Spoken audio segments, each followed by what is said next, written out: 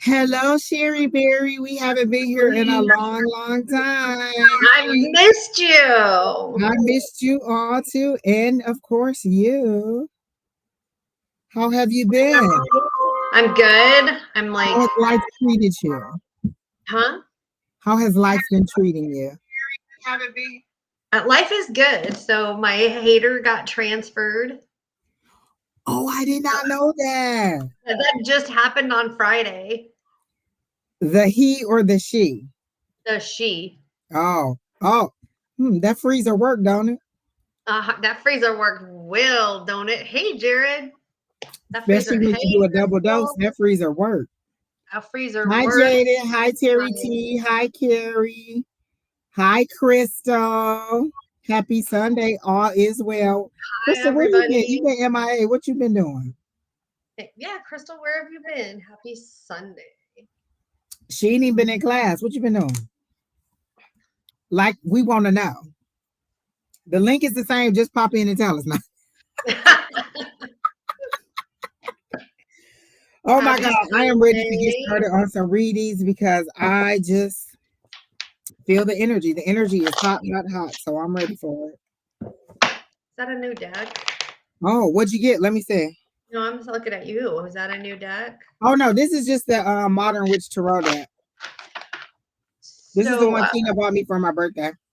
I just had my taxes done, and the lady told me because of this, it's my own business, and that I can write off every tarot deck I ever purchased for it. Oh yeah, I listen. I have all of my paperwork in piles for the last 2 years to take to my tax person. I just haven't done it. Like because she told me she was like, when you start a new business, you're technically operating at a loss until you make profit. And so Yeah.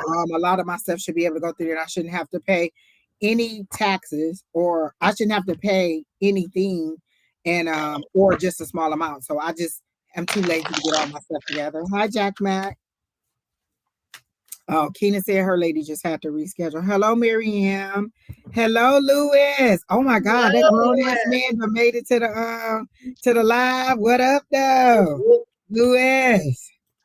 my grown Mary ass Berry, man. when are you coming back to Lewis, class? We miss you in class. Lewis, thank you for talking to me the other day. Even though you Mm. were like half out of it and grounding yourself, laying in the sun and the grass.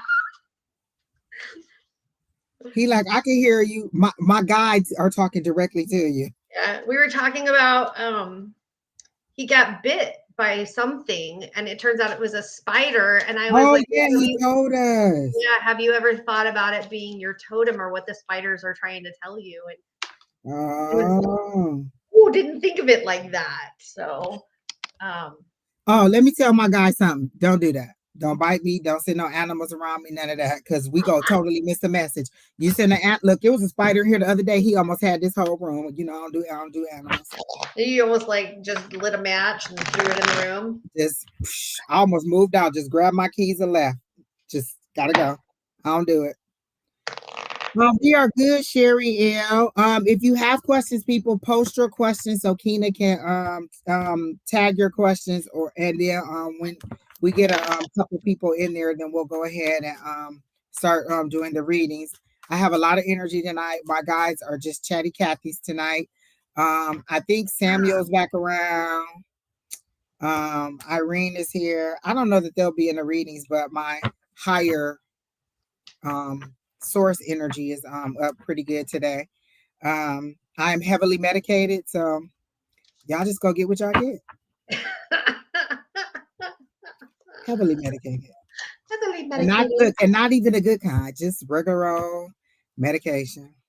Not even the fun kind. What? Oh. Jada, I know you didn't say nothing in there about love because we about to fight. I'm about to just log off and find you, and we about to fight. I know you didn't say love. I know I didn't see love nowhere in your question. I know I didn't. The other day I had a lapse in judgment. I was like, should I go live tonight and do our love readings? Well, remember I messaged you and said, you need help? You okay? Like you bump your head? Hey Monica, how are you? Yeah, no, people. Well, what else has happened, Sherry Berry? What else have you been through? Listen, y'all, remember when we told y'all about that freezer stuff? It worked. We got that person off of Sheri Beery back. I'm just saying. That's all I'm saying.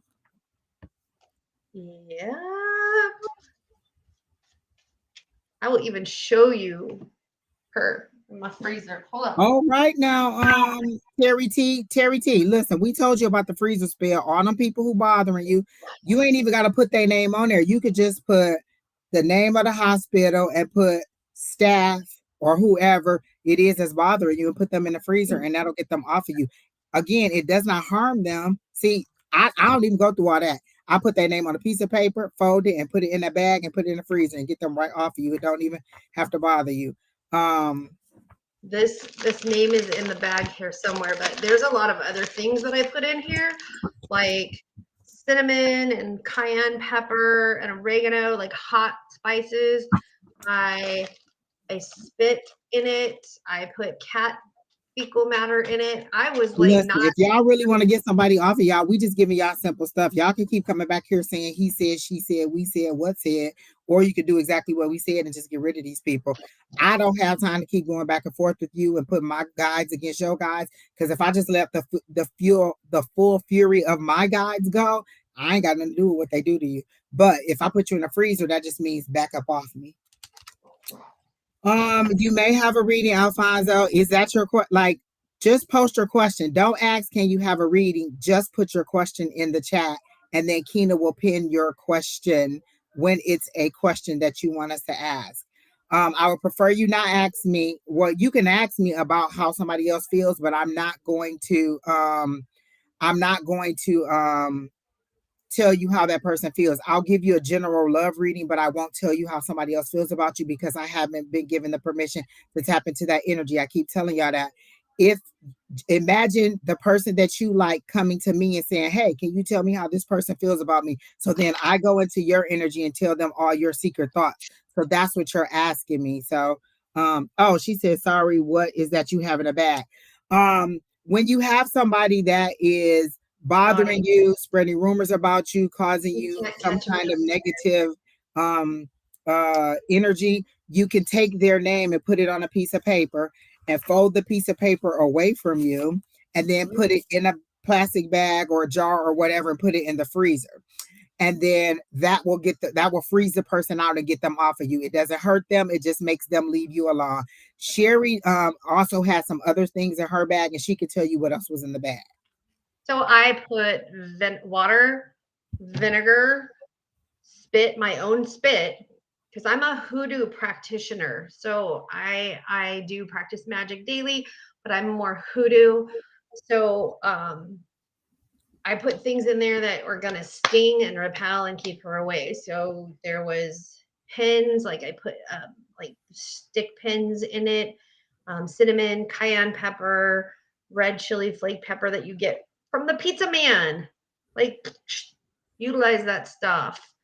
You keep it in the freezer as long as you want. I've had somebody in the freezer for over a year, literally. I transferred it from one freezer to the next freezer. When I moved, I just put them right back in my new freezer. As long as, because this was this guy named Tarot Destroyer, and he used to come on the lives all the time, putting all these Bible verses in there and talking negativity about tarot and just being a brat online. And so I just put him in there, and he's still in the freezer.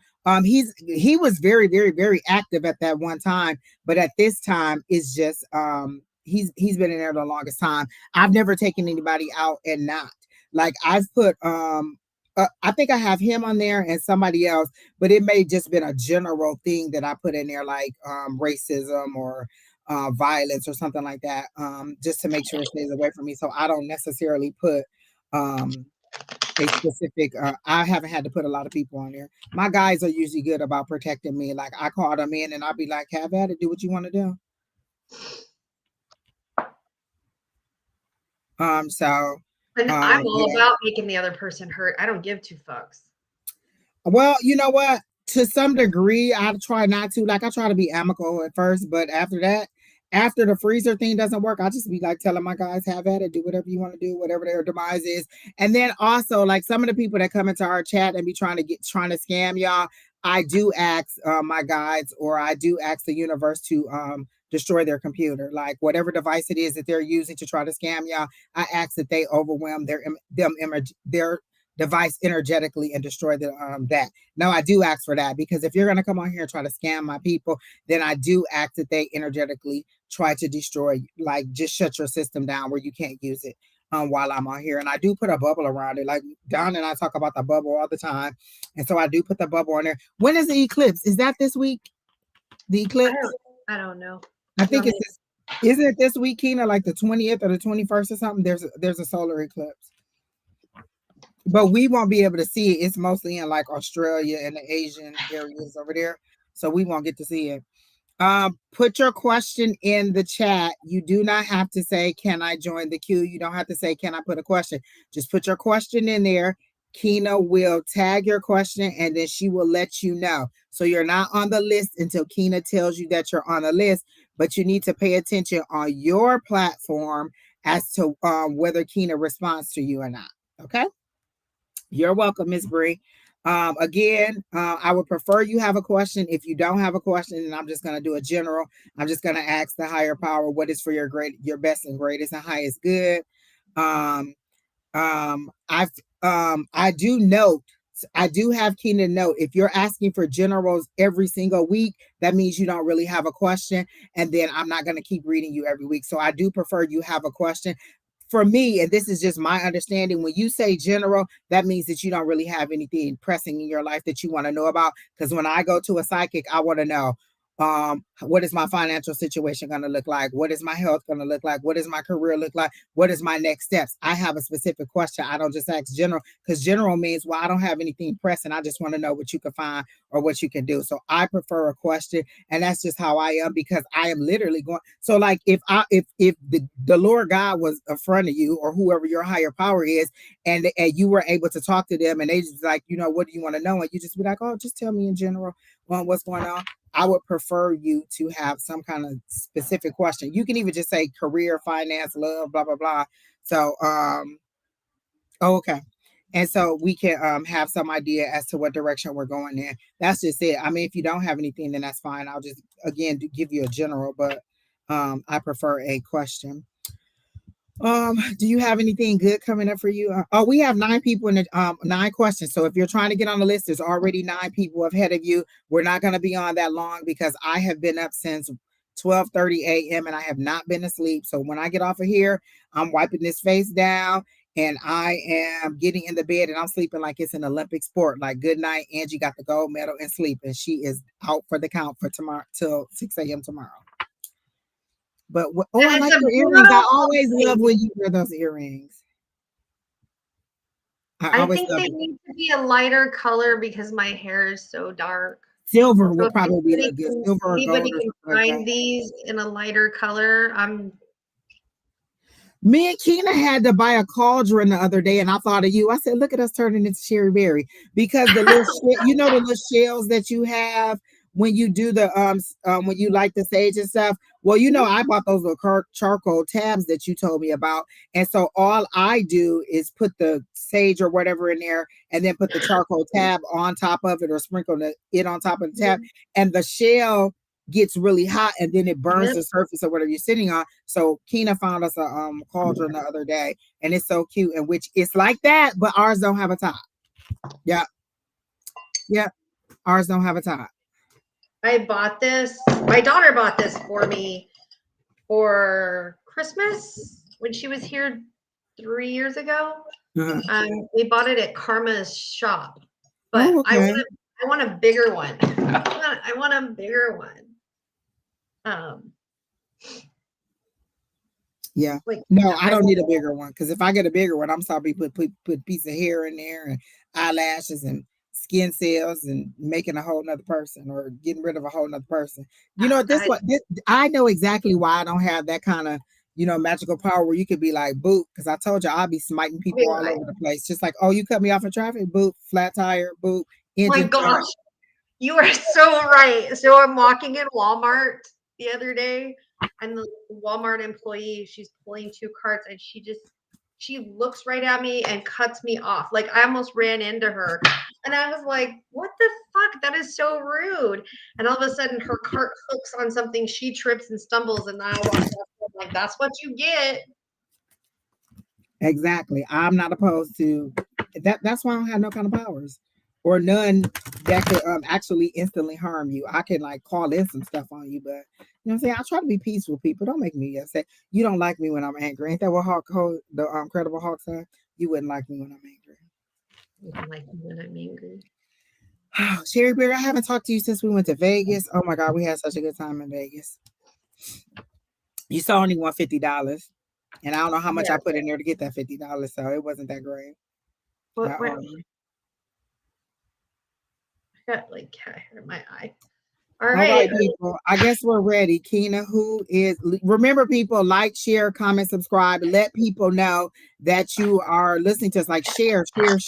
A lot of you don't share, and I don't know why, but it is very helpful for us if you share so that other people can see what we're doing, and then they can sign in and log on and do stuff too. Or just tag somebody and say, hey, they're on, so that we can help you. If y'all hear my stomach growling, I'm sorry, because I am so hungry right now. You might see me pop out and run and go get a donut. What you say? Get a snack? No, I'm good. I got this cup of ice right here. I'm trying to keep it PC and they'll even be in everybody ear. I did eat earlier, but then I was watching Beef. Have y'all started watching Beef with Ali Wong? Started watching that. When I say you need to pay attention, don't be like, oh, I'm cooking on whatever. You need to pay attention. Little bitty clues throughout the show. I'm on episode 7. It's so good. It's so good. Okay, I'm telling y'all. I started with episode 1 and I'm bored. I'm bored with it. It do take a minute to get. It's a lot of feelings in it too, and a lot of therapy, and you just be like, y'all dealing with a lot of childhood trauma, so they got that going on and stuff like that. So it's a lot of stuff going on. It's a lot of it reminds me of Dead to Me, how like one bad decision causes a series of things, and it's a road rage thing. So it's kind of like that, like how it, like you just be like, wait, had you just not done this, then this and this wouldn't happen. So it's kind of like that, but I'm into it now. I'm on 7. It is so good. Crystal said she watched it and she loved it. Bree said, yes, Beef is freaking. It is so good. Like, it is crazy how everything worked together. I'm just like, oh my gosh, this is crazy. I love it. Yes. Y'all should watch it. Hey, Affirm. Listen, Affirm sent me some of that. Sea moss gel. I already need another jar because I've been just scooping it out like it's honey. Just put it in there. It's good. I had some of your tea today, some of the raspberry kind. Praise the Lord. It was good. It's good though. I've been drinking that today. And I almost couldn't figure out which was which. And I said, wait, there was something about the new one because I couldn't remember which was the old and which was the new. And I was like, wait, the new one, it was something about the color. And I remember what color sticker you put on there. So I was like, oh, that's the one. And I had it today. I don't remember everybody's. I want to try the, oh, wait. Do I want to try the mango or the strawberry? Mango. Let's try the mango. I had the strawberry. She said, wait, tea. Sheri Beery does tea. The first time I ordered tea from Sheri Beery, I wanted something that would help open my third eye a little bit more and give me some sleep. And so she made that for me. But when Sheri Beery makes your tea specifically, she consults with you and then she consults with her spirits and then they tell her what you need in your tea. Like you might be like, oh, I just want something for relaxation. Then when she talks to her guys, they're like, oh, no, she need this, and this. So when she made my first tea, she also made me a second tea based on something else that they told her, and both of them are great. She makes her own tea based off what you tell her you need, and it is the bomb. Like if you having trouble sleeping, I'm telling you, that tea Sheri Beery make is like a fist to the face. Boom, TKO. I'm telling you, take it, and then you can't even fight your eyes to stay open. They be like, good night. That tea ain't no joke. So my ex-husband made him a batch, and he called me and he said, I have never slept that well before. I mean, like not even get up and go to the bathroom, sleep, just sleep. Just and if you have to get up and go to the bathroom, make sure you leave a clear path because you'll step on everything, run into the wall, hit your head, fall on the floor. Listen, you be knocked out, sleep, good sleep. And when I wake up the next morning, I feel rested. Sometimes you can sleep and not feel rested. I feel rested. So it's very good. And it does give me vivid dreams. So whatever she like the lotus flower, I like when she puts that in there.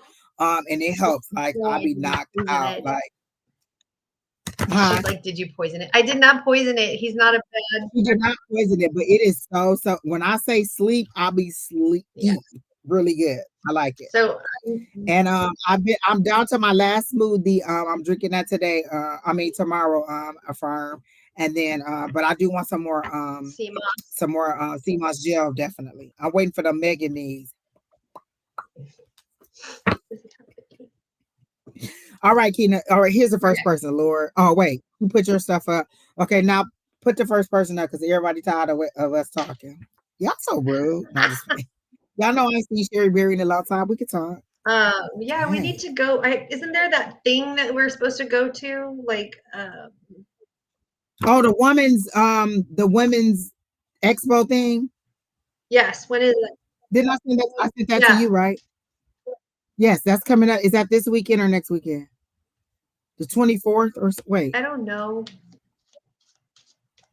It's coming up, but I sent you the link. You just click on the link, put your name, your email, and your zip code in there, and then it says screenshot this, and you get in free. Okay. And that's it. Even Julie has done hers. Oh, Julie said it's the 29th. I was like, look, where Julie at? She know it's the 29th. Oh, good, exactly. Because I am packed this weekend because we're still celebrating my other sister birthday. This month, this weekend we still got stuff for her that we're celebrating. So yeah. Also, I don't know if you guys have seen Don's page, but his mother-in-law is in the hospital. So send some positive energy to her, that she feels better and that she gets back to perfect health again. Oh, Miss Julie, I meant to send you a message that say safe travels. When will you be back, Miss Julie? Yeah, when will you be back, Julie?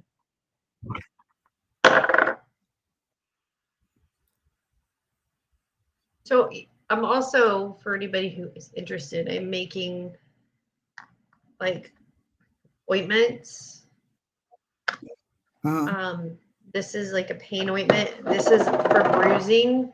So this one, if you have bruises, it helps reduce the bruising. And it has calendula, comfy, olive oil, beeswax, and this one has calendula, comfy, THC. I'm sorry, CBD, and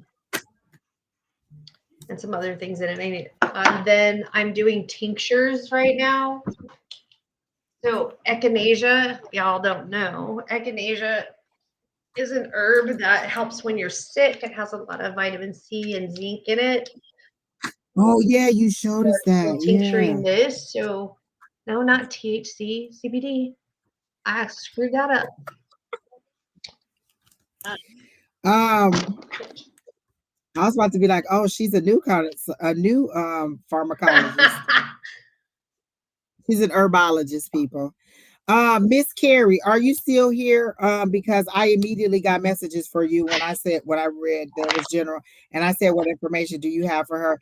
I got sleepy. Like I immediately heard Carrie is sleepy, and then they showed me the Four of Swords, which is usually fear, anxiety, or you need some kind of rest. So that's what I got first. And then when I pulled the cards, I got the Five of Pentacles. And the Five of Pentacles is kind of like feeling left out or somebody returning from your past. Now it is about to be retrograde season on the 21st.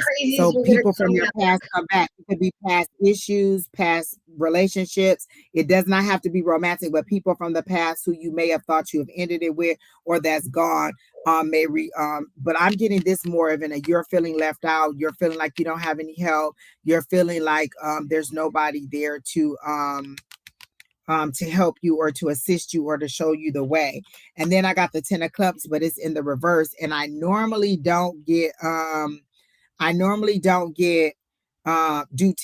reversals, but this one it says stay in reversal because your happiness This is usually your wish fulfillment, you getting everything you want, but you're so down in the dumps at the moment that you're not thinking that you're going to get anything you want, and you're kind of giving up on that situation, or giving up on any hopes and dreams or whatever. And so what they're saying is, you're not out in the cold. You have guides, you have people that are trying to guide you, but it's like they're telling you to do this and you're not looking, or you're being like, oh, that couldn't be right. Oh, that couldn't be my guides. Oh, that couldn't be what it was.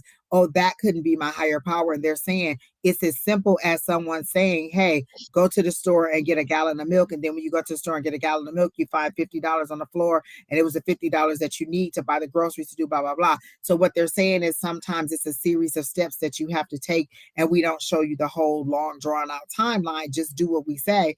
And once you do that, then we'll give you the next provision, the next provision, the next provision. The problem is you're not listening, or you're not hearing, Miss Carrie. And I don't even know if you're here because you're not responding, but I hope you are here because that was a good reading.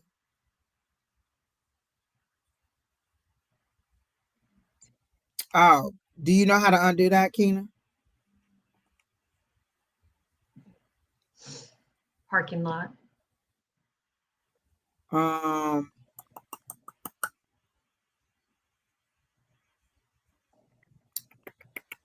All right, Miss Carrie, Keena made a mistake and blocked you on Restream, but we'll figure out how to unblock you and get you back into Restream, because I can't see your comments, but Keena can still see them on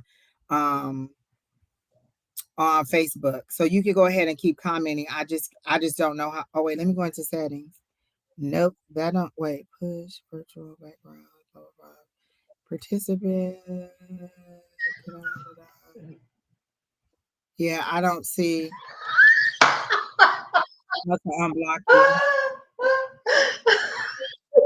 Yes, I did. So she'll know that I didn't do it.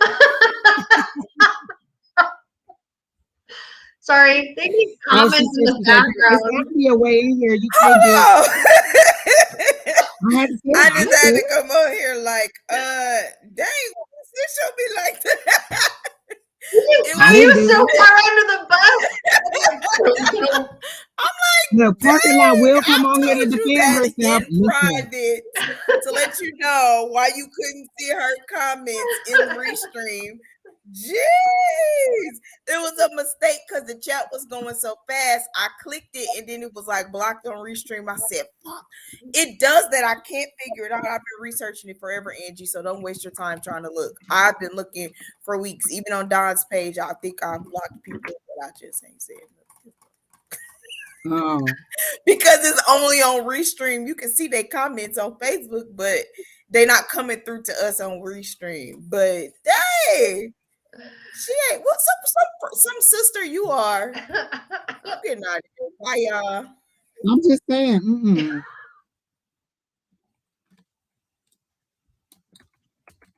All right, so Miss Sheri Beery, you can go ahead and read Carrie. Okay, Miss Carrie, I got the 4 of clubs, or the 4 of spades, the 10 of spades, and the 10 of clubs.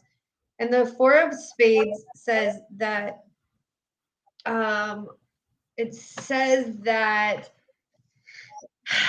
you're dealing with like some heavy burdens that you personally don't want to put down. You don't want, it's like you, and I'm hearing that you don't know who to be without these heavy burdens. Like you have had these your whole life, and you if you put them down and walked away from them, you would be like, who am I? Because you don't know who to be without those heavy burdens. Then I got the 10 of spades, which is, it's saying that the worst is over. So some of these heavy burdens that you continue to hold on to, that you want to keep embraced in your life, will be passing and will be moving on. And then I got the 10 of spades, the 10 of clubs, which is like abundance, completion, satisfaction, and reward is coming your way. So that's what I have. But you have to remember to let go of your heavy burdens and know that you're still going to be okay without those around. I hope that makes sense to you. And I know that you're not here to comment.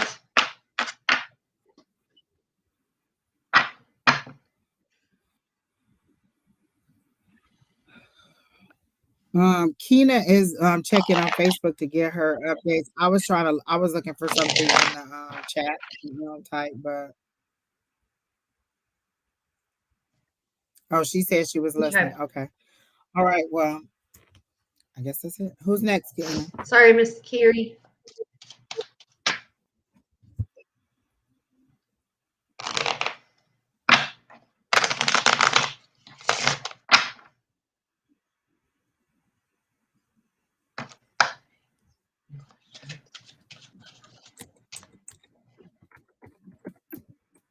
All right, Miss Sheri.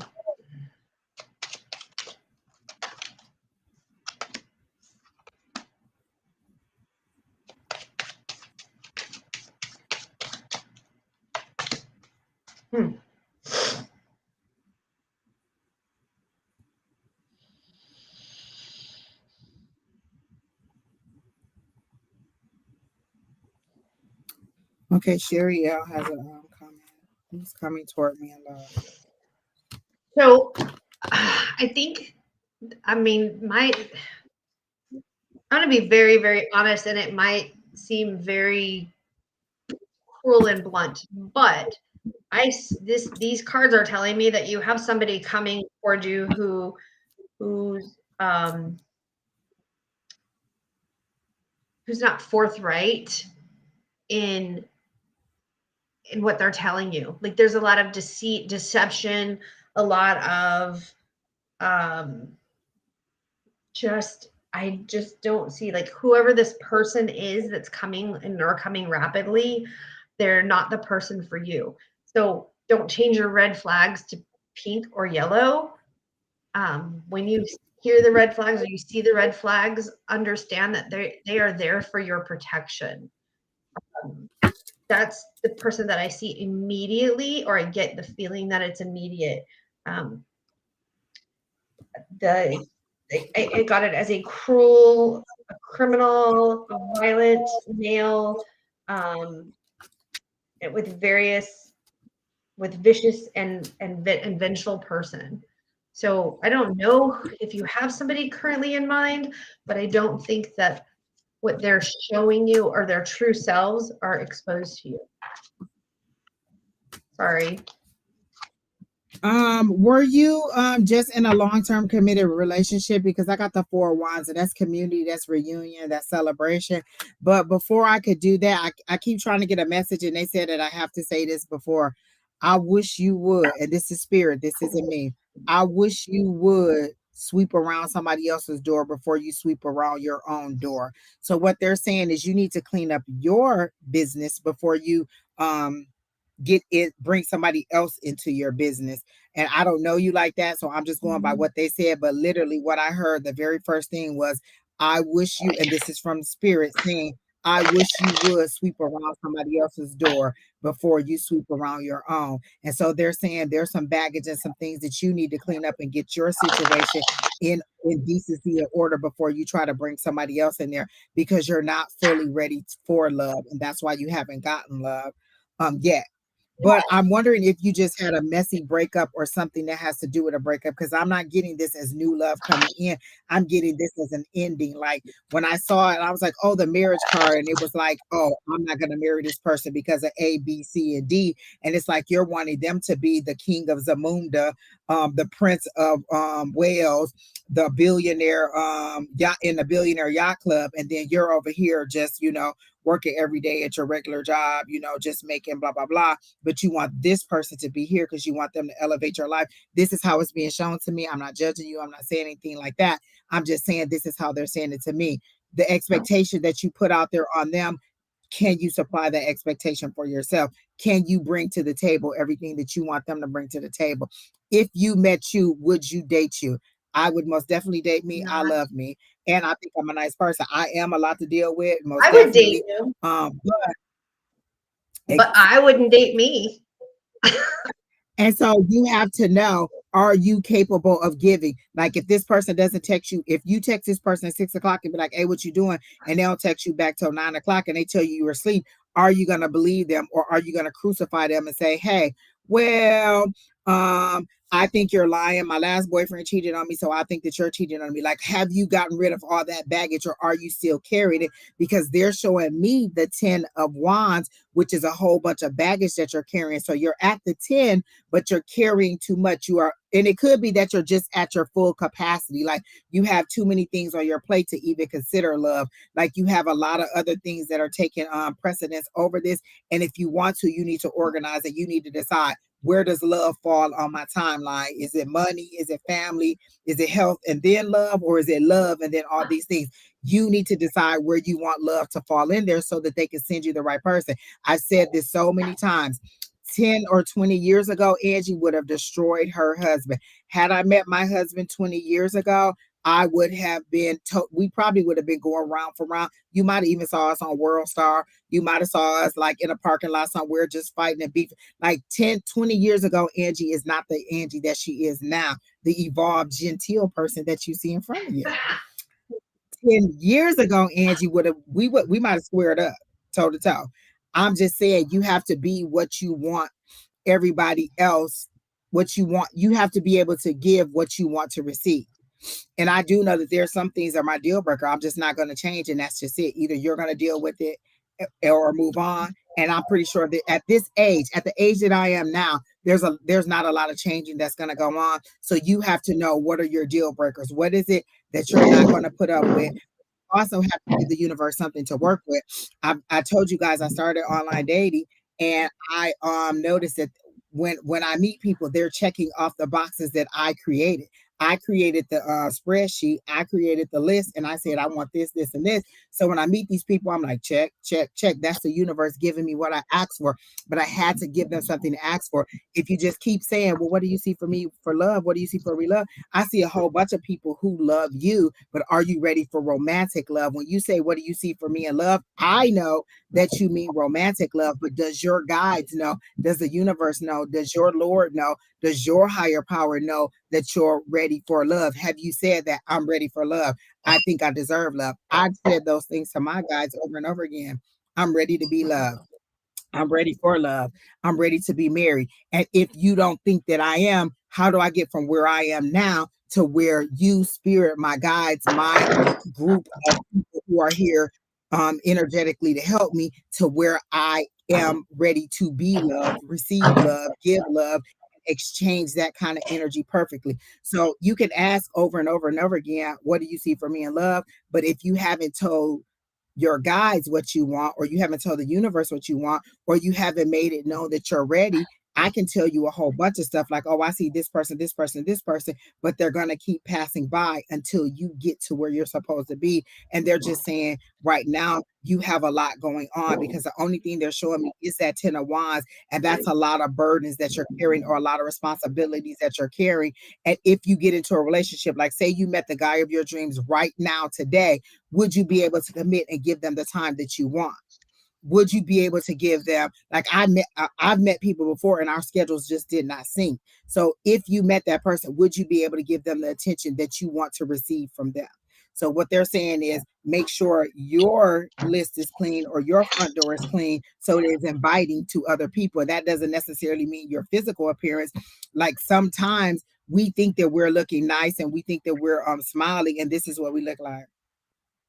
Fix your face, Angie. And that's how I look in the bar. And I can exactly. Where do you think Fix Your Face Angie came from? I'll be in the bar and they'll come over to me and be like, Angie. I'll be like, oh, but did you see him? Or did you see what they were doing?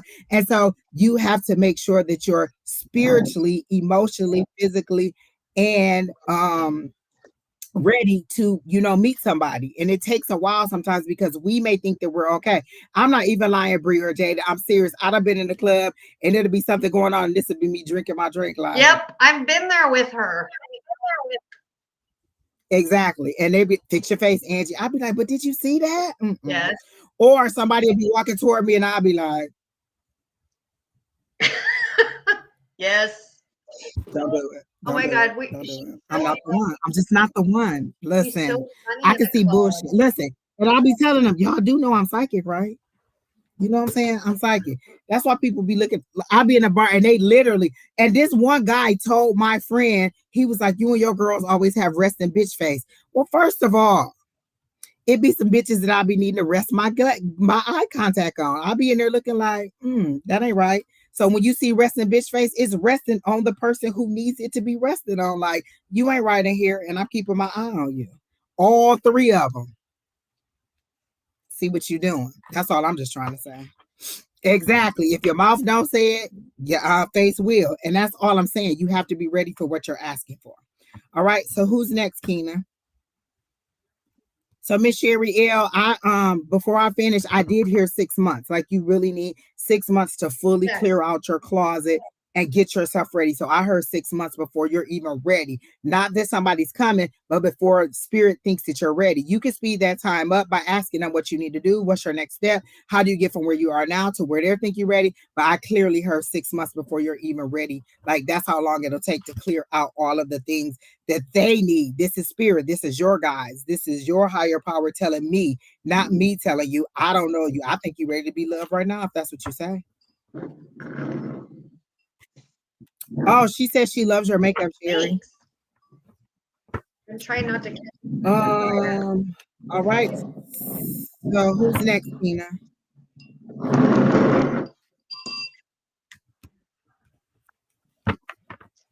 Okay, Angie. Okay, Jaded, what's the question? That's not the question. Angie, this one's for you. Oh, okay. Is it to bring in some love? This is for your health. Oh, good. Look at Sheri Beery over there. Listen, let me say this. That flame look big and your hair look close. Or my hair look close. Step back a little bit. Step back. Y'all know Sheri Beery is keeping that hair for me until her demise, and then I get that whole head of hair. Okay, Keena, I got you right now.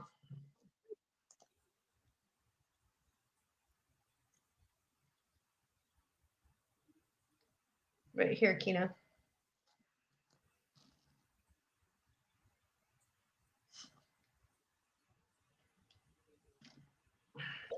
Okay. You know what, Jada? You getting 17 days. After this question, you can't come back for 17 days. Okay. So you want to know if you should reach out and message this person. And let me tell you, I literally clearly just had this situation happen to me. Somebody messaged me and I wanted to message them and go in. Like, I have a typed list of in 1.1. Like, I could have started a PowerPoint. I could have literally been like, I've been waiting on you to ask. Point 1, point 2, point 3, point 4. But my guide said, do not respond, do not do anything. Let us work this out on the background. So if your guides are telling, is that your intuition? Is that your intuition telling you to do this, or your Kundalini rising telling you to do this? Because the different parts of your body speaking, you might think it's your intuition, but it might be your lady part speaking, and that'll tell you to call somebody that your intuition didn't tell you to speak to call. So, she said you gonna burn up your eyebrow. I shut it. That's why I have a lid. And so make sure that what's speaking to you is your sound mind and judgment, because a lot of times I'll ask them over and over and over, and then they'll just start talking to me like, Angie, we said this, we said that, just listen, just listen, just listen. So when I ask, should you contact Hector, I gotta know. I gotta know. And I heard no really loudly. I heard no quickly. And then I got, what is the reason that you're not talking to him now? Like, there's a reason. We forget in our loneliness why we're not talking to somebody. And when we say somebody's coming back, we don't specifically have to mean that person. It could be somebody back from a different, when we say coming back, it could be somebody from a past lifetime. And this is why I don't like to give names, because then people get kind of structured and stuck on names. Oh, every David I see, I'm going to have to treat this David right because that's what they said his name was. Or they said he was tall, and so you don't talk to the short people. And so if we said somebody from the past was coming back, it doesn't necessarily have to be that person. It could be somebody from a past life, from way, way further back than you thought. And it also could be a new person that feels familiar. So I'm going to pull a couple cards for you, but I got to know when I asked about it. I think it's just a kind of that. If you think you're lonely, now wait until the night feeling. That's what I get. I gotta know.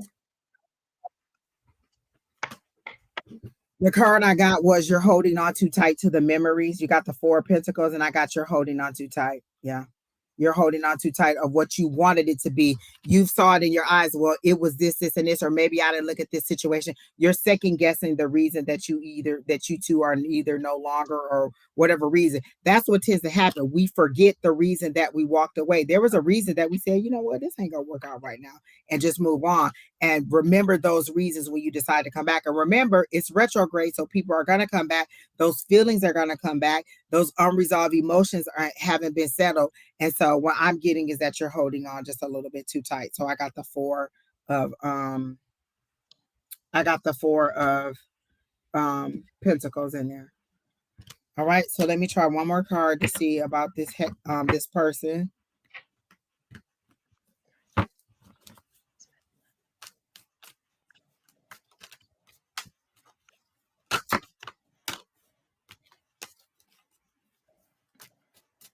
Let me tell you this, for y'all who are asking, is this person going to change? Let me tell you No. this, no. We are too old. At this point, we are who we are going to be. And if we were going to change, we would have changed by now. You know? And so when you're asking me, is my husband going to change? No. Probably not. Not at this age. And you know that because you've been putting up with it. If you've been putting up with it for 25 years, 10 years, 8 years, 5 years, and you think after asking me, the Lord gonna be like, yeah, we're gonna change him tomorrow, and then everything gonna be all fine. Maybe what you should be not. And this is the thing that we have to learn. You can't keep asking for them to be changed. Ask for you to be changed. And that change for you may be just walking away. But I haven't gotten to your question yet for the person who asks, is their husband going to change? That's just something to consider. But let Jada, I'm gonna give you one more card and ask, what is the outcome regarding Hector? Is he a yes or a no? Is he a good or a bad? Is he a should or should not? I already got the Four of Pentacles, which it says you're holding on to the memories too much. So let me see. You're right, Terry T. Ain't nobody gonna change. Has your mama changed in all these years? My mom is the same person she was when I was. She might cook a little different sometimes because she thinks she Rachel Ray now, but basically they the same person they was. And all you do is become that person too. As much as I didn't want to be my mama, I'm probably my mama. I'm just saying. Oh, so this is a definite no for me, honey, because I got this. And you know what? I saw this. I said, if this card comes up, it's a definite no. This is that keeping you up at night, keeping you in your head, keeping you thinking about should I, should not, why did I, why wouldn't I, what did he mean by this? He said Thursday, but did he really mean Wednesday night at midnight? Or did he really mean Friday morning at 2:57? If he said Thursday, he meant Thursday. And so this is what they're saying.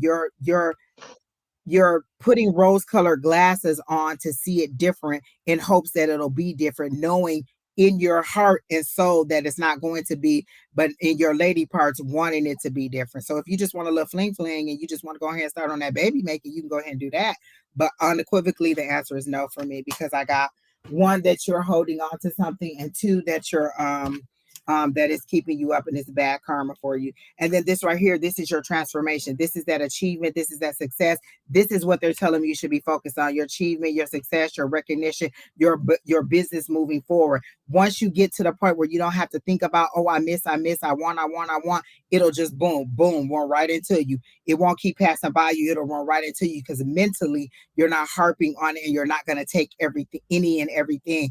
Sometimes when we're in that, not necessarily in that not survival mode, but in that desperation mode. It's not necessarily desperation, but we're lonely. We want somebody to talk to. We want somebody to be our companion. We'll put up with a lot more. And then once we get back in there, you be like, oh, you know what? That's what I remember. That's why I like you. You chew your ice too hard. You blow your nose wrong. You always in your eye or something. Like, it's always something that you remember. And it'd be the most little thing. Like, did this fool just eat his chicken with a fork? Okay, we can't be together. Mine is, you say like every other word. Oh, she like, he like, we like, he like. I'm like, like. Listen, the best way for you to get on my nerves and make me is to talk to me like I'm one of your dudes or one of your friends. Just talking reckless to me. I'm a lady. You need to know the difference between me and your boys. your parent, like, you know what I'm saying? I know the difference between when I'm talking to somebody I work with, somebody I'm close friends with, somebody I'm trying to do business with, and somebody I am in a romantic relationship. The first thing you can do to get on my nerves and make me just be like, is to start talking to me reckless, like, hey, mofo this or nigga this and that. No, I'm a lady. You address me like I'm a lady, and you talk to me like I'm a lady. If you don't, then you don't understand the level of relationship that I'm trying to have right now. And if you can't understand that, then we don't have anything to discuss, because what I'm not working on is a project of a man. I'm not building a bag. You should be ready to go. Now we can work on a cooperate and, you know, commingle and get our work some things out. But what I'm not doing is trying to make you into the person I need you to be. If that was the case, I could just and make me somebody. I can make you somebody. That's all I'm saying. And they got this AI technology. I might just be like, listen, Alexa, send me a bag. And I'll just have somebody talk through Alexa. I ain't got time for this, y'all. You're welcome, Miss Jaded. But again, think with your head, not with vagina. Your, how many think with your mangina. Exactly. Think with your head. And so for me, it's just a no on this person. But there is another person that is going to come for you. I think somebody is coming. Just relax. I'm hearing like Halloween, kind of November, a fall romance. And it could be a repeat of somebody, but I don't know that that's who it is. But I am getting that a romance is coming in for you. Just stop trying to help fate along. What they're saying is, we don't need your help. This is literally what I see the guides doing. We don't need your help. We can work this out. We'll send the person to you. You asked, we told you somebody's coming, and now you're trying to help us along. We don't need you to help us along. We need you to help you along so that we can bring this person into you, is how I'm getting it. Okay, Miss Jaded? Who said realign, reads back? Oh, exactly. Mercury retrograde. Exactly. Pay attention to the reads. All the reads come back. So don't let that happen to you. All right. Who's next, Keena?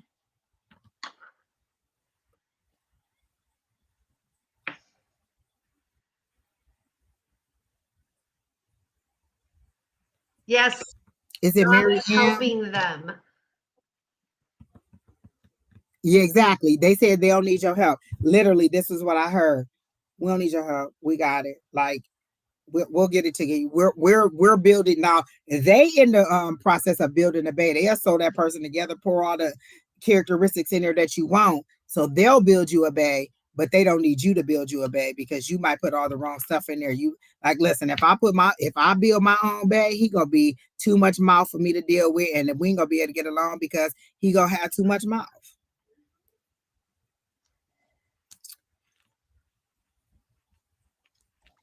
Oh, exactly. Exactly, Miss Shaded.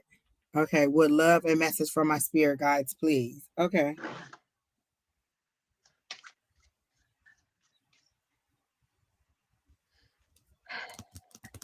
You can go ahead, Miss Sheri Beery, while I concentrate on this energy.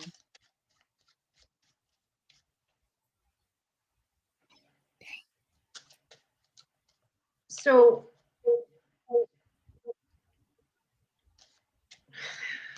I don't even know where to start.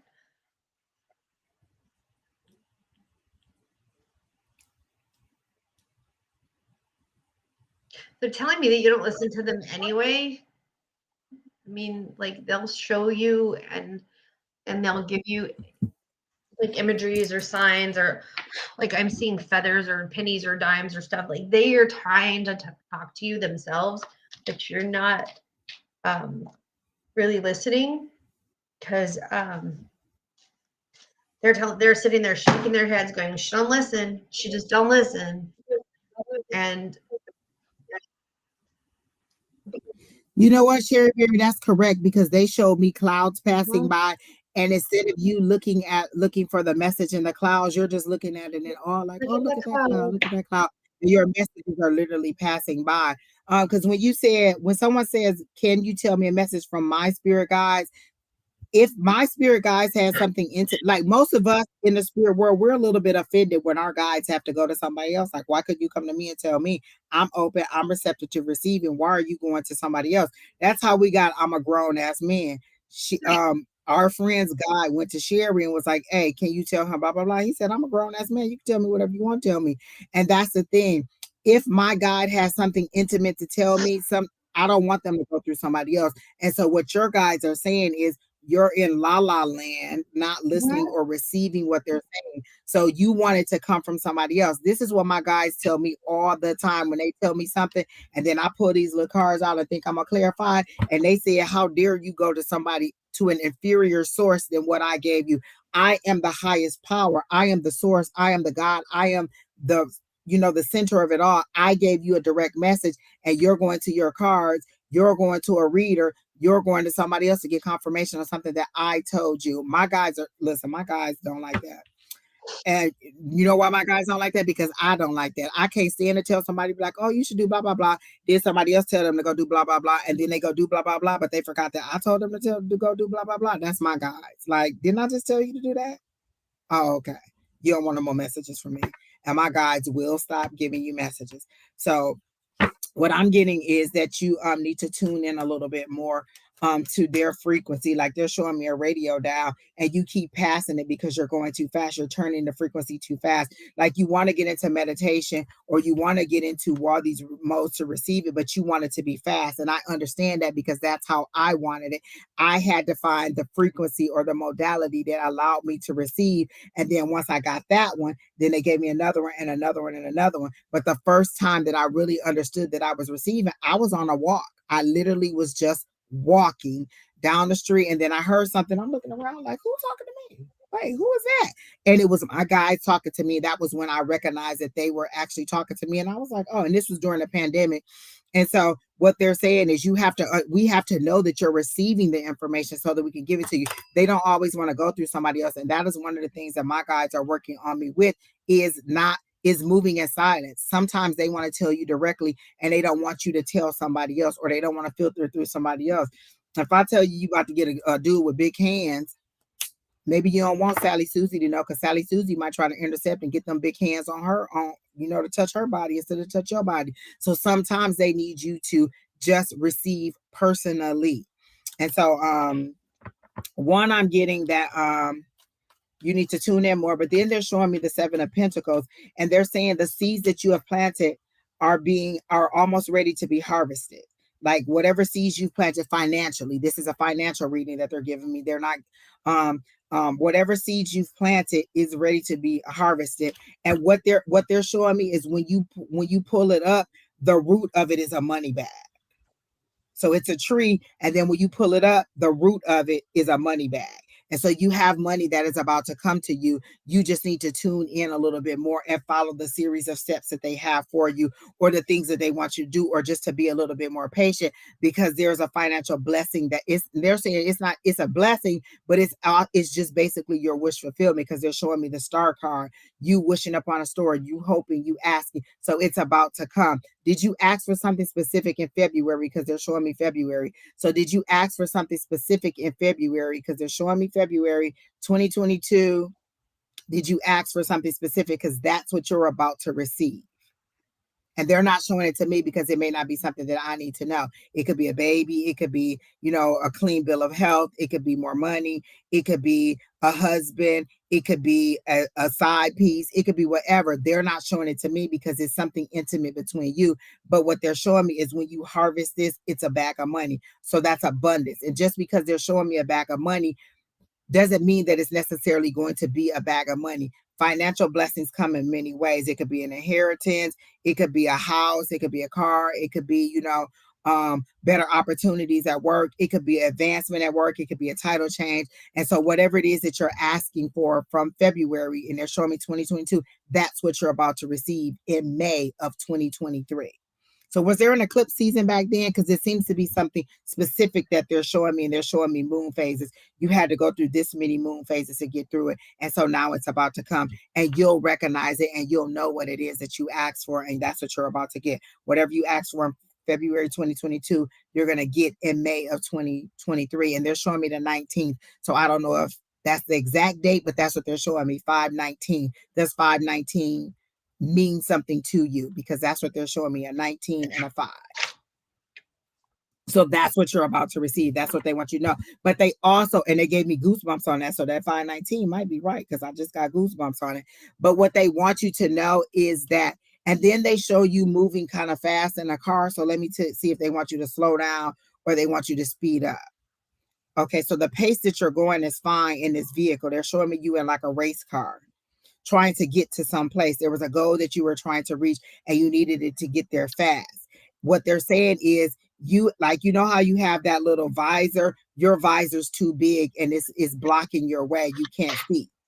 So you need to pull the visor up, which would be whatever block that is keeping you from receiving directly from your guides, because they're speaking to you. They're just chirping like birds. And like, listen, sometimes you'll hear a bird chirp and you'll be like, oh, okay, I know what that means. Sometimes you'll see something on TV. So there's lots of ways to receive. Don't think it's going to sound like me coming being like, oh, Mary, go to the bank and pick up that check. It could be something else that they're telling you to do. It isn't always the same way for everybody. Sometimes it's music, sometimes it's movies, sometimes it's overhearing conversations. I'm the nosiest person you would ever meet. I would sit there and be like, well, what is they talking about? And then listen to their conversation and be like, oh, that worked for me too. And sometimes during my readings, I am again, I feel like they are convicting me or and helping me to realize things, or they sometimes bring people to me who have a characteristic that I need to. So if you're encountering a lot of people that are really needy or people that are borrowing money, sometimes it's a characteristic that you need to fix in you. Maybe you give too much and they're wanting you to pull back. So they keep sending you people that allows you opportunities to say no. So they're wanting you to say no. That is a big thing that I'm seeing too, is a big no. You need to learn how to say no a little bit more. You say yes too many times to too many things, except for yourself. You need to say yes to you a little bit more, is what they're showing it to me. Is there a trip or something that you want to go on for fun? Because they're showing me like an amusement park, and this would be something that you've been wanting to do. So this is there a trip or travel or something that you've been wanting to do? And they're saying do that for yourself. Like when you get this thing that you want, plan some things in there for you and not for everybody else. Like, don't give all your resources to everybody else. Make sure there's something in there for you. So that's what I got. All right, Miss Mary Ann. Miss Sheri, were you done with Mary? Yeah. All right, who's next, Tina?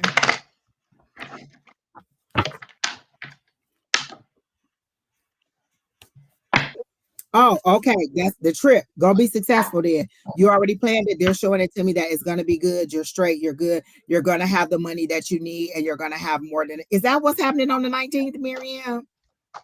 Because they gave me 5/19 specifically as a date. But whatever it is that's happening in May, that trip is gonna be good for you. It's gonna work out. You're gonna have everything you need. Don't worry about it. And they're saying reduce your anxiety. Like they're showing me anxiety that's real big like this. And this is what they're doing to anxiety. Calm yourself down. You don't need to.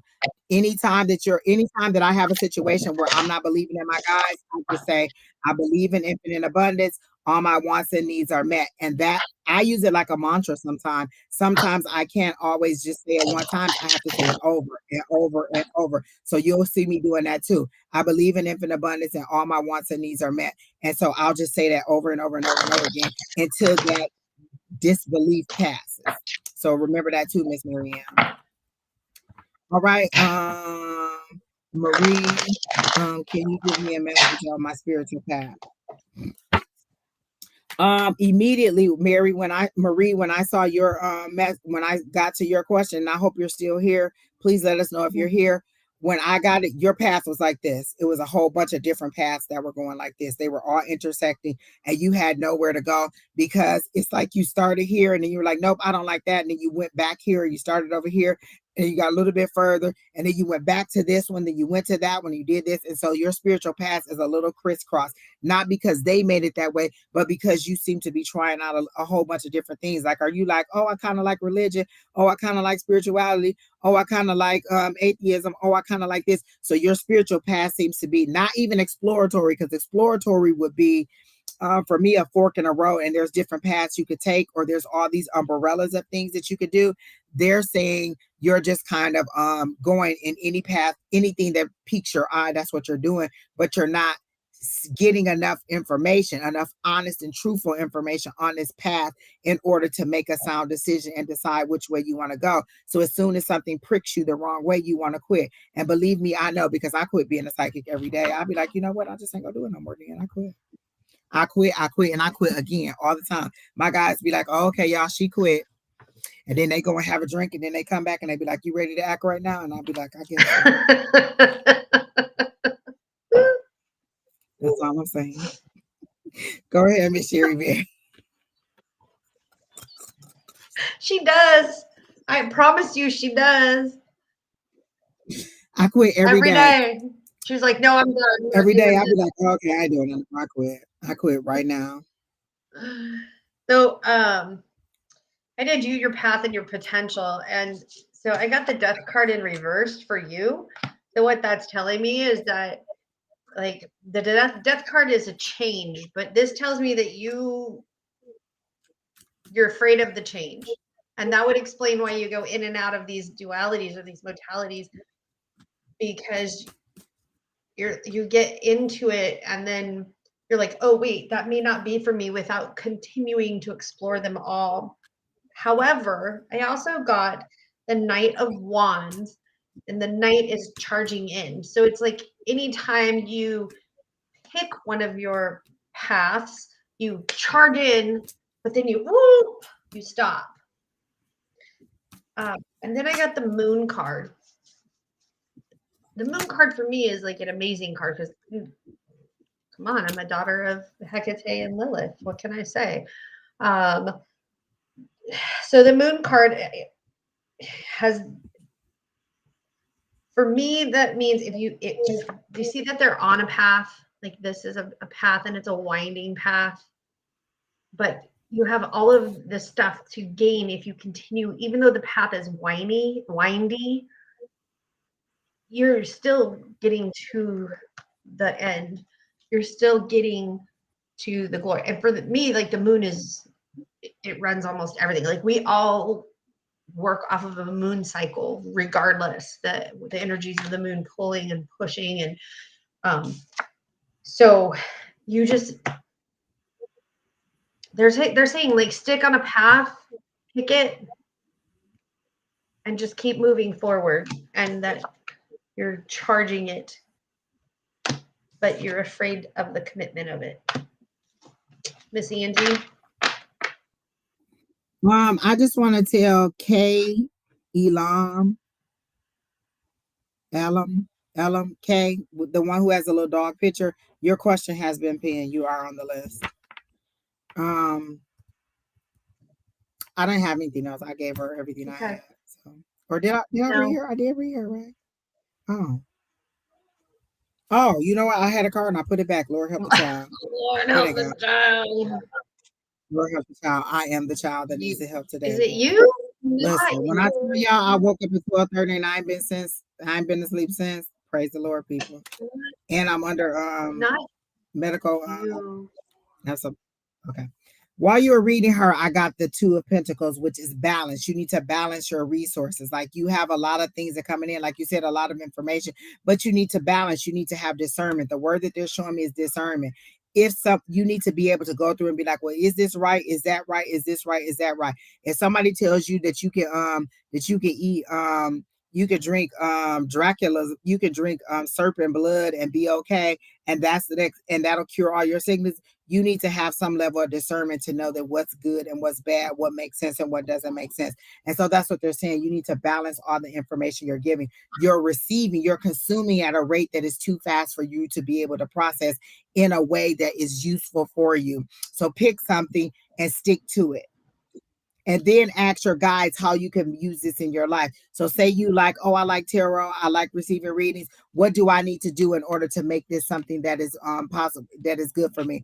I listen to readings every day. And so sometimes before I get on YouTube and listen to a reading, I'll be like, give me the reading that is most relevant to me. Help me to find the reading that is going to confirm something, or help me to find the reading that is going to give me some information that I don't know. So sometimes I'll ask my guides that. So whatever it is that you are trying to get from them, tell your guides what you want, and don't just keep consuming information, because I can receive, and it'll be something that Kina told me 5 months ago, Sheri told me 3 months ago, that I read in a book 2 months ago, that I just didn't commit to memory because I had too many things coming at me. And then all of a sudden, boom, I remember it. So they're saying you need to organize and decide how you want to receive the information, what's good and bad information, and then how you want them to assist you in receiving and understanding this information, because you're getting it, you're just getting too much of it to the point where you're not getting it. It's like trying to learn the whole year of algebra in a week. You can You're do getting it. too much information. You could, but it would take a lot of commitment, and you don't seem to have the time to just dedicate to one thing. So I mean, to all those things. So pick something that you really like, and then say, hey, I like this. Or I say, is this something that I need to explore? People come up with things all the time, and I'll be like, is this something I need to do? And my guys would be like, nope, that's not your purpose, that's not your plan, that's not your path. And they'll sit me back and say, no, you don't need to. Like, I've thought many other times I should be doing weekly, daily, and monthly readings, and my guys said, that's not your plan, that's not your purpose. Your purpose is healing. And so your healing comes from people asking questions because you're nosy and you want to be all up in their business and tell them what to do. So I get to do two things I like: be nosy and tell y'all what to do. So my purpose in healing is being nosy and telling y'all what to do. But from the guys, it ain't like me just being like, girl, you shouldn't even do it. It's the higher power that's telling me. Like, I don't have that kind of ability to just be telling you not to be get up with Willy Boo Boo. You know what I'm saying? I get the information directly from where I'm supposed to get it from. And so what they're saying is balance. And then they're saying some of the information is troubling to you. Like, you're having all these thoughts in your head. Like, is this right? Is that right? Is it the moon? Is it the stars? It's all of it. Go back to the basics. When you think about your ancestors, they didn't have all this technology. They didn't have the internet. They didn't have all this misinformation. They had the moon, the stars, the earth. They had the herbs, and they had the planetary alignment, and they had to work it out from there. You're receiving information from two different sources, and some of it is fabricated, some of it is true. But because they're showing you as a baby still on a bottle, because you are so young and so new to this, you're not understanding what to do with all of it, and they don't want you to harm yourself. And so this is what's going on in your head: what's good, what's bad, what's this, what's that. And they're saying, just ask us, we'll guide you along, we'll tell you, you'll understand, because that desire will be strong in you as to what you need to do. And then this is that hierophant, this is that behind the veil, this is that receiving that knowledge. You see right here, this is spirit teaching you, you receiving. You're not ready to be the teacher yet, you're ready to receive. And those are the keys down there on the floor. You're not ready to pick those up yet. You're receiving, as these two students are here, and this is spirit teaching you. So allow them to give you the information and filter through all the chaos. You can also ask them that. Can you filter through the chaos and tell me what I need to pay attention to? I wake up sometimes and I've had a fabulous dream, but if it doesn't mean anything, I'm not about to sit here 20 minutes and try to figure out, why did the dog bite my toe? It might not mean nothing. It could have just been, I was listening to the news and I saw that somebody got bit by a dog. And then in my dream, I got bit on the toe. So what I tell my guys when I wake up, is there anything that I need to remember from this dream? Is there anything significant? And then they tell me, and that's how we move forward. Everything is questions to your guide. That's what they're there for. It's like you're being in a classroom with the teacher, and she's asking you, what's A squared plus B squared plus C squared? And you like, I don't even know what them letters mean. But instead of you asking her, you ask the person next to you, and both of y'all clueless, and neither one of y'all know what's going on. Go to the source and ask them what to do and how to do it, and what information you need to pay attention to. All right. So I hope that helps you, Miss Marie. Who's next, Kina? And it's nice to meet you. I don't ever think I've seen your name before. Please like, share, subscribe, follow, comment, whatever you want to do. It is greatly appreciated. Jack Mac does. Hey, Miss Shauna. You want to know if you have a deceased relative that is speaking to you from the other So side. here's what I'm going to tell you as a medium, and I'm going to be very honest about this. It's, you may be here looking for your Aunt Rose Ellis to come and give a message to us, but when people pass, they have a job on the other side. They have things that they're doing on the other side. So it may not, we may get somebody from your past, but it may not be that specific person that you're looking for. We don't get to choose who comes through. We can ask, of course, but I just want to give you a heads up and a disclaimer on that, because I cannot guarantee that I will get a message from your aunt or your whoever you're specifically asking for. I don't know what Angie's take on it is, but and usually with mediumship, again, I don't just okay. So when I do mediumship, I start off with a psychic reading first, and it's usually a longer thing because mediumship takes a minute to get in, to call the spirits forward, to allow them to identify themselves and to figure out what messages they're coming. Unless they really have something to say, they come to you. I don't go and get the spirits. I allow them to come to me because I'm open and receptive. When I asked, was your Aunt Rose Alice here and available? Now I gotta know, but I got an uncle. Did you have an uncle named Steve, or did you have some kind of uncle? I have a male that's available to you, and he is very much in the authority of chastising you. So do you have an uncle? And I got the name Steve, but it doesn't have to be that name. It could sound like. So do you have an uncle that's available? Because your aunt is not at the moment available. So I'm going to back Angie up on that. I didn't get a female energy. I got a male energy, and I was like male cousin, uncle, like, yeah. And what I'm hearing is you're trying to get some like maybe she said something to you when she was alive, or and you don't remember what it is, and you're trying to find out if you could come to us and we'll tell you whatever it was. Is your aunt one of them people who be like, I told you and you ain't listen, so I ain't telling you no more? Because she seems to be like one of those people who is very matter of fact. And if I told you and you didn't listen, that's your business. You just missed out on the opportunity. Like like this is her window of opportunity. I gave it to you when I was alive and you didn't listen. Don't come to me in the afterlife, bother me, asking me stuff. And so that's kind of uncle. No, uncle named Steve. Okay, so that's how it is. Like you missed your window of opportunity when she gave you this information and you're trying to recapture it. But there is an uncle, there is a male that is here.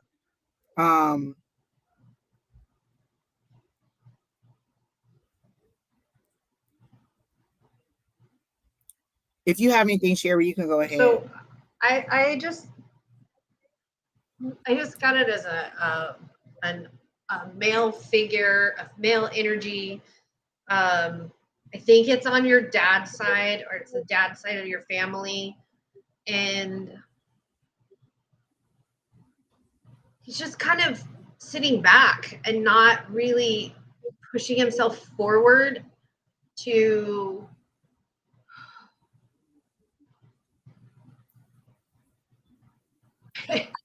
it's kind of like all your ancestors are there, and this is a person that is stepping forward for you to be like, they're looking at you like you are not reaching your full potential. That's what they're giving to me. It's like they're all looking at you, and they're waiting on you to step into your power, because like your name means something, or your family lineage is strong, and you're not stepping up to your full potential in the lineage of your family. So it's kind of like, in the card that came out was that King of Cups. And so that's that emotional fulfillment. Are you not balancing your emotions versus your intellect? Like you're like, okay, so they're showing me the Knight of Swords. The Knight of Swords is somebody who rushes in hastily and makes decisions quickly. Like, oh, you said what? Oh, we ain't got to talk no more. We gonna cut that off. Oh, you didn't give me my money back immediately. We ain't got to talk to you. I never give you no money. Like you don't even consider the reason. Like you act in haste. And I am definitely a person who acts in haste. I'll be like, oh, wait a minute. You said what? Oh, okay, we ain't never gonna talk again. So they're saying that you're not reaching your full potential. This is like the family. They're all they're all present, all these deceased relatives. And this is a person that is stepping forward to say, you're not reaching your full potential. There's so much more that you could do. Because what they're showing me, did you have some situation recently where you went in one door, you went back out another door, you went in another door, you came back out? Because they're showing me all these doors, but the doors intersect into a corner. And so you're putting yourself in a corner. They're showing me two doors right here. So these are opportunities. and then they meet at a corner. When they meet at a corner like that, you're putting yourself in a corner. You're walking yourself into a corner. You're putting yourself in a dead end, and then you're wondering why you can't get out. You're walking into the dead end instead of taking one of these doors, or you're going out this door and you're coming back in this door, and you're not choosing to stay to take the path that they're showing to you. So you have some confusion going on for one. And then for two, you're putting yourself in a corner. You're walking directly into it. You're not backing yourself into it. You are wholeheartedly walking yourself into a dead end that has no instead of going to the opportunities that have been aligned for you. So was there some kind of inheritance or something left for you, or something that you're expecting and you're not using it in the way that you should be using it? Because they're making it seem like these are gifts from the family, or this is something that you would have inherited from somebody, and you are not utilizing it to the best of your ability. You're kind of just letting these talents go to waste. Are you a writer? Because they're showing me some kind of scribing, some kind of writing, drawing, or something on paper. Are you a writer, a drawer, or artist, some kind of lyrical person? Because they're also showing me a radio. So are you trying to write music, or is there something you're supposed to be doing and you're not putting your heart and soul into it? So whatever this talent is that you're supposed to be using, you're not using it. And so these doors of opportunity are here. It's like, oh yeah, we got a music producer right here waiting on you. You said that's what you want to do, but then you're not giving them anything to write. So if we present this person to you and they're like, oh, well, let me see what you wrote, you ain't got nothing for them to write, or you just got a whole bunch of scribble scrabble. What they're saying is, we're not going to present you the opportunity until you pull yourself together. We've given you direction over and over and over, and you know what our family is like. You know where you should be. You know what you should be doing, but that's not what you're doing. So they're not speaking. They're definitely in silence like this, like, oh, it's not going to happen. Like, we're not going to keep telling you the same thing over and over and over again. How many times do we have to tell you what to do, how to do it, or when to do it? And then you're not like, I feel like you just had a dream. Something about a family reunion, or you dreamed about several relatives and they all had a message for you in that dream. So is this where Aunt Rose or Aunt Rose Alice came in and gave you this information and then you didn't receive it? I used to be into art. I'm using my drawing for my invention. Okay.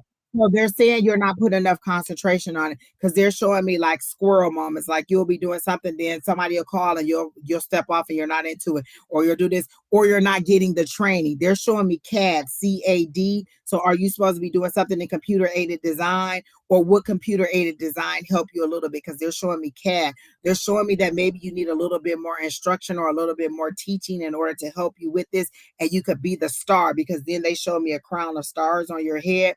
And so the first card that came out for you is the magician. You have the power, you have all the tools and resources that you need. So they're making it seem like you have the money that you need to go to school if that's what you need to do. You have the talent, you have the ability, you have all the backing that you need in order to do it, but you're not taking the opportunity to do it. The magician is powerful. They can do whatever they want whenever they want. All they got to do is wave this wand. It's not that you're lacking anything, it's that you're not lacking anything materially, spiritually, emotionally. You're not committing to whatever it is that you need to do. And so whatever it is that you need to do, that's what they're telling you need to do. And once you do that, then you'll communicate. But can you confirm, yes or no, that you had a dream that had multiple relatives in it? Because they're making it seem like they've come to you in a dream, in a song, in a movie, like all these ways they try to get it to you and you're not getting it. Like, is there a favorite movie that your Aunt Alice likes to watch? And then maybe you saw that movie, or you thought about that movie, and you're like, oh, why am I thinking about that movie? That's Aunt Alice's favorite movie. What it is there may be a message in that movie that you need to listen to. So whatever it is, the dream. And so you can do exactly what I said I do when I work up. So you don't remember the dream, you can say, hey, was there anything in that dream that I need to remember? If so, can you please help me to remember?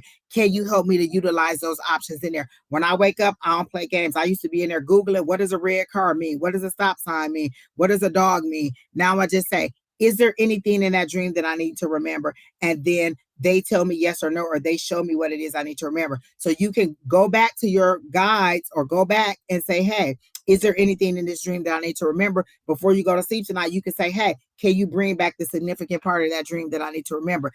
Everything is for you to be able to ask. It's a give and take. It's not a dictatorship. The Lord, God, universe, higher, almighty, they're not trying to just use you as a puppet. If they wanted you to do just only what they want to do, they could just have a little Geppetto on the, just boop, boop, boop, and make you. It's a give and take. I give you information, you utilize that information. You get off course, I put you back on course. It's not a dictatorship. It is a mutual communication where we both are working. This is what you want. I'm showing you how to get it. This is where we think you need to be. This is what you need to do in order to get there. So you can go to your guides, your higher power, your prayers or whatever, and ask, is there anything from that dream I need to remember? Is there anything I need to do? What's my next step? What training do I need? I remember Keena was about to was thinking about she needed some more classes and she wanted to take all this training. And they said, oh, no, you can do that for free. It's all over YouTube. You don't need to go and pay for something that's already available and that's already in you. And so in your case, they are saying you need a little bit more training, but that could be available too. I was just on Instagram the other day and they had 9 classes that Microsoft offers for free, certificates that you can get online for free. So check into those things where you can get things for free. Coding, all that stuff. So whatever it is, Tyler Perry movie, oh my God, Acrimony was on the other day. So there may be something. Oh my God, Acrimony was about that invention, sir. That's the movie that came up for you. Remember, the whole premise of that movie was this was a guy who was trying to invent that battery and nobody believed in him, but he kept on and he kept on and he kept on. So if that's the movie that came up for you from your Aunt Alice, she's saying don't give up on your dream. I'm getting goosebumps. So that's what the message is. Hold on, sometimes it takes us a minute to walk through it. So that's what she's saying is don't give up on it. Concentrate on it, even if people don't believe in you. Because remember, it took him a long time. They tried to get him to take all those offers and he wouldn't take that offer. He waited and waited and waited. And finally he got those millions and he got the life that he said that he was going to have. But she had already walked away. And not to say that it was good or bad that she walked away. The scenario for you is that you don't walk away, that you see it. So remember the movie, go back and watch that movie and see his determination, see everything that went on there. That movie long too, Lord help the child. Like literally, I saw it one time and I never saw it again. You know why? Because it's the longest movie I ever seen in life. And all she do is narrate the whole thing. And I love Tyler Perry to death and I love that movie, but it's a lot to be watching. So what they're saying is this is the movie that she gave you. Go back and watch the movie. It was about an invention. See, and this is what I tell you when I say they give you nuggets. They don't always say, hey, go and draw that whatever it was. You thought about your Aunt Alice. This movie is the movie that she wanted you to watch. It was about an invention. I told you I saw something about drawing. So you see how we had to piece all that together to get what it was that she was trying to tell you in the dream or that your family wanted you to do. Go back and watch the movie. Don't give up on your dream. Look into some of these certificates, and I'm giving you a list of things. These are all the things you need to do. Go back and watch the movie. Go back and ask your guys, is there anything else from that dream that you need to understand? Go and look up those certificates from Microsoft or Google or whoever that are giving those free certificates, and then continue to move forward, but put a little bit more focus because this is how they're showing you. You have too many things that are taking your attention away too quickly, and you need to just hurry up. You need to focus in on this because this is where your bread and butter is. This is where your money is. And then they're saying, don't take fast money, take good money. Know your worth. That's what I'm seeing. Know your worth. That's the word that they're showing me is know, KNOW. Know your worth and believe in your invention, even if nobody else does. Woo! Goosebumps. Good Lord, child. Took us a long way to get there, Jack Mac, but we made it. We made it. So congratulations on your invention. And that came from Spirit, not from me. Congratulations, because it is going to be a success. You just need to focus in on it. And that King of Cups is trusting. I've learned because the King of Cups kept coming up for me over and over and over and over and over again is trusting in the inner knowledge, what your guys are telling you, what your family is telling you, what everybody is telling you that makes sense to you positively. Use your inner guidance, not everybody else's. Your inner guidance. This card failed, so they want me to tell you that. You're concentrating on the things that you don't have, which is them 3 cups. And then back here is two things right here that you still have, 2 resources that you have. You like, oh, well, it didn't work out this time. It didn't work out that time. And I tried it this way and I tried it that way. They're like, oh, here's 2 more little tries right here that you should be. So this is what they're saying. You are concentrating on what you don't have, when what you do have will get you to where you want to be. What you don't have is already past and gone. You can't get to that.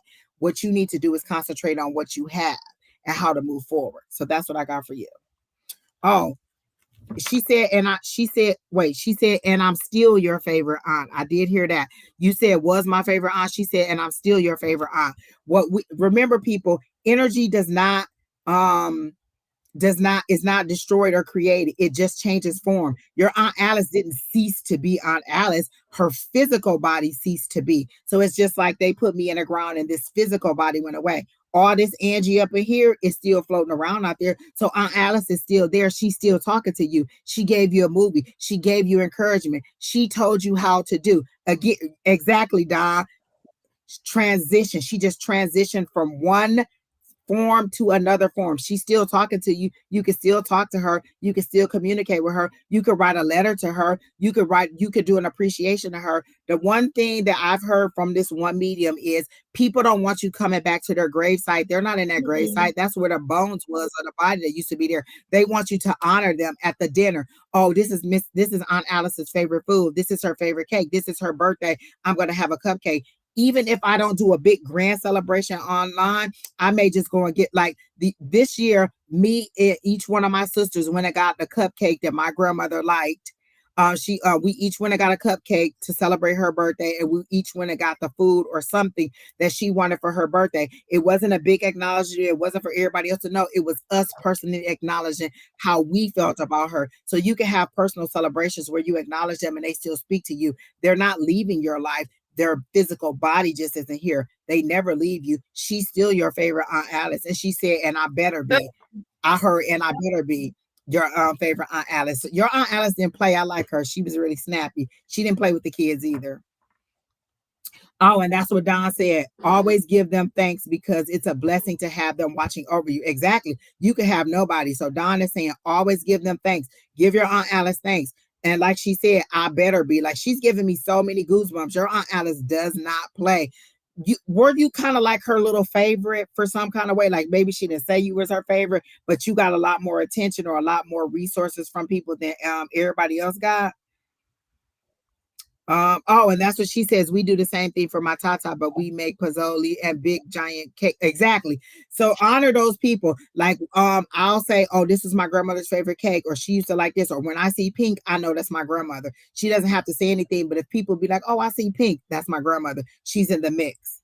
And so I know she's around. And so your people are there for you however you need them to be. You could take her obituary or her picture or something and put on your desk or put somewhere that is important where you see her all the time. I talk to my grandmother all the time. You can talk to your Aunt Rose, your aunt all the time through her pictures, through your whatever, or however you want to talk to her. So don't think that just because you physically can't see her that she's not there. We can see just by all the messages that you just received today that she was there, and she's been trying to get this message to you, but she's a person that doesn't repeat herself. You see what a long line I had to go through? I had to go through a male relative, through a whole fence of people because Aunt Alice said what she said and she wasn't saying it again. Exactly. Don is reading you too. He says she has the answer at look at my face. Don't do it. You know what I'm saying? I said what I said, and that's it. She doesn't repeat herself, and she doesn't come back and pick up your little tears off the floor. Alice is about business, but she's no nonsense and she's very knowledgeable.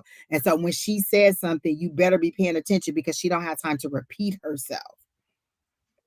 Exactly. See, there you go. So receive those messages from her and allow her to love you even in the afterlife. So I hope that helps you out, Jack Matt. Come back and let us know what that invention is so I can be like, I knew him before, I knew him when, or and in the movie, please have me and Sheri Beery on there and Keena. When they do the movie about your life, go ahead and have us on there and be like, this psychic lady told me that's me. And I want to play myself in the movie. Okay. All right. Who's next, Keena? Oh, wait, did you finish, Miss Sheri Beery? I've been going on and on forever. Okay, who's next?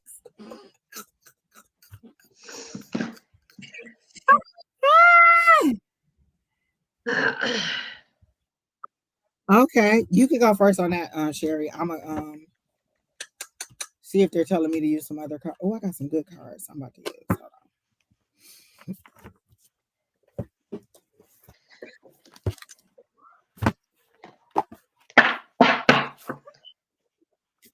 All right, Jack Mac. Listen, it's on here. I see where you say you'll give Tyler Perry a call, and you let him know I want to play me in it. Yeah. Because if I see that movie, I'll be like, "Is that Jack Mac?" I'm coming to protest in front of the opening. And of I'll the be movie. there too. If I ain't in it. Exactly, we're gonna protest.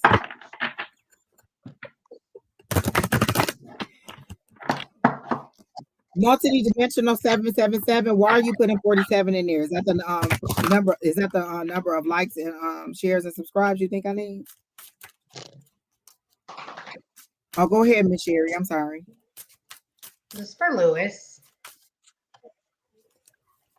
So I got sugar. It's like, and I'm hearing like the next month is going to be sweet. It's going to have good energy. I got nutmeg, which is for luck. Nutmeg is one of my favorite spices. And oh my gosh, Sheri Beery, the other day I burned a cinnamon stick. Because I remember you told us we could do that. I had never done it, and I burned some sage, and I didn't have any Palo Santo to bring anything in sweet, so I did this. Not the sage, the cinnamon stick. Yeah, yeah. Those are hard to catch on fire, but once they go, not when you use that little charcoal piece that you had. There you go. And then Lewis, I got be cautious, be optimistically cautious, because I feel like you have good things coming for you, but don't get too frivolous with them. Like, don't take them for granted, and don't I'm hearing like good things are coming, like you've earned it, but don't take it for granted. Be cautious with them. Be careful with the energies that you share with other people, because not everybody deserves your energy. Oh my gosh, Lewis. So because you're a little bit more advanced spiritually than some of the other people that we're reading, I had to go a little bit deeper and ask a few more colors. Miss Sheri Beery, are you done? Okay. So I got the Page of Swords. So while Sheri was talking, I saw you cruising along, and they were saying you're cruising along. Like you said, it was going to be sweet. You're just cruising along in this car. You're driving. You're okay. There's a couple bumps in the road, but it doesn't even affect you. Your shocks are working great. You just boop, boop, and you keep on moving. Keep cruising along. So I got the Page of Swords, and the Page of Swords is either delayed information, but it's information that is still coming. It's news that is coming. It's using your brain, using your head, your logic. Is he getting nudes? Did you say nudes? News, not nudes. No, well, I don't know your life like that. You might be getting news. I don't know what you be getting in your inbox, Lewis. I'm just saying. I said news, NEWS, Northeast, Southwest, not nudes, honey. But I don't know. You might be an only fan. I'm just. Well, hello. But there's information that is coming. There was one key word on this Page of Swords that I wanted to remember, because I never remember. But what they were saying is clarity. Clarity is coming with this Page of Swords. You know what I'm saying? That's that cutting through the BS, knowing what's coming through, but it may be a little bit delayed at this time, whatever information. So then I said, well, how can he use this? What is it that's coming toward him?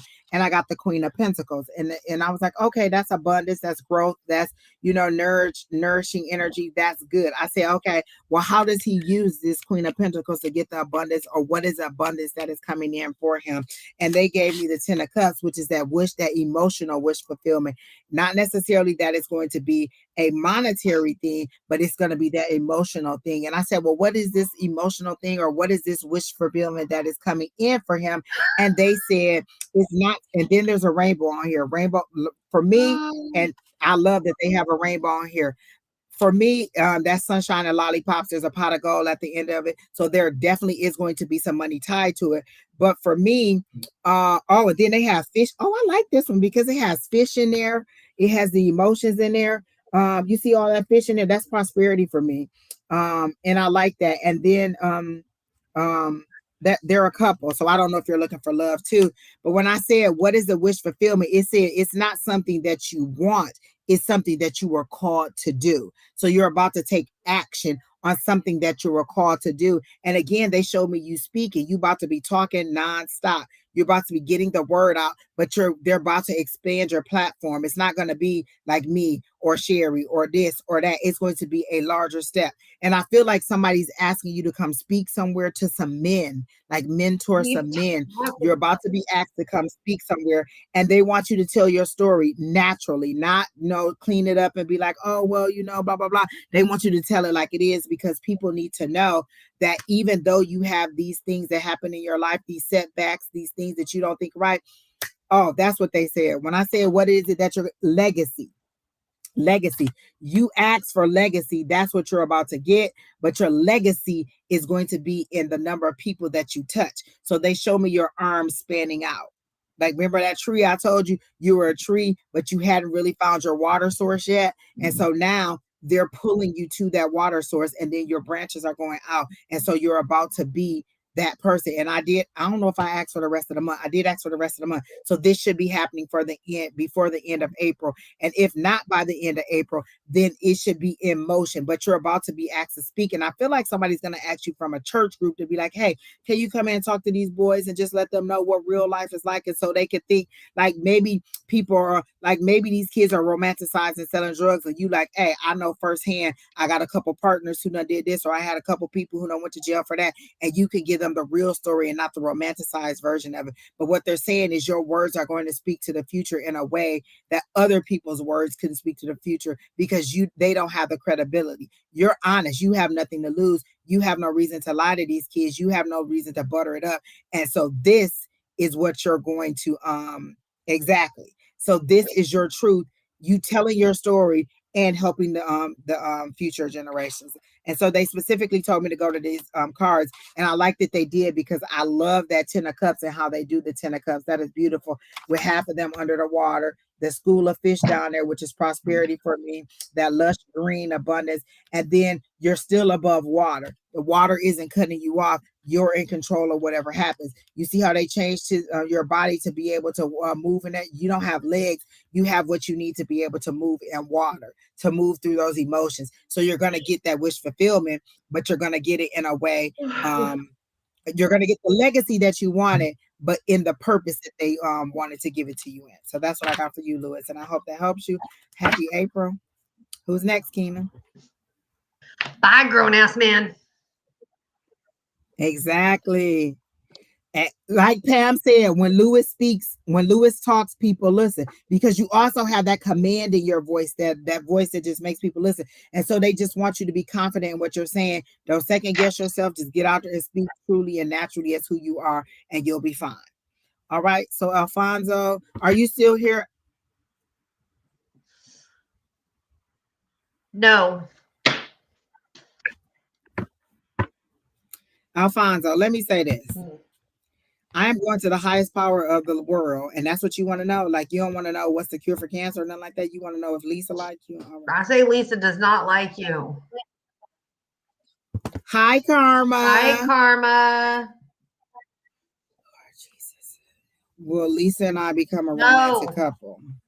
I heard, does she want to become a romantic couple, or do you just think that she wants to become a romantic couple? I don't need to know your signs or any of that. Oh, no contact. Okay. So they're saying she's the love of my life when. Okay. Okay.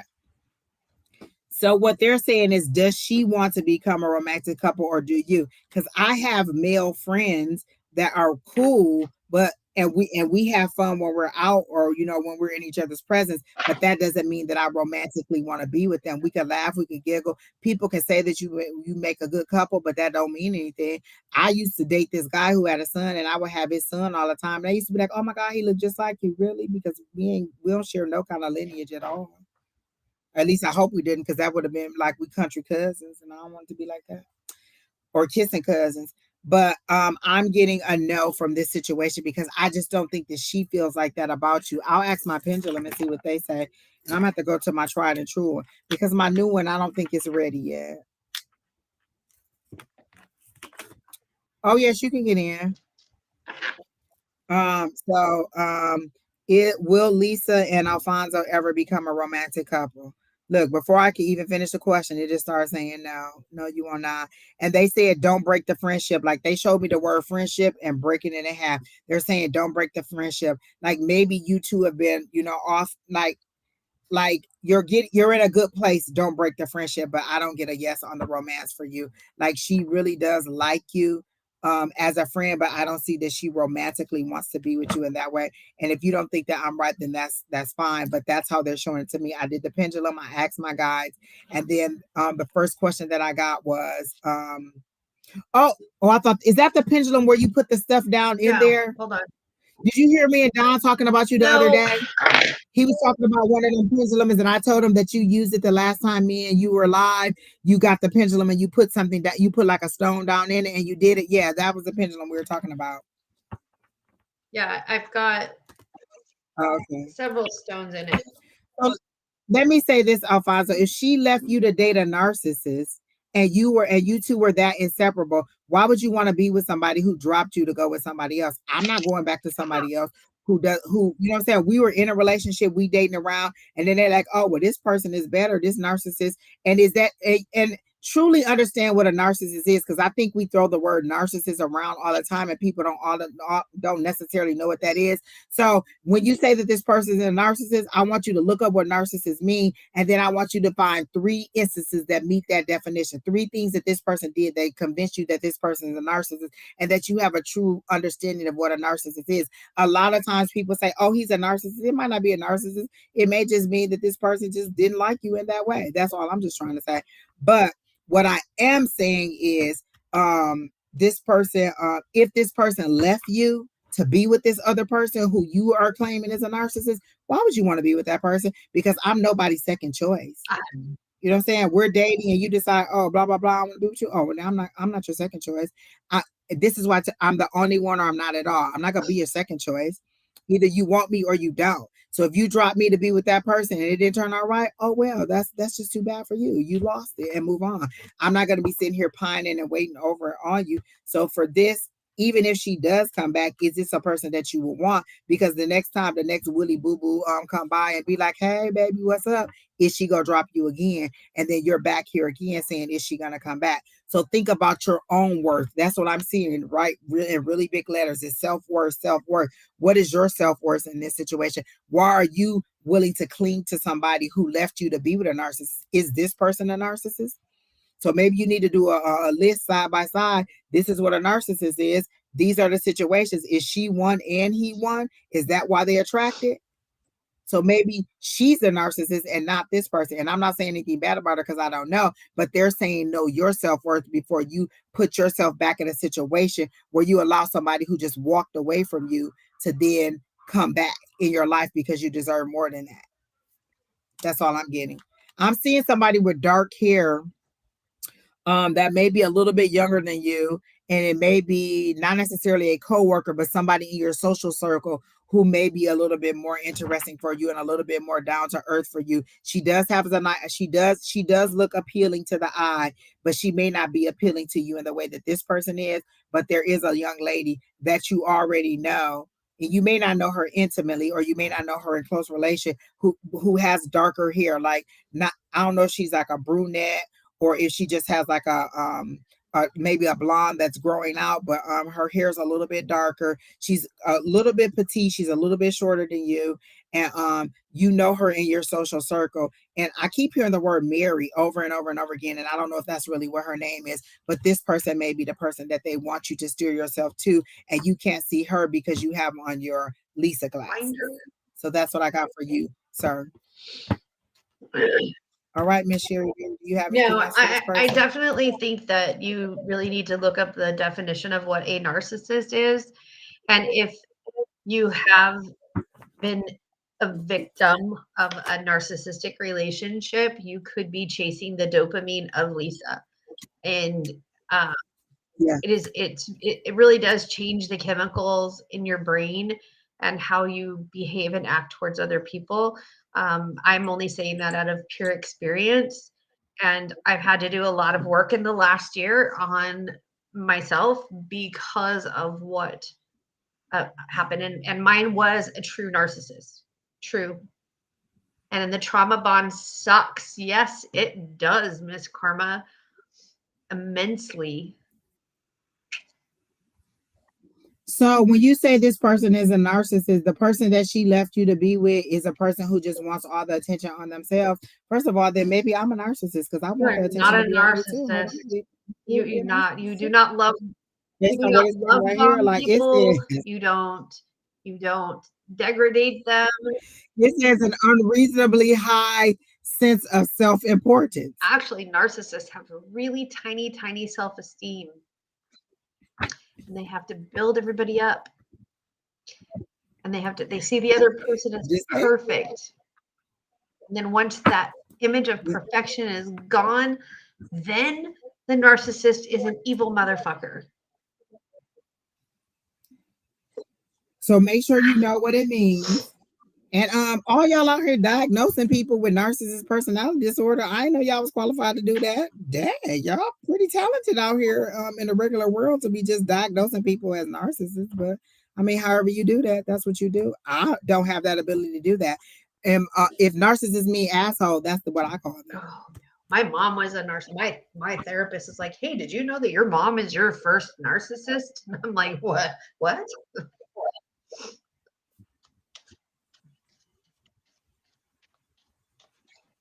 Oh, your ex-wife destroyed. Okay, so it doesn't sound like you're ready to date anyway, sir. If your ex-wife destroyed you, it's to see. We were talking about Lisa and a new potential person. You went all the way back to your ex-wife. You haven't gotten over that. That's what you need to be working on before you can get with Lisa, because maybe you were unappealing to Lisa because you haven't let go of all the things that what you said she destroyed me. You don't let nobody destroy you. Let me tell you that right now. You don't let nobody destroy who you are.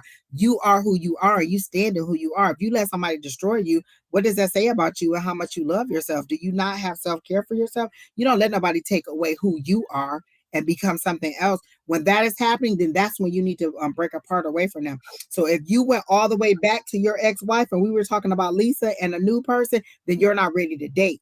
So don't wonder if Lisa's coming back. Wonder when you're going to be whole and ready. So this is what you need to be praying for. How do I get from where I am now, where my ex-wife destroyed me in the divorce, to where I'm ready to be loved? I'm ready to receive somebody. I'm ready to get with somebody. And you're saying you don't know that person. You do know this person. Spirit is clear to me that you know this person, but only thing you can see is Lisa and now your ex.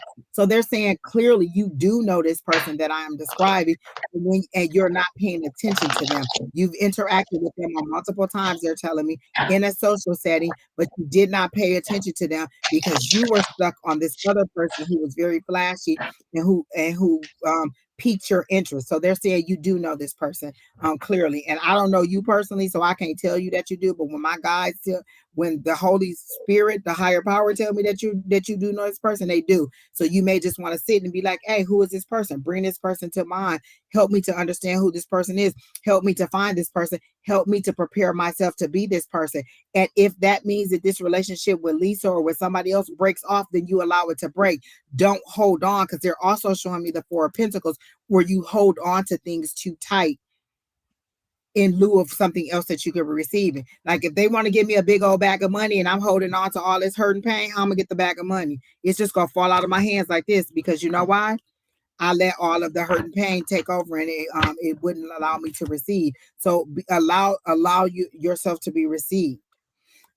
We weren't even talking about financially. You could be able to move on from that financially. You brought her up in a situation that we weren't even talking about her. So you're still not over that. And so you're not ready for love yet.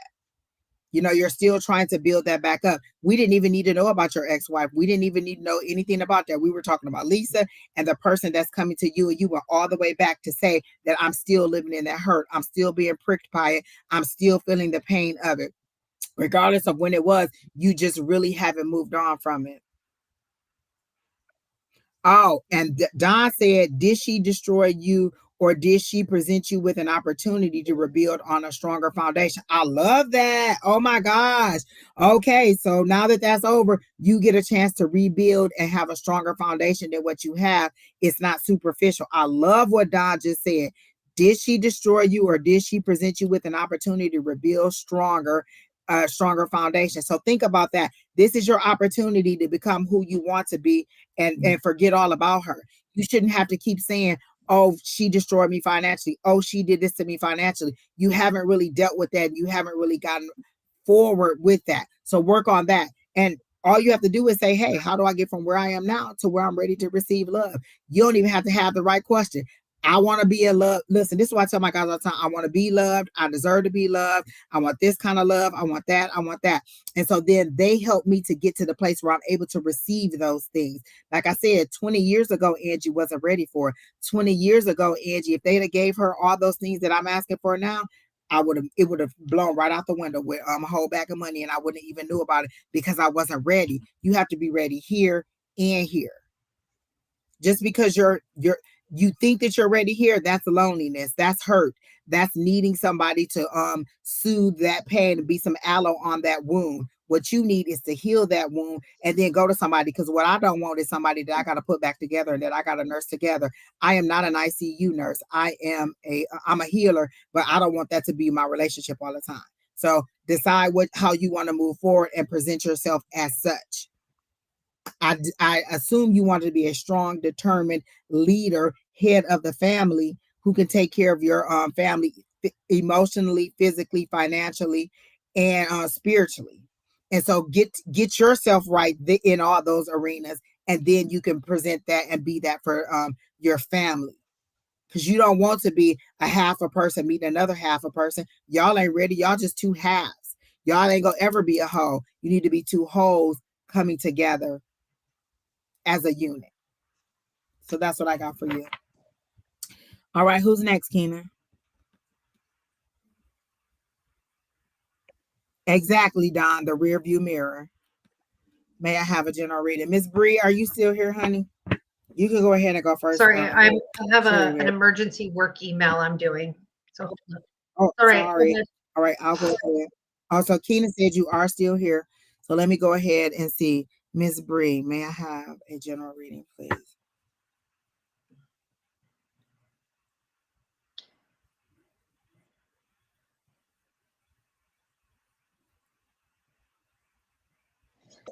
I feel like there's a pressing question that you really wanted to ask and you didn't, because they're not allowing me to do my regular, what is for your highest and greatest good. What they're making me ask them is, what is it that Bree, okay.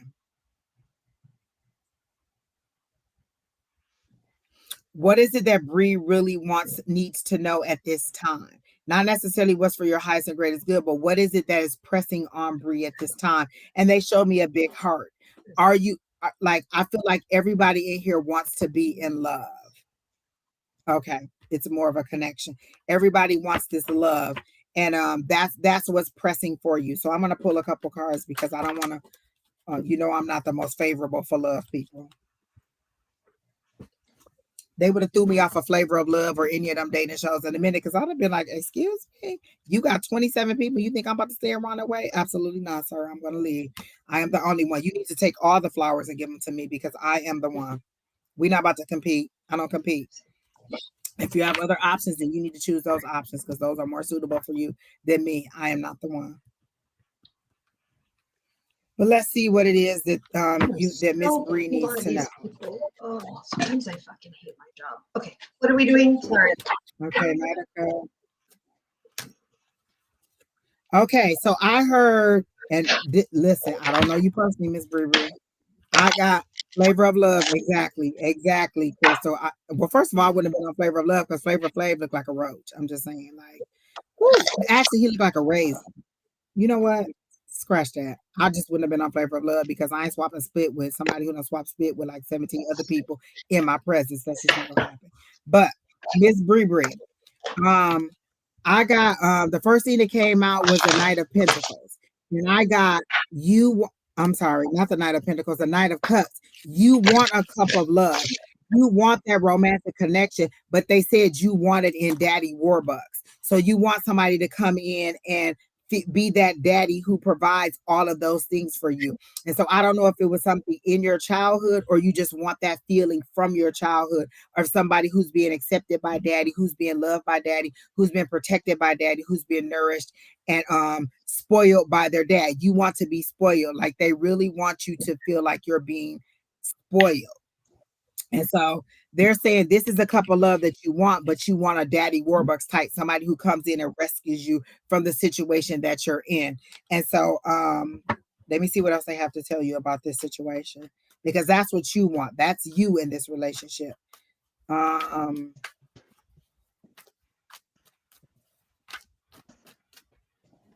So let me see. So let me see what else they want you to know. So that's you in this situation. Are you wondering if you should move forward with it? You're having apprehension as to whether this is a good person or not.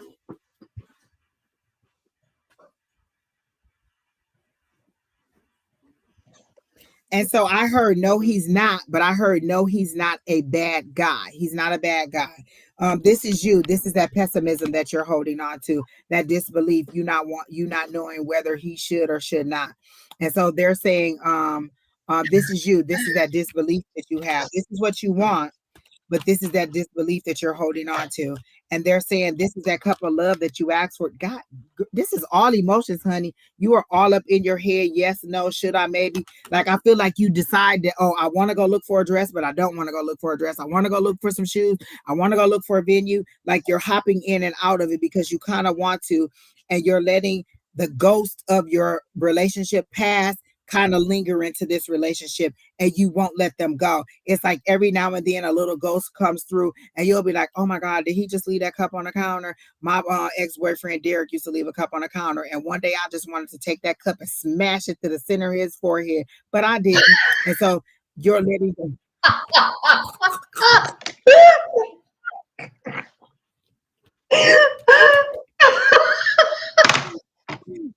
Now that may be a little bit of my own personal belief or my own personal situation.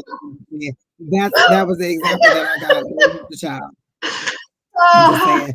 You know what I'm saying? Sometimes we let the ghost of our past relationships come back and be like, hey, this is, you know what I'm saying? So, you know what I'm saying? Somebody, like, you roll over and it's a plate in the bed and you want to take that plate and just crash it on the top of their forehead. Sometimes we let the ghost of relationships past taint us in a situation. And so you have to breathe and be like, okay, this is not Derek. And I don't have to, want to just poke his eyes out with this spoon. I'm just saying. So what they're saying is your cup of love is here. This is your wish fulfillment. This is what you asked for, but this is where you're standing. You're standing here in this unbelief. Like, I don't know if I should really trust him in that way. So this is the new love, this is the cup of love that you asked for. This is the wish fulfillment. These are all emotions. You are sowing your emotions.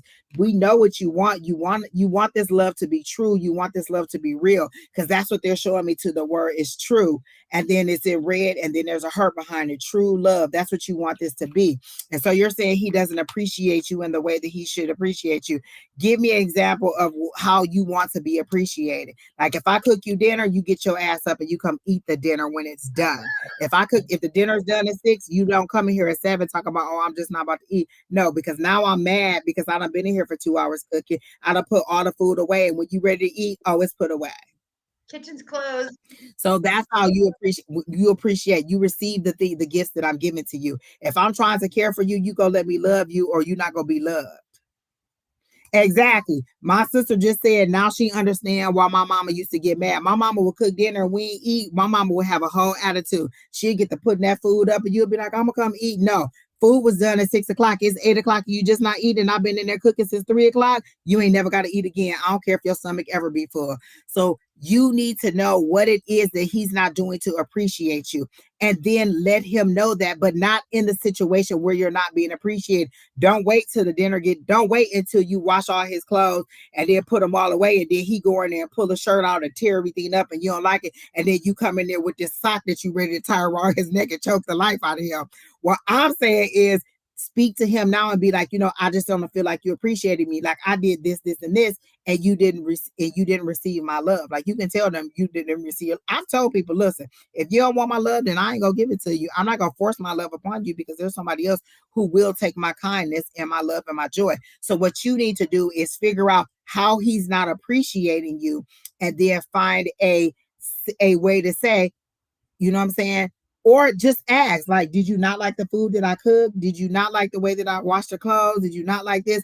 Like, whatever it is that you feel like you're not being appreciated by, you could then go ahead and be like, okay, this is how I'm not feeling appreciated. Like I did this, this, and this is your reaction. So then you say, okay, these are the ways you did not appreciate me. And then figure out a way to bring that up in conversation, or to just be like, hey, well, was it the way that I presented it? Was it the way that I said it? Was it the way that I looked when I gave it to you? Like, what is it that you didn't like about it? Like, you wanted to have sex and you wanted me to be on top, but I was on the bottom. And so you didn't, so it was just a quick boom, boom, and it's over. There's a lot of ways not to feel appreciated. Maybe you want some romance before sex, and he like, look, I just got off of work from an 18-hour shift. We about to get this boom, boom over, and then I'm going to sleep. And you want to cuddle and you want to watch TV, and he just doesn't have that bandwidth. So what I'm saying is, you need to figure out where it is that you're not being appreciated, and then have that conversation with it, or look at it clearly outside of your hurt. Because again, had I taken that glass and crashed it into his forehead, I probably would be in jail now. But I stepped outside of it and looked at it, was like, you know what, Angie, that's probably not the best thing to do. Just wash the glass and put it away.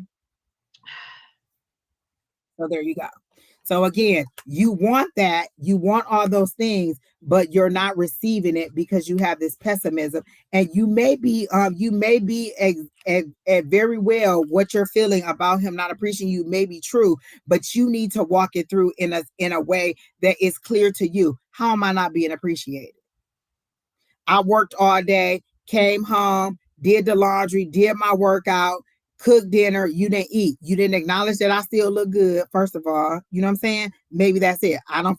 Okay, so if you're saying you're doing all those things and you're still not being appreciated, what would be your logic next step? If I told you, you know what I'm saying, I've talked to him about it, I've said this, he's still not getting it, then is he really the guy for me? Because you saying he's not a bad guy, but if you're not appreciating me the way that I need to be appreciated, then that is my deal breaker. You know what I'm saying? Like, maybe you do everything else you just want to do, but you still talk to me reckless. I'm not being appreciated because I said that I don't want to be talked to that way. So maybe you do pay the bills. Maybe you do buy me whatever I want. Maybe you do, you know what I'm saying, help out with the stuff, but you still talk to me reckless. So are you a good guy even though you're talking to me reckless? You need to find out what your deal breaker is and where's your walk away. If nothing else changes if everything stays the same, are you willing to move forward with this in the frustration that you're feeling now? Or where's your walk away? Where's that point? And for me, it's not treating me like a lady. Don't come talk to me like I'm your boy. Don't come talking to me like you know what I'm saying, like I'm one of your family members or one of them cray-crays. I am the person that you're romantically trying to be with, and you need to speak to me as such. So that's a deal breaker for me. And so you need to understand what your deal breaker is. Where's your walk away? You're telling me, oh, he's not a bad guy, but he doesn't appreciate me. He may not be the right person for you. I say that all the time. My son's father, he wasn't my husband, but he's somebody's husband. So don't let the desire for this ring, take you out of your appreciation and what you think you deserve, because sometimes you need to walk away. A good guy may be a better guy, maybe a great guy for somebody else. He's a good guy for you, but he may be a great guy for somebody else, and then you might be passing up on an amazing guy because you're staying with a good guy. So understand what your worth is.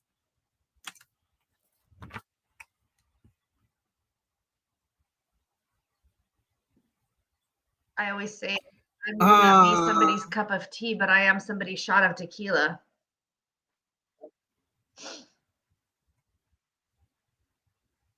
Exactly. Did you have anything else for Brie? No. All right, who's next? She's I mean, just clarifying, like she just said that she has a fiance who is a narcissist, but she doesn't let him get to her. Is that what she said? I know I know they said no, he's not a bad guy. He just doesn't appreciate me enough. I do a lot for him. Okay, then stop doing whatever it is that you do. There's another way you can stop that too. You don't appreciate me, I just stop doing it. I ain't gotta cook every day. Listen, I'll go from cooking 5 days a week to 3 days a week to 4 days a week to me and to I eat 5 days a week. I don't know what you gonna do. Right. And so it just, again, narcissistic trauma bonds suck. And sometimes we're in them and don't even realize that we're in them. But if you're saying that your fiance is a narcissist and you think that he doesn't have you under a control, I think you need to think again.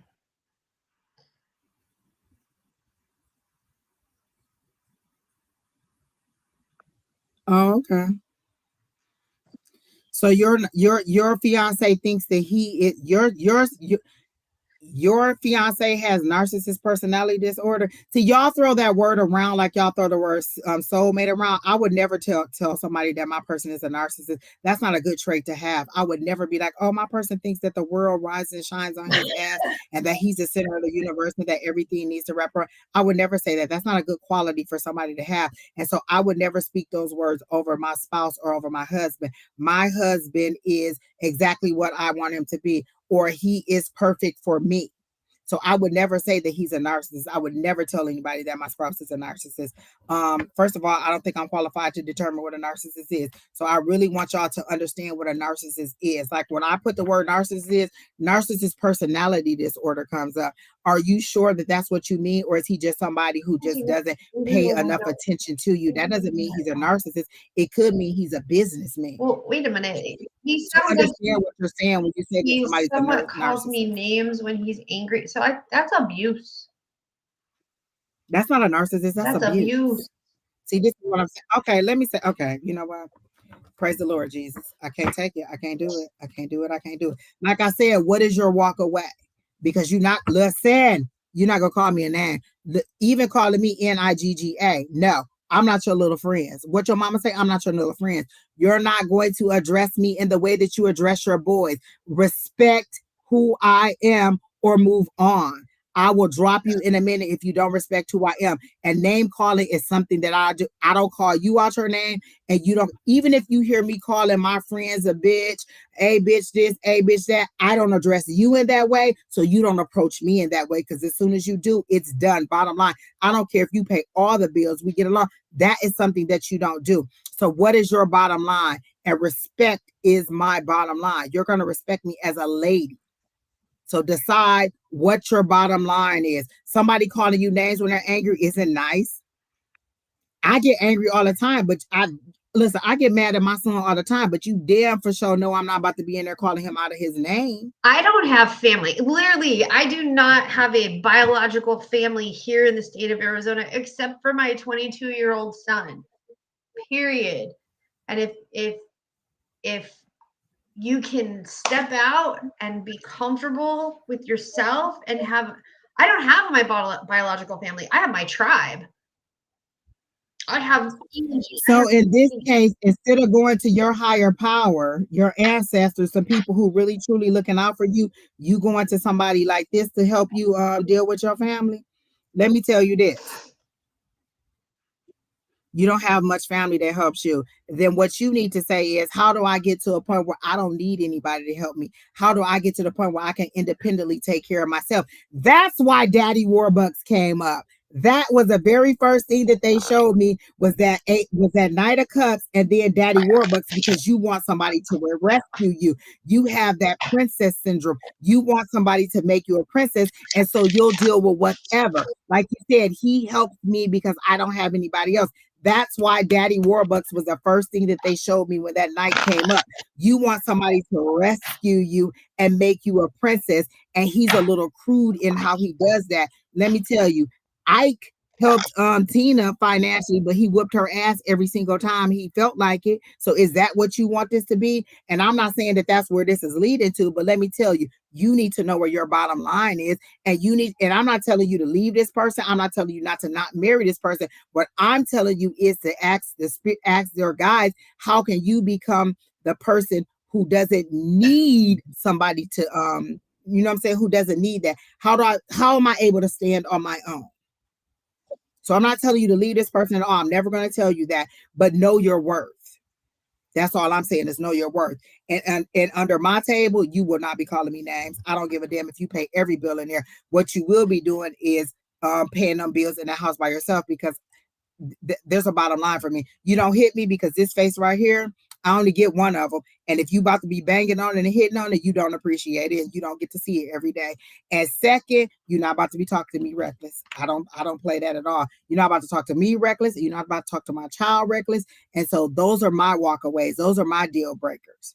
So you need to know what your deal breaker is. And are you sacrificing yourself and your value for somebody to be a daddy Warbucks in your life, and to make you a princess when they don't even have the ability to be? You're trying to allow him to make you a princess when he's not even a prince yet.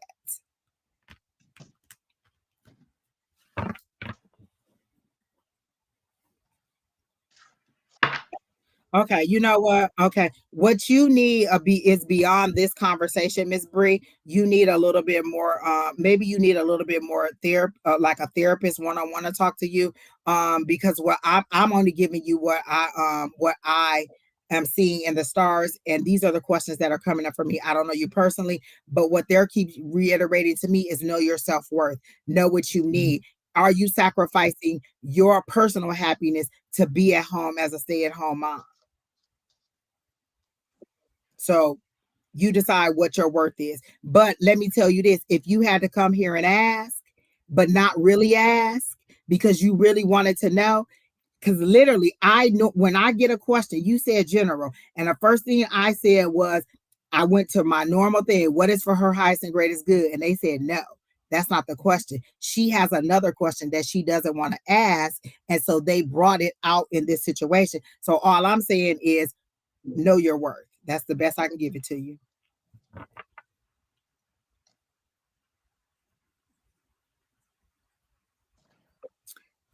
You can tell me you don't want him to be a daddy figure, but the first thing they showed me was Daddy Warbucks, and I don't know you like that.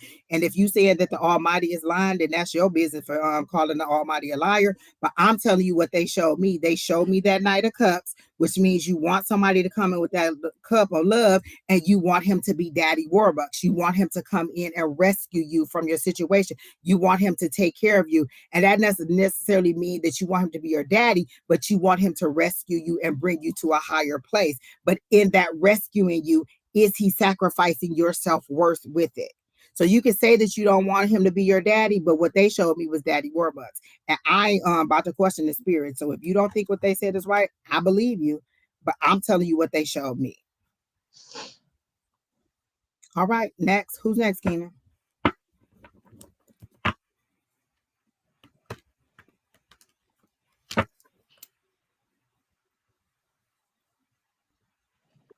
Immediately I heard not much longer. Is there another test that you're about to take? Something in May is about to happen to you. Hold on, Monica, let me see.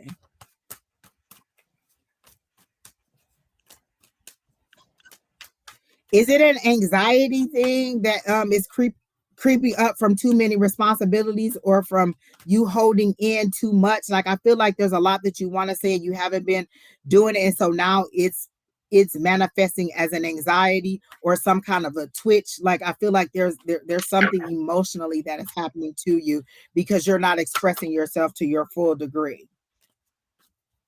But let me see what cards come out for you. What is it that you want, Monica? Oh, Jesus Christ.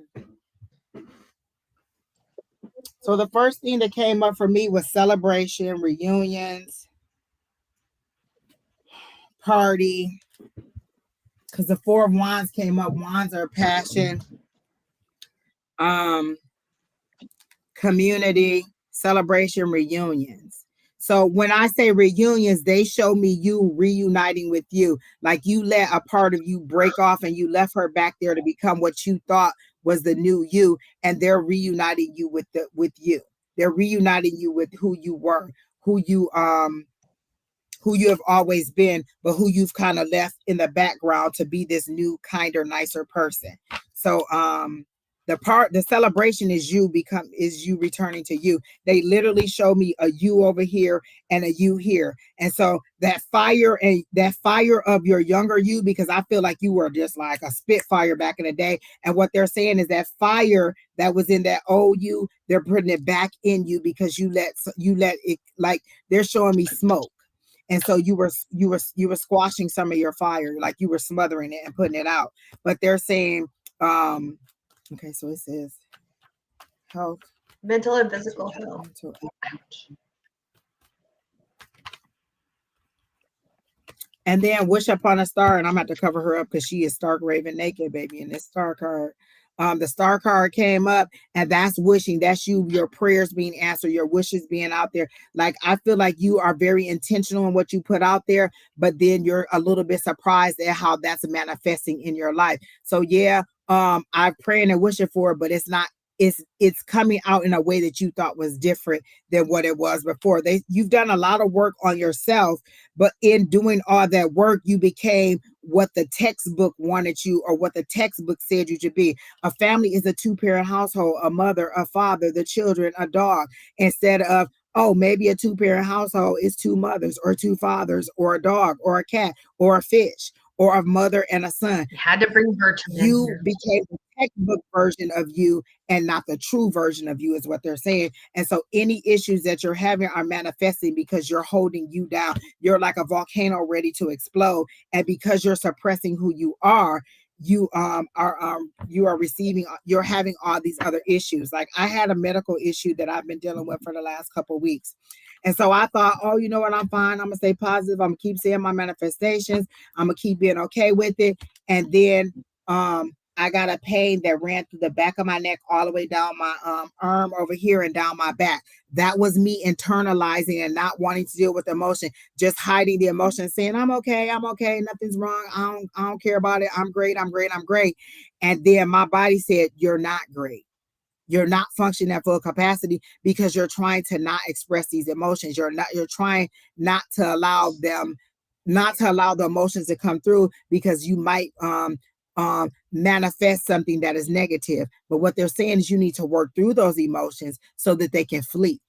You could release them, but if you're holding on to them, then they're not going to go. So once I got to the point where I was actually able to have my moment with this situation that I was dealing with, then that symptom went away.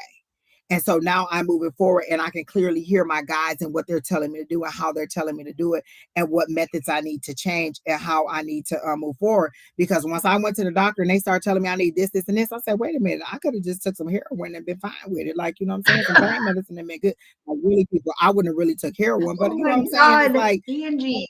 I done went to the doctor and they done gave me all these dang tests and pills and potions. And I went from having none to now you giving me 3.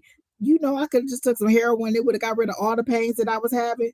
It would have got rid of some of my mental capacity too. But what I'm saying is sometimes we internalize it and then it manifests in physical symptoms. And this is truly something that manifested in me in a physical symptom. But once I let it go through emotionally, the physical symptom went away. And so what they're saying is when you're ready to fulfill this wish that you've gotten, that's when your mental and physical symptoms will go away. Terry T said, what's going on with my health? I had to have 2 mammograms and a biopsy, and I'm waiting on the biopsy results.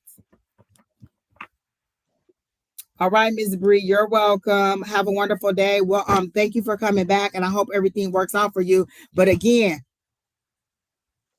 self-worth, Ms. Self-worth, Miss Bree. You got this. And you have, like, there's those of us in here that have experienced what you're going through, and you're not alone. Even though you feel like you're alone right now, I promise you, you're not. I 100% promise you, you are not. So I said, what else do they want you to know, Monica? And the 9 of Wands came up, and that's that resilience. That's that hold on because it's coming. May, they're showing me May. They're showing me the tulips. They're showing me the word May. And is one of your children's birthday on May 5th? There's something about May 5th that they're showing me, but they're saying that you're going to be fine. Like you're right at the end. You're almost at a 10, and they're hoping, and they're saying that you're going to are going to be fine. So May is going to be that month where you're going to recover. or start your recovery. May, okay, your B days. Okay, so that's why they're showing me May. So that celebration is going to move forward, and they're saying you're going to come back to you. Like you're going to look in the mirror and you're going to recognize who you are, because you're going to become true to who you are, and you're going to say, let the chips fall where they may. So this right here is that don't give up. That 9 of Wands is that you carry in this struggle. You've been battle weary, you've been beat down, you've been, going through all this. Is there fear, there's anxiety, there's all this distortion of things that are around you, and what they're saying is don't let go, don't move on. May is your month, it's coming. And then I keep hearing boom boom. Okay, I'm thinking that's 4th of July. Is there something significant about July? Is your mom's birthday in July?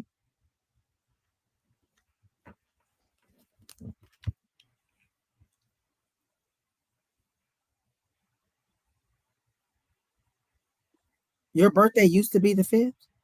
How you just How do you move change your your birthday? I was thinking that.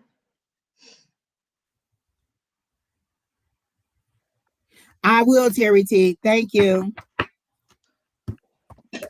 But I should get that. They said 3 to 5 business days. I had it on Friday, and so I should find out this week what the results were and if there's any next steps that I need to take. But there's something about July, because I heard boom boom and they showed me fireworks. So there's something significant happening in July. Is that something significant with your mom? DMV MIID. Oh, it was a mistake on her ID. Oh, okay.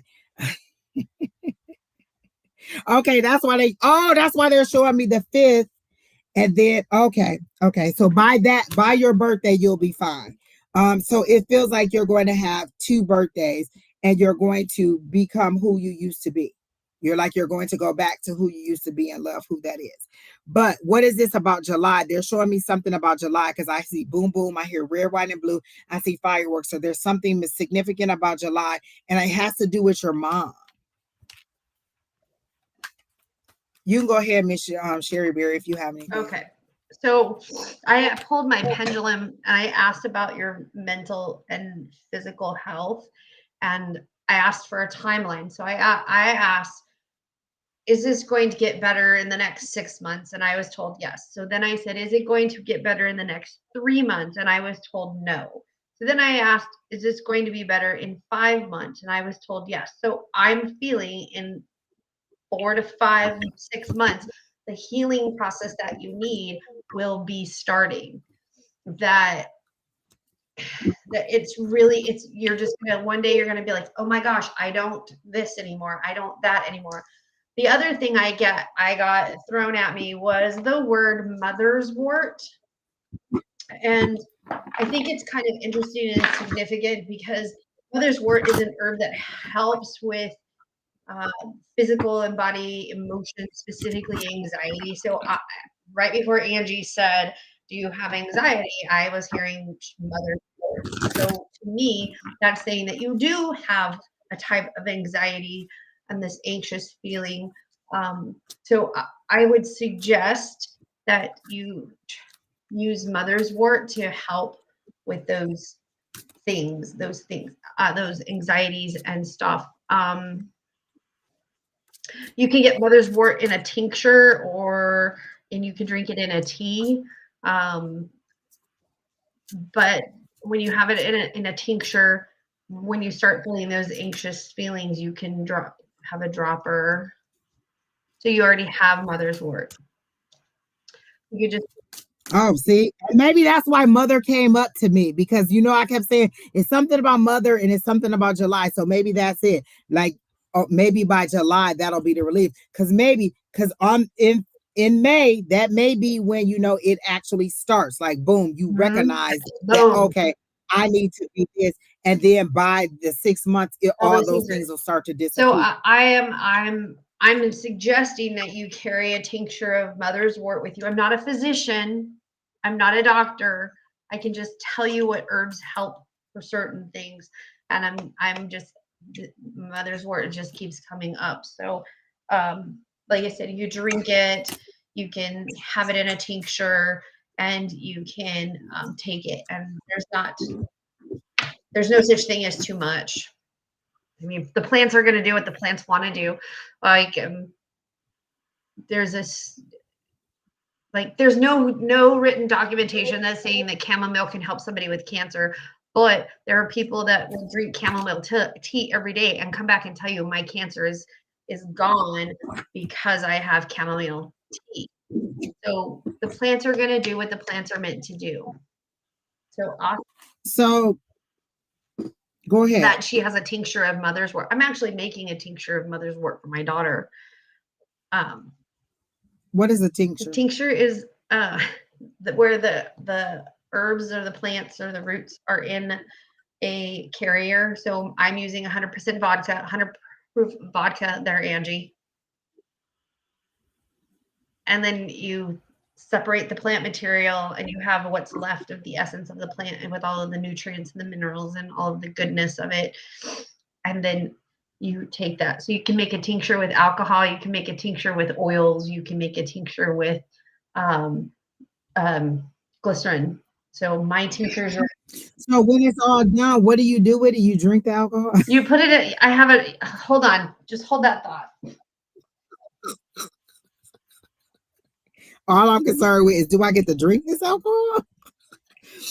I do want to say this because they told me to break out these other cards, and these are the Tarot of Mystical Moments that a friend gave to me. Miss Elise Ann gave these to me, and they are beautiful, but they told me to get these cards, and that's so funny that you guys are not talking about that. And then I asked what it was, because the card that came out was the Seven of Pentacles, and it's the growth, it's the roots that they're talking about in this, and then the Four of Wands came out again. So it's again celebration. I think that celebration is that all of your medical and mental illnesses will be over, because the Four of Wands came right back out again. Okay, so this is a blended tincture that I buy from Southwest Herbs.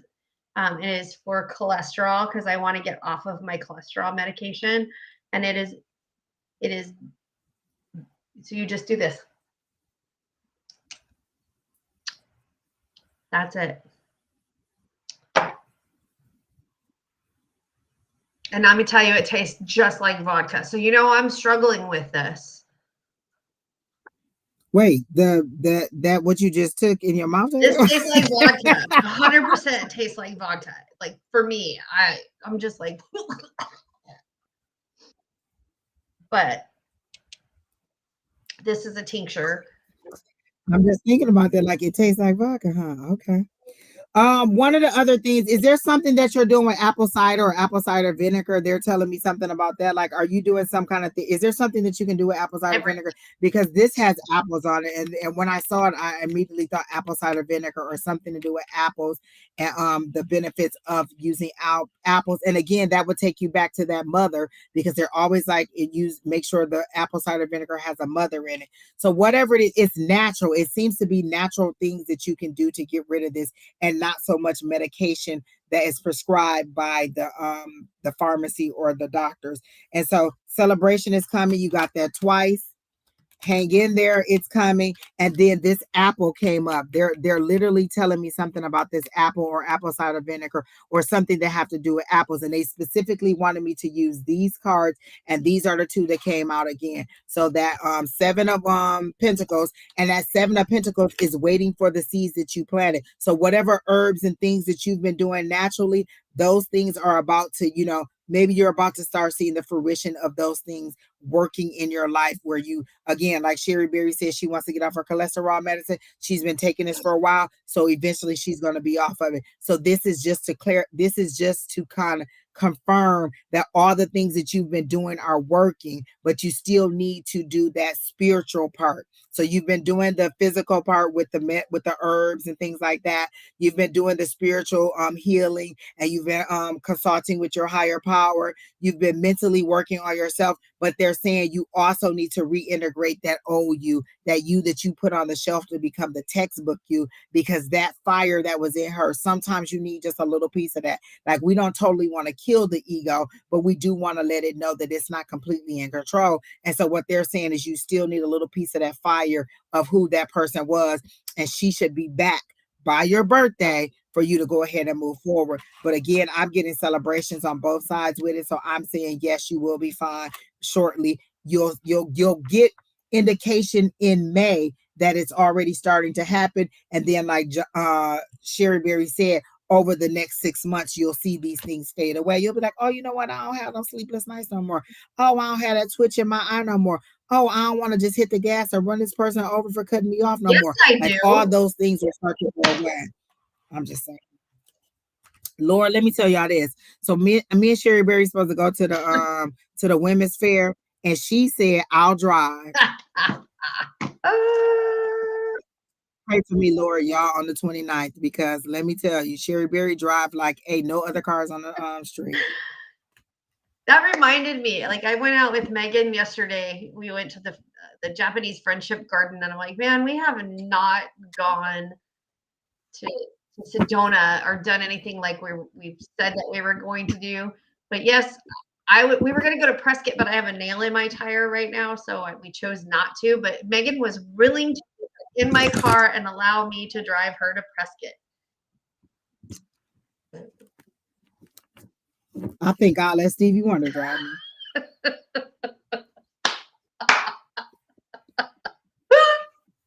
No, I'm just saying, Sheri Beery obeys all of the speed limits, all of the traffic signs. She does everything she wants to do. She does everything she's supposed to do. Just fast.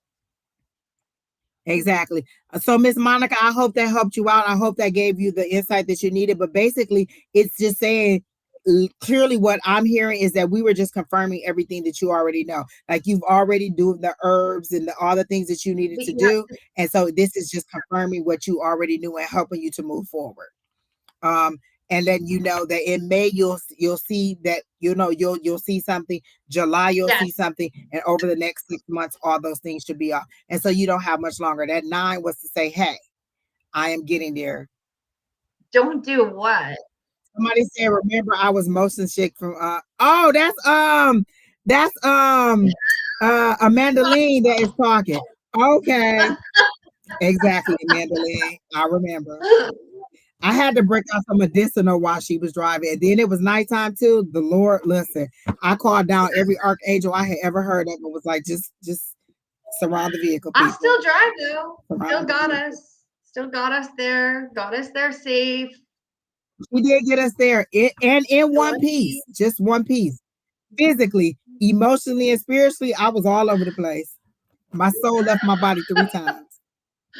We had a good time. We did have a good time.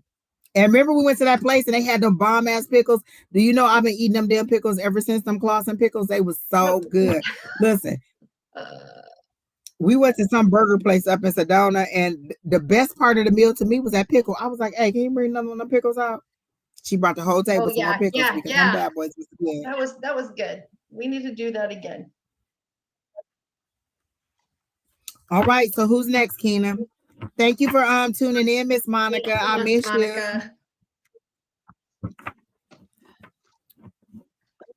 Oh, Miss Beth. Okay, let's see. I'm not going to read Beth. But what I am going to do is I'm going to take my dog outside to go potty. I'll be right back. Okay. Beth. Okay.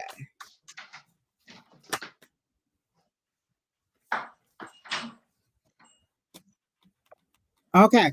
So the first thing I got is don't think that this is going to be what it was in the past. So I don't know if your most recent relationship or one of your past relationships had where somebody was had you in a third party situation, because usually when I get this, I get partnership and a lot of other people get third party. And so I heard third party, but what they're saying is the first thing you need to know is that your next relationship will not be Keena, can you take note of what time it is so we can let her know in case she's not on here right now? But it's not going to be a third party situation. So that's the first thing. Okay. We're about to blow through it, Keena, because I've been talking real long because I've been on here for a long time. And the spirits is just like, speak, Angie, speak. And you know I'm gonna do it. But they're saying that your next one will not be a third party situation. So in that. Okay, so your next relationship will not be a third party relationship. So that's the first thing that they're saying. And then let's see what else we get. You've already met a guy and you're wondering, yes, you should. And they're saying, yes, he's a cool dude. And the first thing that came up was the Ace of Wands. And you know why? Oh, girl, the Ace of Wands is good. That means he might have big hands. I'm just saying, when the Ace of Wands come up, that's creativity, that's passion, that's new, that's something coming in with a spark of. And since we're doing a love reading, for me, this Ace of Wands is a big thing. That's all I'm saying. That's the first thing I get. So you do have new love that is coming in, and he will not be like the person of the past. He will not put you in a third party situation. He's not going to cheat on you. He's not going to disrespect you. These are the words that I am hearing. Not that I know you personally, but these are the words that they're saying. He will not disrespect you. He will not put you in a third party situation. He will not fight you on every matter. Like, it won't be like, oh, I want to go get ice cream. I want ice cream. I want gelato. Well, why can't we go get ice cream? Because I want gelato. He won't fight you on everything. It seems like your past relationships have been a lot of fighting over everything. Like, why did you tie your left shoe first instead of your right shoe? I always tie my right shoe first. How dare you tie your left shoe first? Like, it seems like you argued over things that were insignificant or that didn't have to be arguments over. And so they're saying that your next situation won't be like that. But whoever this guy is that you met, they're saying he is a good guy. But let me see who he is. Oh, and then what came out? The Knight of Swords. That's somebody rushing in fast and love, not necessarily love bombing, but acting in haste. So are you running away? Because they showed me you running away from this person. Like, oh my God, hold on. This is too much. This is overwhelming. And so I'm turning and running. So maybe you're not ready for it, because when the Knight of Swords comes up, it's that acting in haste, that moving fast, that fast movement. And so they're saying that maybe you're just a little bit running away, because they show you running away from love. And so you're saying that that's what you want, but they're saying that you're running away from it. And so then the Knight of Swords is usually like, again, somebody coming in fast, you moving in haste, but that's also clarity and cutting through the BS. So they're saying don't run away from it. Use the clarity that you've gotten from your rest of your relationships to identify those red flags and allow them to be red and not to be pink, or not to be or to be caution symbols for you to at least take note. So that's the other thing that I got. And let me see what else they have for you for love. Dennis. Who is Dennis? Is there somebody named Dennis that you know? There's a dentist. I hear dentist or a dentist.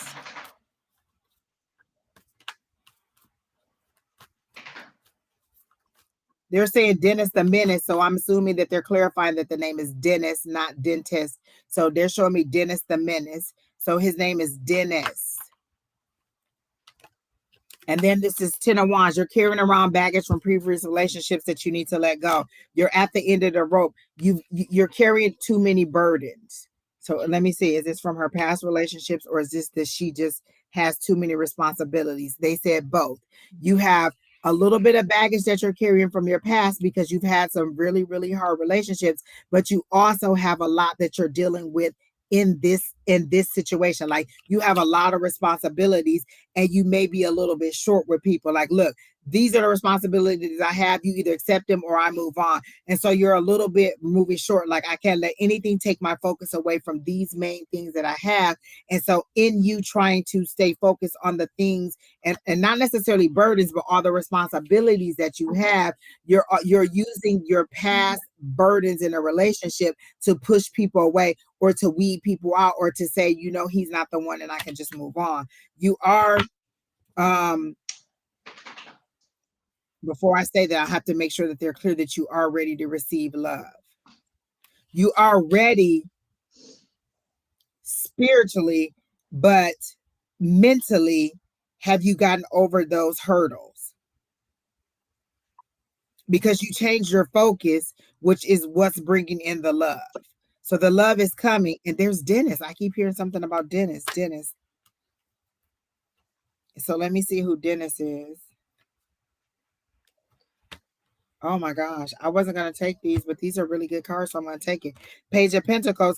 is that's good news coming in. That's abundance. That's good information. And I always like this one because it's yellow in the background and it's infinite possibility. So there is good news that is coming in for you, and it's going to be financial too. This part right here isn't to do with your love. This is financial. There's some more money coming in for you, and I'm not sure exactly where it's coming from. I keep hearing the state, like you're going to be allowed some additional money to help you with whatever responsibilities that you have. And so that's new money coming in, good news coming in, and blessings coming in for you. There's news about information that is going to come. And I heard 30 days, 30 to 90 days, you'll receive the word of it and then the fruition of it. So 30 days, the word of it, 90 days, the fruition of it.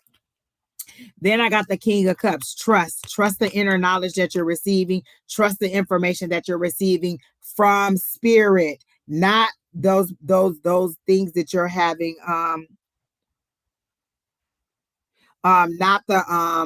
Not what those doubts and fears that you have, but what spirit is actually telling you. They're telling you you're ready, you're ready, you're ready. You need assistance, you need help, you need somebody to give you what you want. And then what came up was a ten of cups. And it came out in the reverse, but I don't read reversals, and they're telling me no, I don't have to read this in the reverse because your 10 of cups is coming. That emotional fulfillment that you want is coming. That mother, that father, those kids, there's 2 little kids right here. So you're going to have all that you want. All those things that you want are coming, but you need to trust in what's coming. And you're going to have that stability because the King of Cups is somebody who's emotionally aware of your emotions and their emotions, and they can deal with all that you have going on. So that's one of the things you're worried about too. You're saying, is somebody going to be able to accept me with all the responsibilities that I have, all the things that I have going on, and me adjusting to this new period of life that I have going on? But they're saying you need this help because it's not like it was when you did it the first time. You're going through something again, and you need assistance with getting it done, but you need somebody who is strong enough to understand why you feel the way that you're doing, but also to help guide you in a positive way to get what you want. And so Dennis, and they gave me goosebumps on that. You need someone. You think that you can do it alone, but they're saying you need someone. You are overwhelmed. You need assistance, and not somebody that you have to pay. You need emotional assistance. You need loving assistance. And there is somebody that you have either met or that you will soon meet. And they keep saying Dennis. So let me see who it is. Is there somebody do you work in office, or is there somebody at work that you're interested in? A male at work? Let me see. Is this a male at work? No. Okay, it's not a male at work, but it's a male that you encounter while he's working. So is there somebody that does a service for you or comes to your house and does something for you that you're interested in? He might be a pipe layer. Just saying. He might be a pipe layer. That's all I'm saying. But there is positivity coming in for you, and you want to know when. That's what you want to know. When is this going to happen? When am I going to get this that I need? And so that's that 30 to 60. The 30 is the good news coming in, and 90 is the fruition of it happening. But you have to be ready to receive it. And they're saying, okay. So I feel like you were a person who very much cared about the way that you looked, but now that the number of responsibilities you have, you've kind of become like a just like, oh my God, I'm a mom, and you maybe you're not aware of yourself physically the way that you used to be. Like you don't have the time to primp and put on makeup. You don't have the time to keep doing your hair. You don't have the time to be shopping and doing all this and putting creases and folds and all this stuff in there. And so you've kind of let your appearance not be what you want it to be. And so sometimes when you glimpse in the mirror, you like, who is that old lady? Because one day I looked in the mirror and I said, is that my grandmama? There she ain't here yet. Hold on. So what they're saying is just go back and give yourself a little self-care.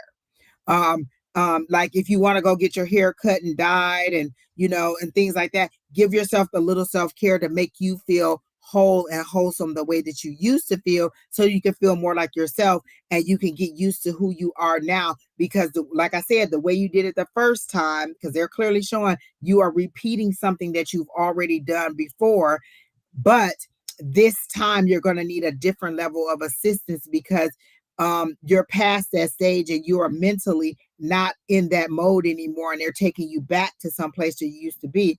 And so there's going to be a sudden change in your life that is coming. And then that Knight of Wands coming. You got 2 knights that are coming, and these are all movement. That's movement. And these are fast movement. That's passion, and that's logic, and that's clarity. And these are fast moving people. So they're coming in fast with this movement. And so you have those things coming, but you also have sudden change. So you either just experience sudden change and something that totally changed everything in your life, that made everything different for you, because they're not making it seem like it's something coming. It's something that happened and you're adjusting to it.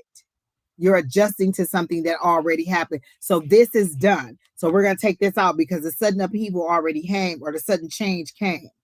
Now you're trying to move forward from where that sudden change came. You're trying to move forward, but you're moving too fast in it. And they're saying just slow down, regroup, continue to consult your higher power, but get yourself back to what makes you feel good, what makes you look good. Sometimes for me, it's just putting a couple curls in my hair, putting some mascara on, putting a little lip gloss on. I don't have the time to do everything that I want to do, but sometimes it's just those little things like, okay, is my hair the way I want it to be?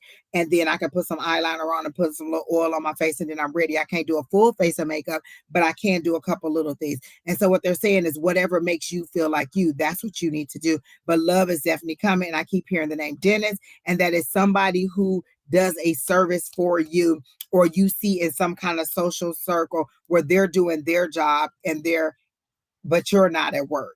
So there is a guy coming in for you, and he will be the person that will help you at this new stage in your life with this sudden upheaval and this sudden change that you've had. So I heard glory. I heard glory to God. Is that something that you say a lot? Glory to God? Because that was random and it popped out. It was just like glory to God or glory to the highest power. But it's something that seems like you say when you're thankful, or when something good happens. Like sometimes I'll be like, Lord help the child, or praise him.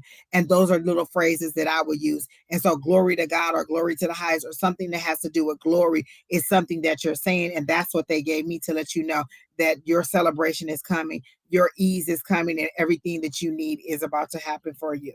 All right. So I hope that helps you out, and I hope that's what you need to hear. Okay. So who's next? I have known ahead. Beth since I was 20 years old. And I asked her permission to tell you what her story is. So if anybody wants to give her some love and help and support, and if anybody's in Kingman that wants to give her love, help, and support, she needs it. So Beth is she thinking about moving? I don't think so. Out of that area? Is it like a really rural area? Because I get something about moving out of Kingman. If she's considering, it's a good move. If she's considering. Okay, so Beth has 4 kids, 3 boys and a daughter. And when she was pregnant with her daughter, I used to talk into her daughter's belly and tell her, your name is Sheri. So when she had Elisa, I was there. I took care of her kids while she had Elisa. So I've known her for a really, really long time. Elisa has 4 children. I won't say their names, but they're minor children.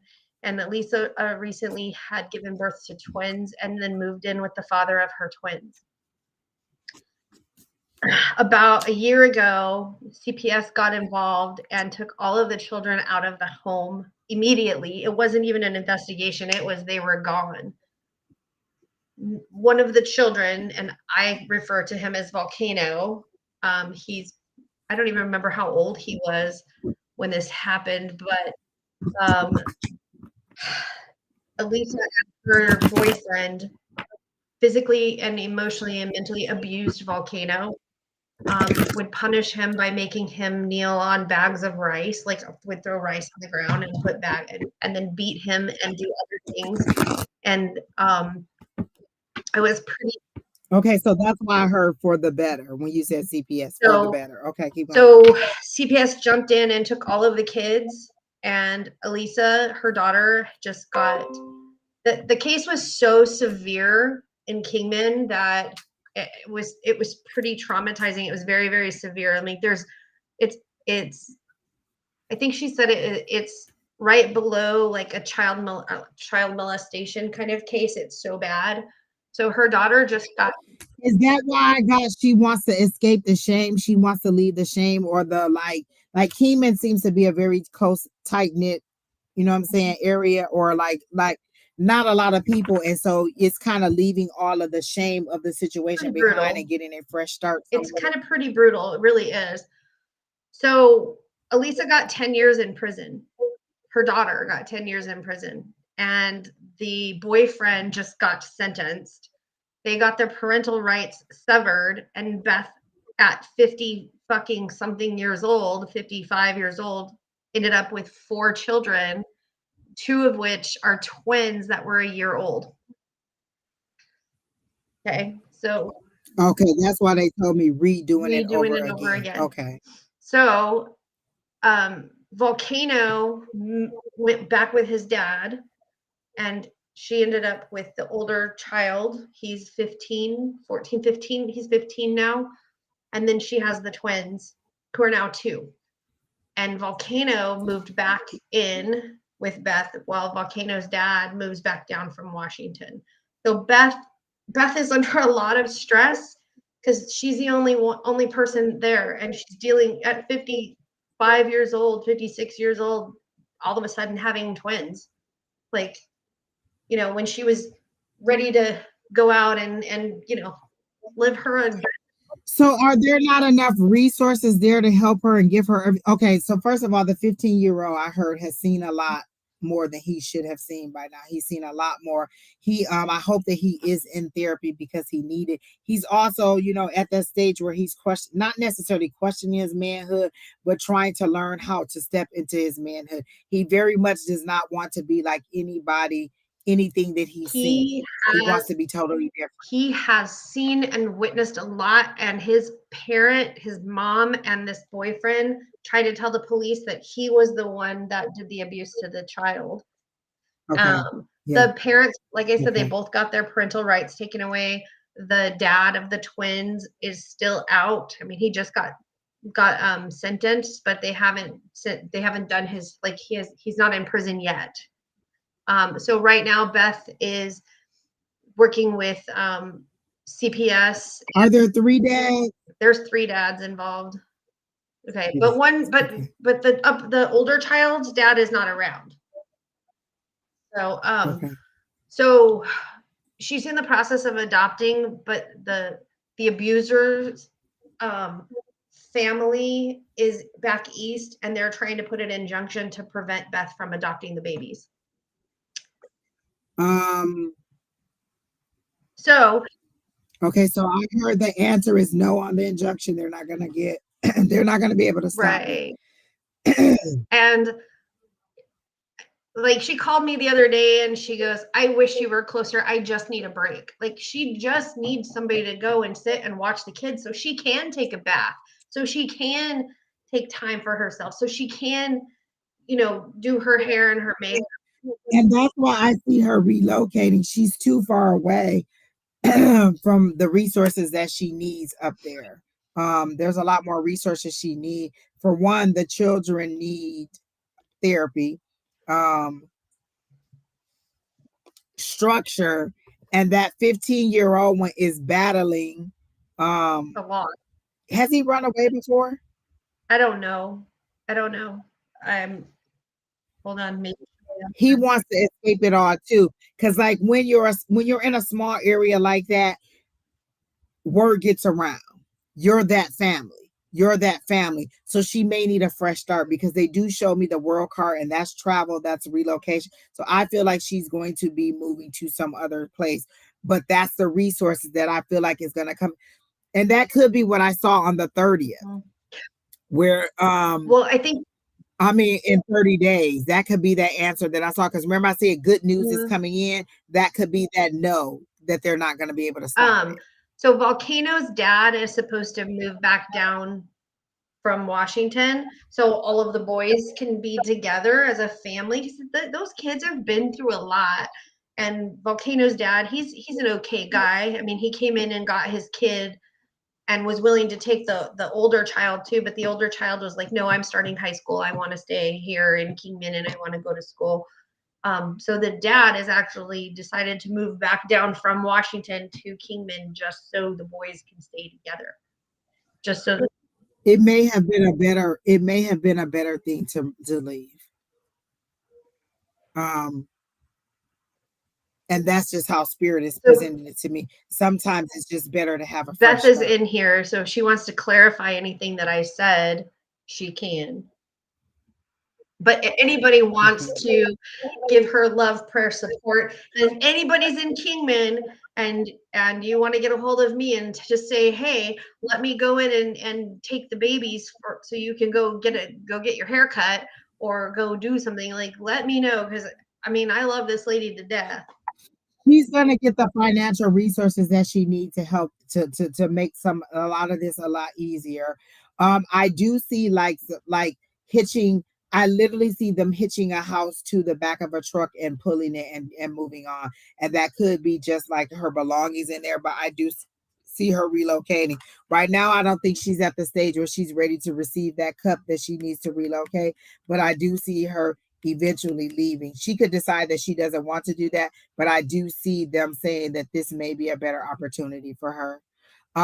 But things are going, like, within the next, like I said, 30 days she'll get that good news. 90 days she'll see the fruition of it.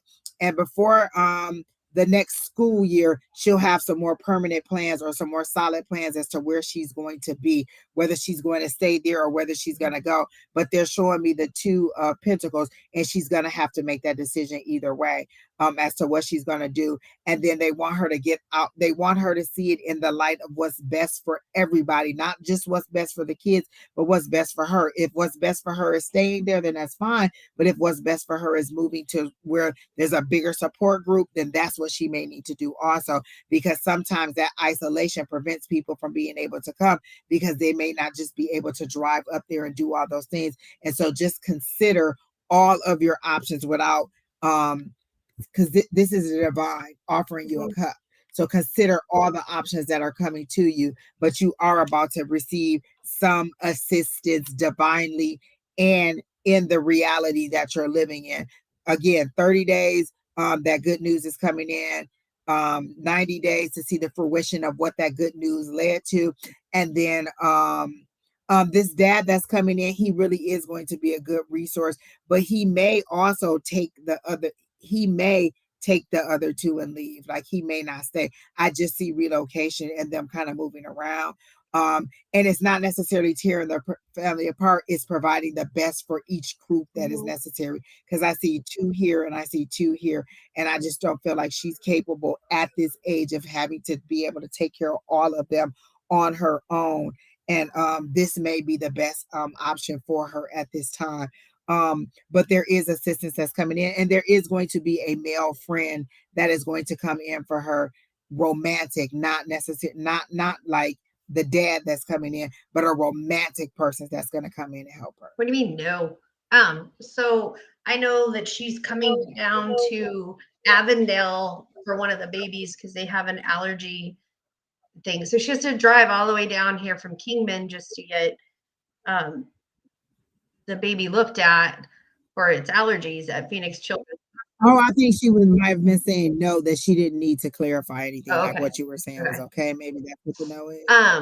So I'm like, dang, that's a long ass drive. So I think she's gonna be staying at my house with the babies, and one of the babies is allergic to cats, and I got a cat.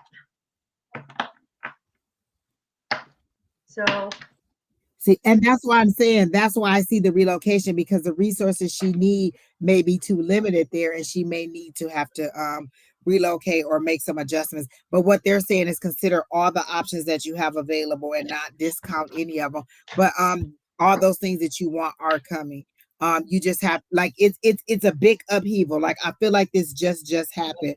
All of that tower moment just happened. All of that change just happened. And this is your adjustment period. And it's very overwhelming. I see a lot of tears. I see a lot of, oh my gosh, I don't know what to do. Oh my gosh, this is different. Oh my gosh, I don't have time. because I don't know if she still also works, but she Yes. has a lot that she's trying to balance, and she is thinking that she's failing at it, and she's not failing at it. It's just a lot at the same time. It's just like somebody throwing a whole bunch of snowballs at you at the same time, and they're all hitting you. Every last one of them are hitting you, and you're like, where's my protection? Where's my shield? When is this going to stop? And what they're saying is life is going to continue to come fast at you, but you're going to get a shield that is going to help you to deal with all that's coming at you. But you have to be open to all the options that are available to you and see every opportunity for what it is, something greater and not something that is a punishment. So I do think it's going to be good for her. And she'll see it very soon. Like by the time the school year will end and before the next school year, she'll be able to have her plan of action ready and provide the stability that she wants to have. But I do think that is the dad coming to visit before he moves down, or is he just moving? He just did. He's already No, moved? he just came down to visit over, like, I think it was last weekend. And then decided he's going to move. No, they decided to move. They brought Volcano down, and then Dad went back up, and then Dad came back down to visit for the weekend, and now Dad's back up. I don't know when Volcano's dad is coming down to move, but I know that it's soon. Has he made the final decision? Because I don't get that he's going to move. Oh, I don't know. But I don't think that he's made the final decision. I think that he came back and he's considering it, but he's still on the fence. I don't feel like he's 100% made the decision, but whatever decision he decides, it is going to be for the betterment of the two children, and he's not going to treat them any different. Like, you don't have to worry about him being like, oh, well, this isn't my son. He seems to be a yeah. He like the older child and Volcano, he raised them. And then him and her daughter split up, and her daughter met this other douchebag and got pregnant with the twins. Okay, yeah. So he is a good father. Whatever decision he made is for the betterment of the two, and then it'll definitely free up a lot of responsibilities for Beth. But good things are coming for Beth, most definitely. Again, 30 days decision, 90 days fruition. Consider all of your options. Relocation may be necessary. They're showing me you having tearful nights and crying because this has been very overwhelming. For one, you're kind of feeling like you lost a daughter because she's gone, and the only way that you can see her is in the situation that she's in. And then two, you got all the responsibilities that you had already been through before again, and you're not feeling like you're being punished, but you're feeling like, well, what, you know what I'm saying? How did I get here? How did I get from being this person to now I'm fully taking care of all these children? And so your prayers are being heard, your tears are being seen, and things are going to get better for you. But again, consider all your options. That's the one thing they keep saying to me over and over and over again. Consider all your options, and make sure you make the best decision for everybody, not just the children, but for you, the children. Like, is that drive time necessary? Is this something that you're going to have to do on a regular basis? Are there more opportunities down here than there are there? Is there something that you can change? Or is there something that you can find up there? Or when you come down here, is there a resource that they can refer you to up there? But consider all of your options when you make your decision. So that's what I have for you, Ms. Beth. Who's next, Keena?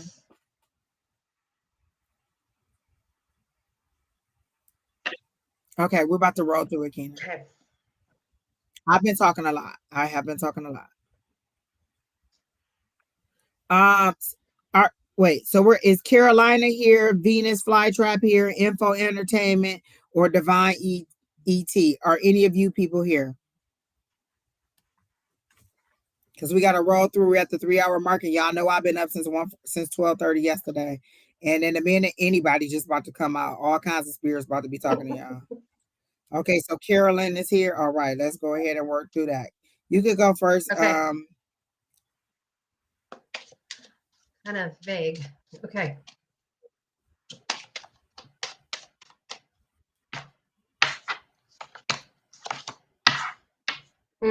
Okay, so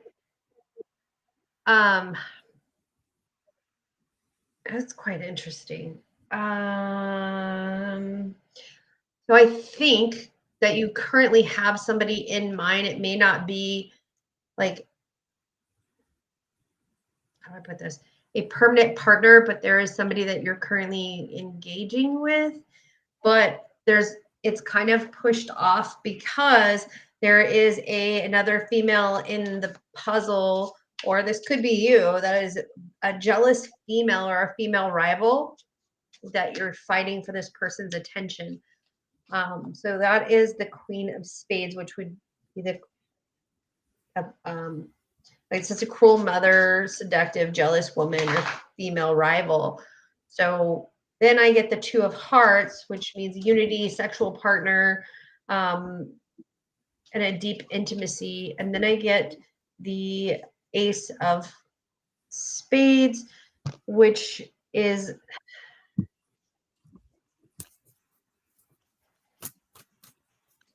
it's saying that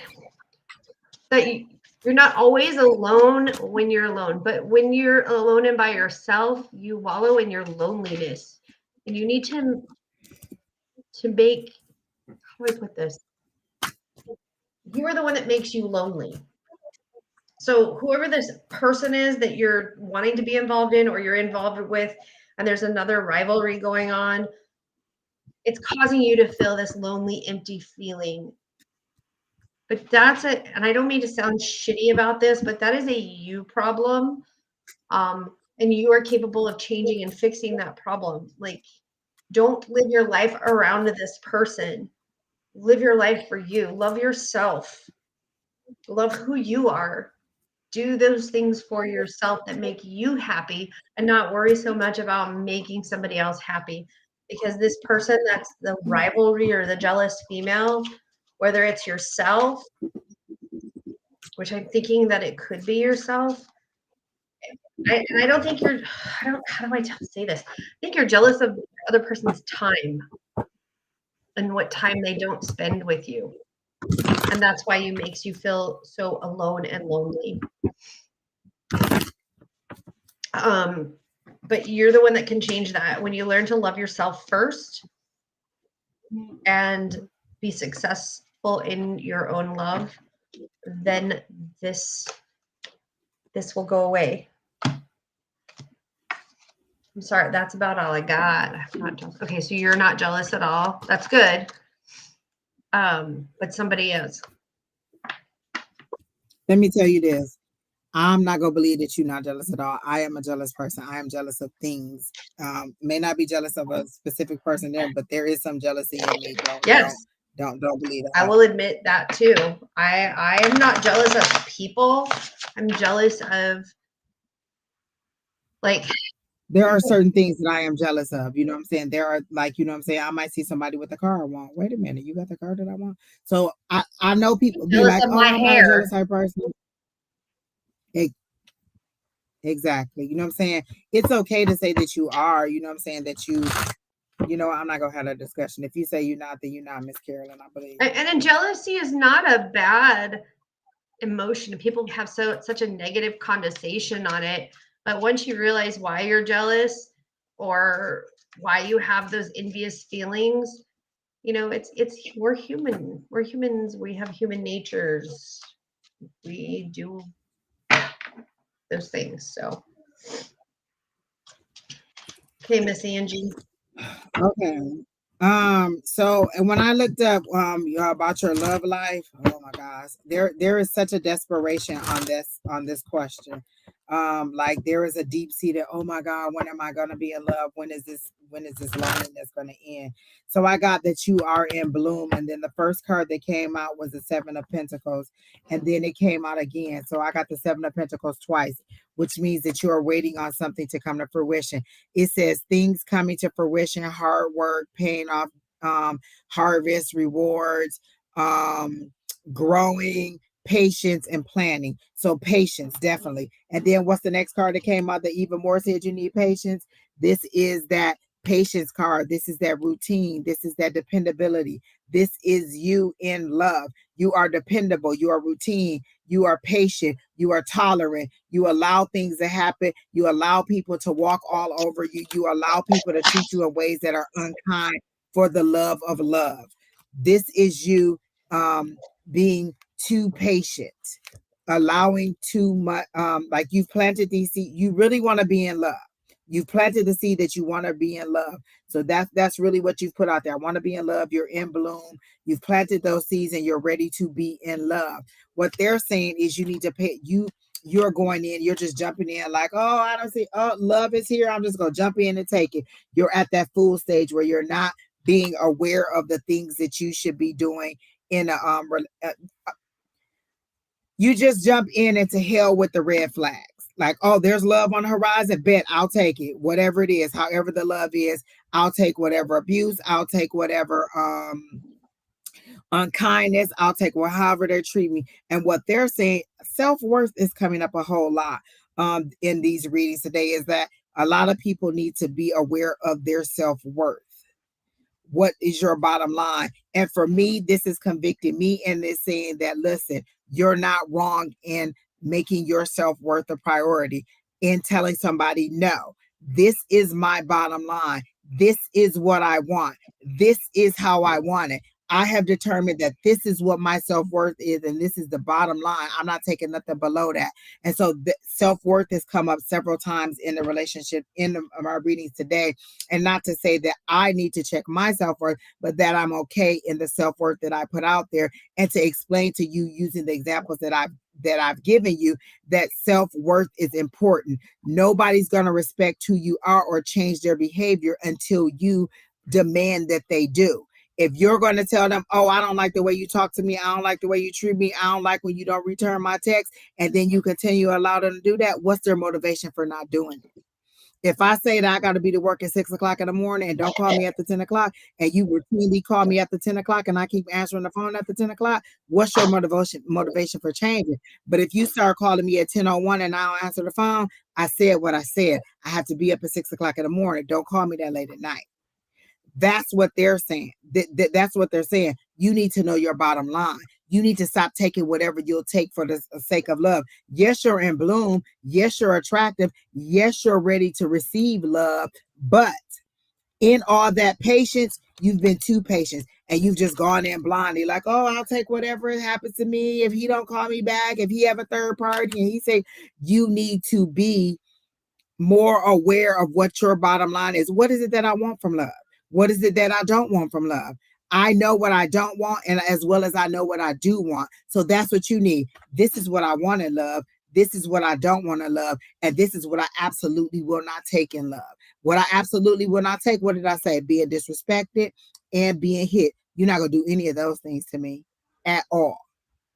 Those are my bottom line. We might even deal with a lie here and there where, oh, okay, well, you said you did this and then I confirmed that you did not do that. We need some explanation on that. And if your explanation is genuine and was something that I think is okay, then we'll move forward. Otherwise, that'll be a cutoff too. But you need to know. You need to have those baskets ready. And that's what the problem is. Sometimes we say, I want to be in love. When is my next love coming? When is my next love coming?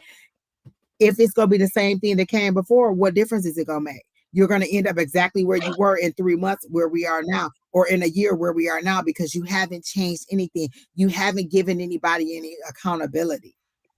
If my job keeps scheduled, if I tell them my availability is Thursday, Friday, Saturday, Sunday, and they keep scheduling me on Tuesday and I keep coming on Tuesday, what is their motivation for not coming? Schedule me on Tuesday again, and then I'll show up. You gonna go and look at my schedule. Oh, she's not available on Tuesday, so now I'm gonna stop scheduling you on Tuesday.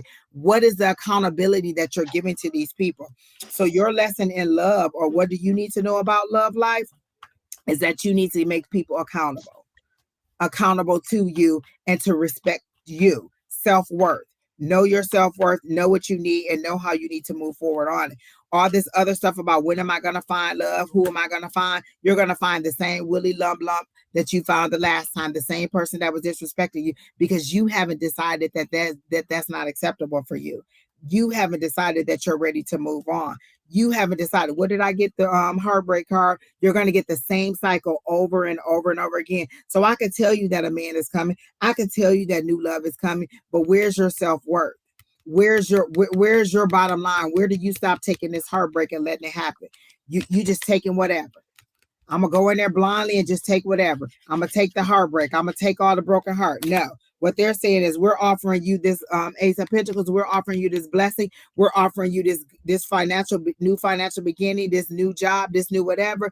That's what you need to be concentrating on, because this right here is breaking you down over and over and over again. You ain't ready for it because you haven't decided what your bottom line is. Once you set some standards, let me tell you something. Y'all might say what y'all want to say about Steve Harvey, but he wrote that book, Think Like a Man, or whatever the hell that first book was called. And what did he say? You need some standards. Men ain't gonna respect you if you ain't got no standards. They gonna treat you like the next little hooker who on the side over there if you ain't got no standards. If you can't tell them what you want, if you can't tell them what your bottom line is. If I say no and then I go ahead and let you do it, then where's my standards? Oh, you said you're gonna get a new job? That's that right here. That's that new job. That's that new, and then that's that more money coming in. That's that abundance, because you got both of these. And I kept saying, well, how does this have to do with love? And it doesn't have to do with love. This is where you need to be concentrating on your finances, your money, building your wealth. So when the next Willie Lump come in and he talk about, oh, I got money for this, you could be like, oh, I got money for that too. What else are you offering me mentally? How are you stimulating me here and not just down here and not just right here? How can you meet me where I am? Because I know where I'm at. And what I'm saying is you need to decide what your standards are. You need to decide what your self-worth is, where you're not going to take that, where you're going to stop at. And people may be like, oh, you're too harsh, you're too whatever. What I'm not, but what I am is happy. I'm not being disrespected by somebody who's talking to me all at the side of his neck. And so what they're saying is standards, self-worth, all of you decide that. What's my bottom line? What's my walk away? Ask me right now. Lying, disrespecting me, and hitting me. We ain't even got to talk about it, because you hit me, that means you don't love this face. And if you don't love this face, you don't need to see this face. So decide where your walk away is. And so that's all I got for you for love. And congratulations on the new job and the new streams of income, or the increase in income. But that's what I got for you. Not self-love or self-care, because you may love yourself and you may give yourself self-care, self-worth. Where do you think that you stand in there? Do you think that you just need to take whatever they give you, or do you need to decide what else you deserve? So did you have anything for Miss Carolina, or you were done with her, right? All right, who's next, Keena? Because we got to roll through.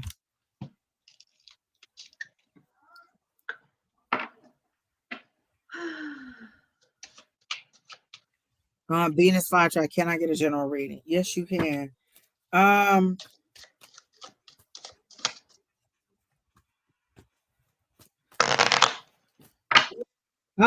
immediately heard, first I thought I heard the abortion, but it says the extortion isn't right or isn't real.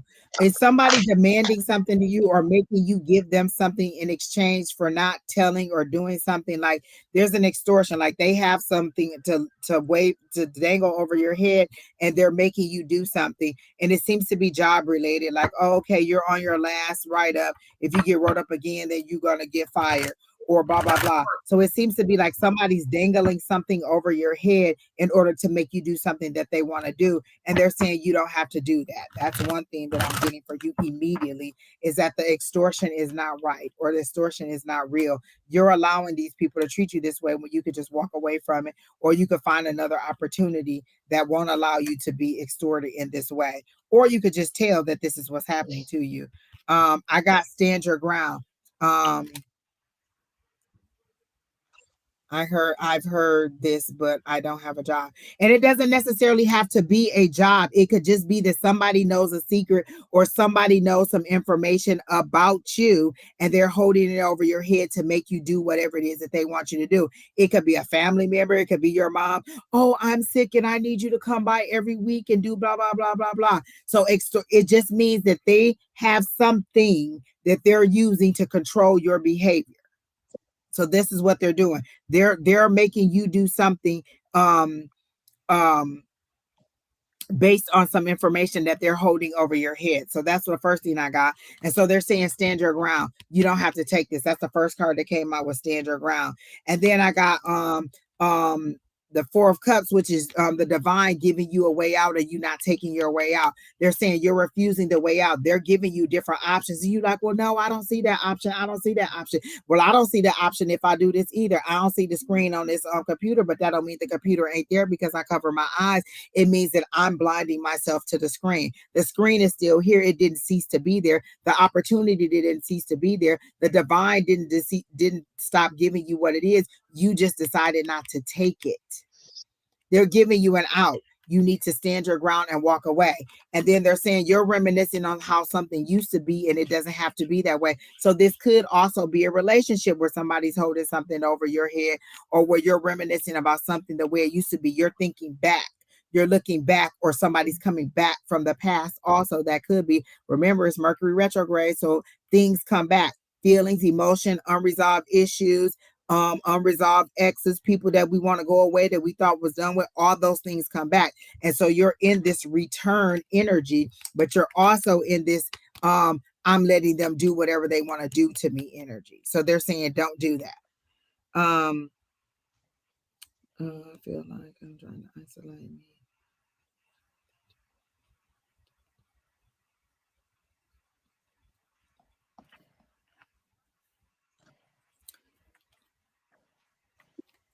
Y'all got a lot of family issues going on, like just a whole lot. I don't know who's keeping your son from you, or if this is a minor child, but what I'm getting is, oh, that's what the holding over you is. They're making you do what they want you to do because they're holding this your child over you, and they're saying stand your ground. You don't have to stand your ground. They'll break before you'll break. They'll get tired of that keeping your son away from you, and they'll be a little bit more amicable, but you have to stand your ground in this situation. And you're reminiscing about the way something used to be. And they're saying that they're giving you an out. There's things that they're telling you. Maybe they're telling you to go to court and file for custody, or maybe they're telling you to have a one-on-one with this person. Whatever it is that they're telling you to do, you're acting like, I don't see it. I don't have any other options. I have to do what they're saying. And they're saying you don't. The extortion is not necessary. So if they're trying to keep your son away, that's why they said that, okay, they're using your son to control your behavior, and you don't have to stand your ground. So that's what I got for you, Miss Mel. What do you have for her?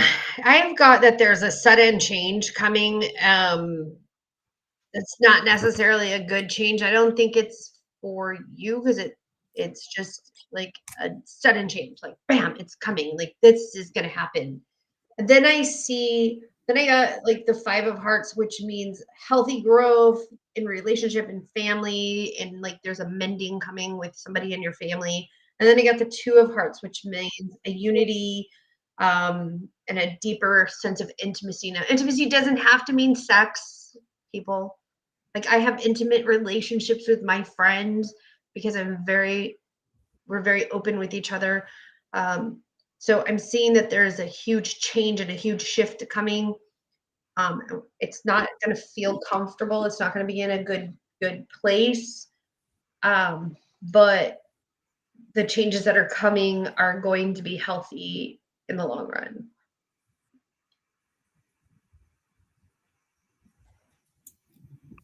I'm just reading these questions. Y'all insist on just inundating me with these love questions. This is why I don't like to do love questions, because then y'all come back and be like, I met that person, but he wasn't, but it didn't work out. That he wasn't the person. He's not who we say he is. He's not who we said. Just because you met somebody doesn't mean that that's the person. It doesn't mean that the very next person that you met is that person. It could be somebody else. When Lord help the child. Anyways, that's what my reading is. It's that there's change coming, that it's going to be hard, but it's going to work out well.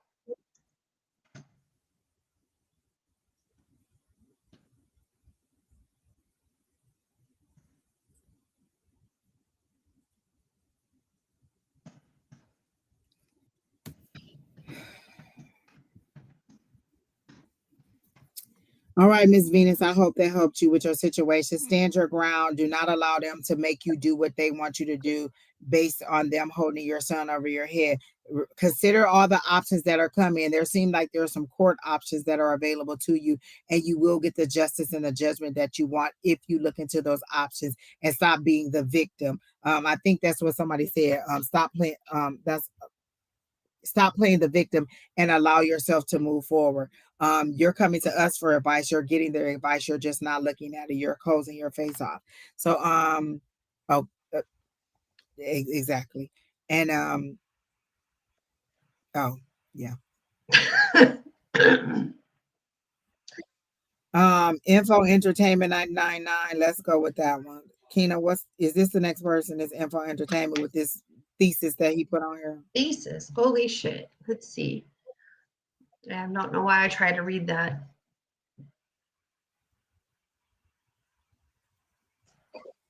We've already gone over this narcissist thing, so I'm not going to discuss that again about you looking up what a narcissist is. Are you still here? Entertainment, Info Entertainment 999. Because if you're not, so I'm going to tell you that a narcissist is not going to fucking change. They are incapable of it. It is a clinical psychological disorder. And unless they go to therapy and get properly diagnosed as a narcissist, which they never will, because they're not going to be honest with their fucking therapist, they're not going to fucking change. So quit trying to change the narcissist. Personal experience. Let me say this. Venus Flytrap said, I do get my message, but I have a hard time seeing the opportunities. Do we have to go way back to that one guy, Jack Mack, whose auntie came to him in the afterlife, sent him a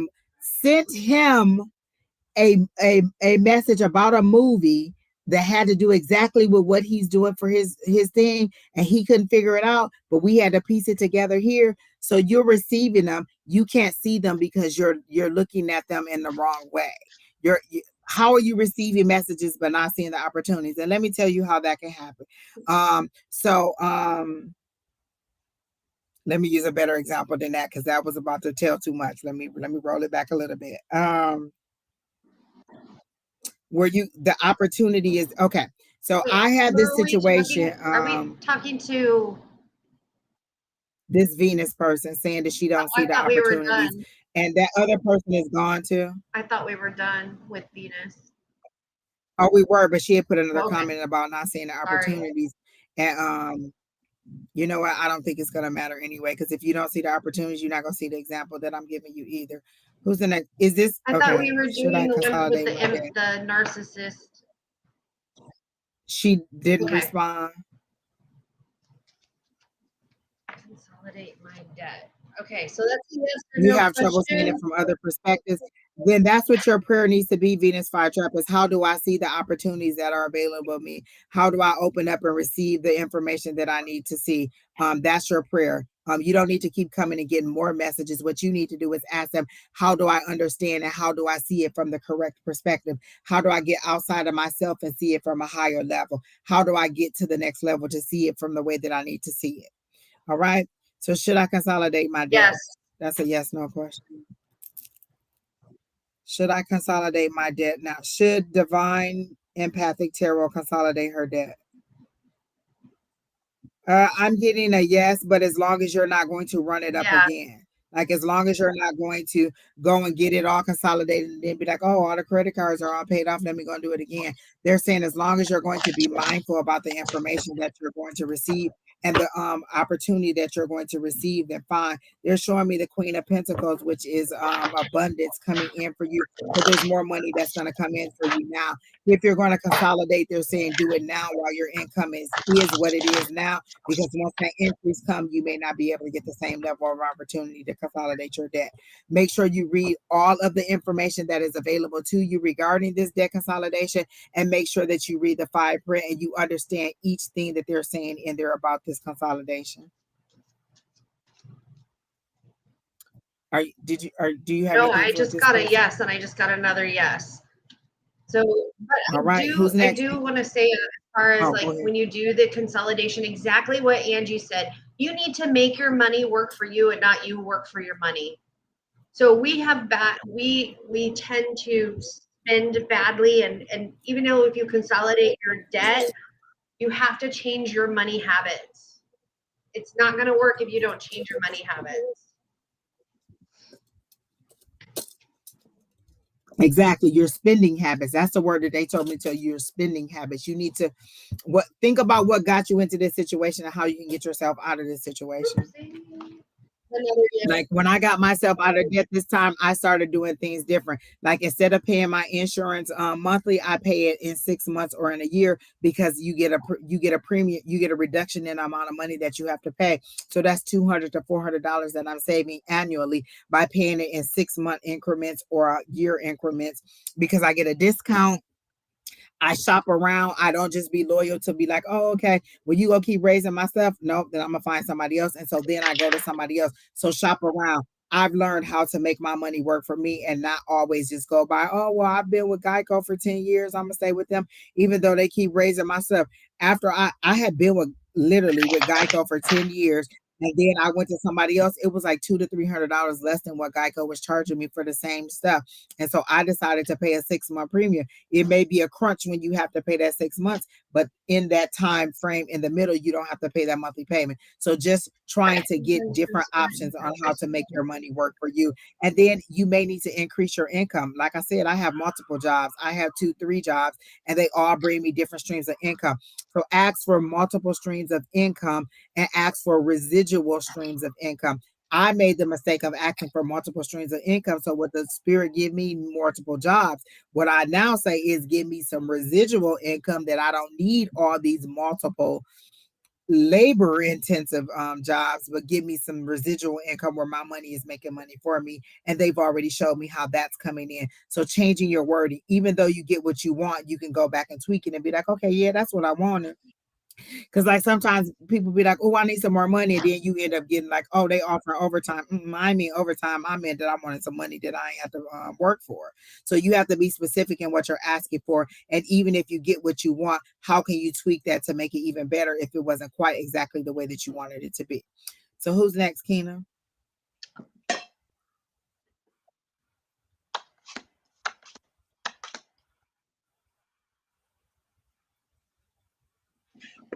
Well, the way to manifest a proper love is to love yourself. Okay.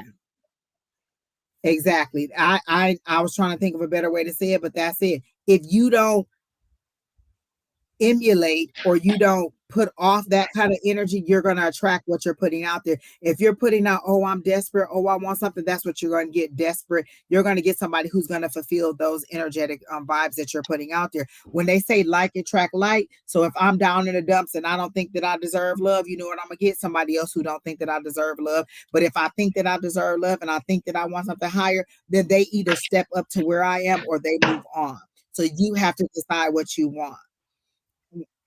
And that's how you're going to manifest love. Decide what you want and put that out there into the world. Not like, oh, okay, well, I do everything I can in the relationship and then he treat me like crap, but I stay with him because I just want to be in love. No, that's not putting out there what you want, and that's not that's not putting out a positive vibe. You're getting what you're putting out there. So one, if you want to manifest a proper love, and I hope you weren't asking me for a spell, because I don't do love spells, because I've seen a lot of people ask for a love spell, get that person, then be like, I don't want him no more because now he's too clingy.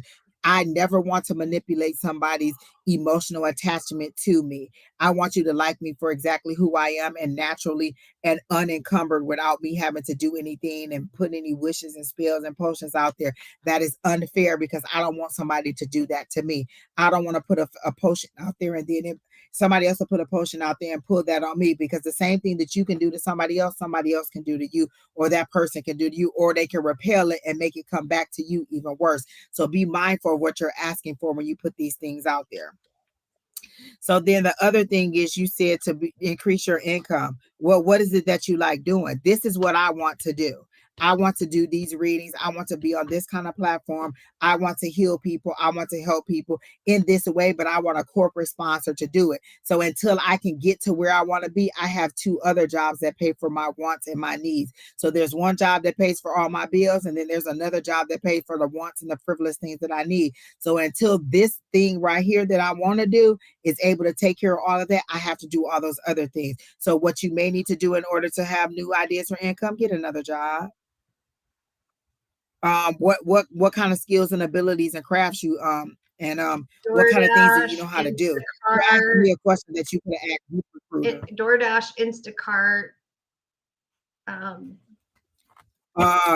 The shoppers for fries. Fries is hiring like a mug. People always want somebody to do their grocery shopping. There's a lot of things you could do for income. You're asking me to be career builder. I'm not career builder, but I am going to pull a card for you regarding your regarding career. What advice do you have for Kay regarding career and income? What is it that she needs to do?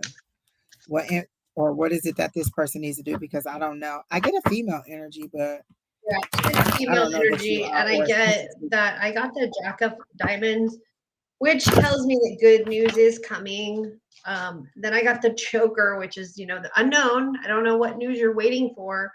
And then I got the Ace of Spades again, which is change, sudden death, change. The beginning of change. So there's things that you are working on changing, and that is going to come to fruition.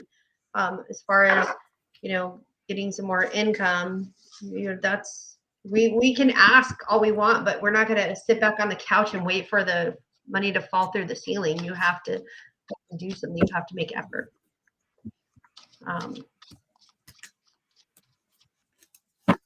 I'm hearing that you need to change industry. You need, like, whatever industry you're in doesn't make a lot of money without it being a lot of labor intensive things going on. And I'm assuming that since all these cars dropped on the field, that maybe this isn't the deck. Oops. So I want to pull another deck. I think this deck's tired of me. They told me to go on. I'm going to have to do another deck for you regarding your income. But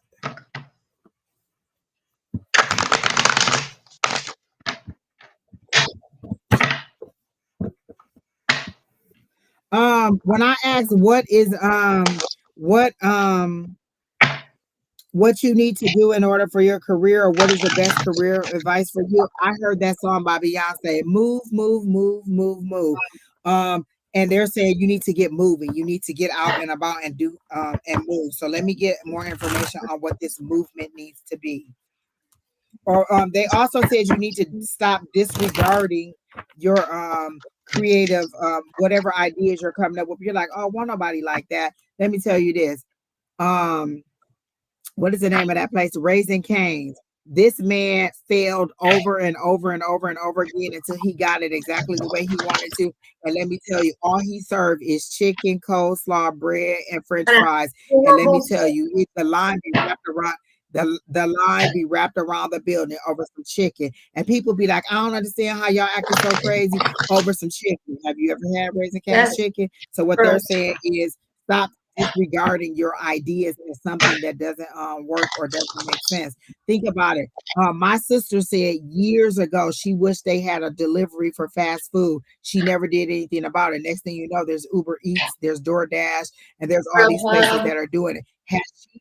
Had she moved forward on what she wanted was, this could be her. So what they're saying is stop discounting your ideas and thinking they don't work.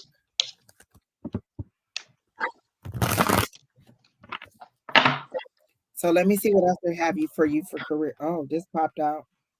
This is the nine of cups. So that means your wish fulfillment is coming. There is something that you're doing, or there's something that you're hoping for that is about to come up for you. But let me see what it is so I can see what that career advice is, or what that career move is that is coming for you. That's too many cards. You got the moon card? Is that what you got for her? The moon card? I did my plain deck of cards. Well, I thought I heard you say moon card. But wish fulfillment is coming. You're just discounting some of the ideas that you have. Like, oh, nobody would ever want that. Oh, nobody would ever like this. Oh, nobody. Listen. They're telling me to tell you to watch that new Michael Jordan movie, Air, that's coming out. You need to watch that, because this is a person who didn't give up on his dream, who moved forward in the face of any opposition.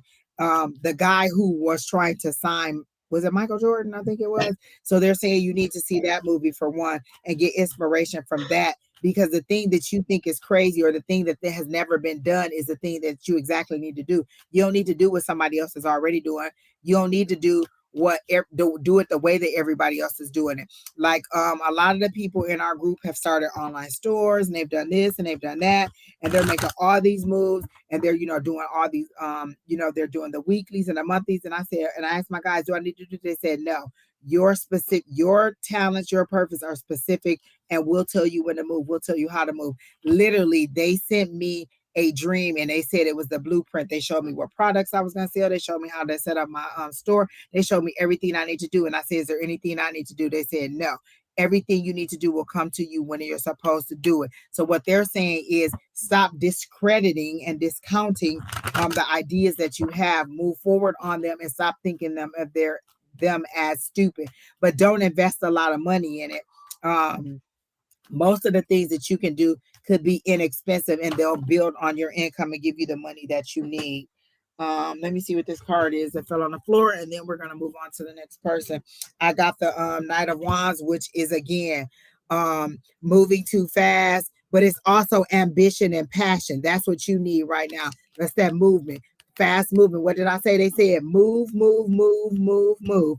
This is that what they're saying, move. This person is moving fast. It says moving fast, moving quick decisions, ambition, generosity. It also says sexual adventure. So hold on now. Active and just that creativity, move. That's what they're telling you. You need to move. Your wish fulfillment is tied to you moving and doing something and getting action. Ask spirit what to do. They're not going to tell me, because this is your dream. This is your wish fulfillment. When they gave me my blueprint, they told me not to tell nobody. So what did I do? I shut up and I stopped telling people. So yours doesn't come through me, because everybody will hear what it is. You need to ask your guys, what is my next step? What is my next idea? Which one should I move forward on? If you have 5 of them and you don't know which one it is, write them all down. Write down what the investment what it will cost for you to do either of those 5 things, what materials you'll use, how much time it'll take, how much you have to invest into it, and then decide, okay, of these 5, which one should I do, spirit? And let them tell you, and then tell them how you want to receive it. Send somebody who'll help me with it. Send somebody who's honest and respectful and genuine to help me with it. Send it to me in a dream. Send it to me in a movie. Ask how you want to receive it. Remember, Keena, what's the guy named Gideon, who went to the God? God told him that he was going to win the battle. And he said, hey, if I'm going to win the battle, put a dry cloth out there, but make the ground all around it wet. So the Lord did that. He still was unsure. He said, you know what? All right, let me, if I'm still going to win this battle, make the ground dry and then only the cloth wet. And so the Lord did that. So you have to tell them how you want to receive your confirmation that this is the right thing to move on. This is all about asking your higher power what you need to do and what your next step is and how to do it, and then telling them how you want to receive that, but also being open to all the channels that are available to you. All right. Write the options. Exactly. Hi, Miss Wendy. How are you today? So you're on the right track, Kay. They did want me to say that you are on the right track. Just believe, because one of the cards that came out with you for you was the King of Cups, which is trusting that inner knowledge, that inner ability, and not discrediting anything, putting it all down as viable options and saying, okay, this is an option, and these are the resources that I need to make that happen. And when I say resources, that's time, money, materials, other people, whatever you need in order to make those things do, and then decide what you need to move forward on. Okay. All right. So who's next, Keena? Did you already do Kay? Yeah, you already did. Who's next, Keena? Okay, it's Jazz, and Jazz is the one who asked about the relationship. I came across the person you told me about, but long story short, did I mess things up? Okay.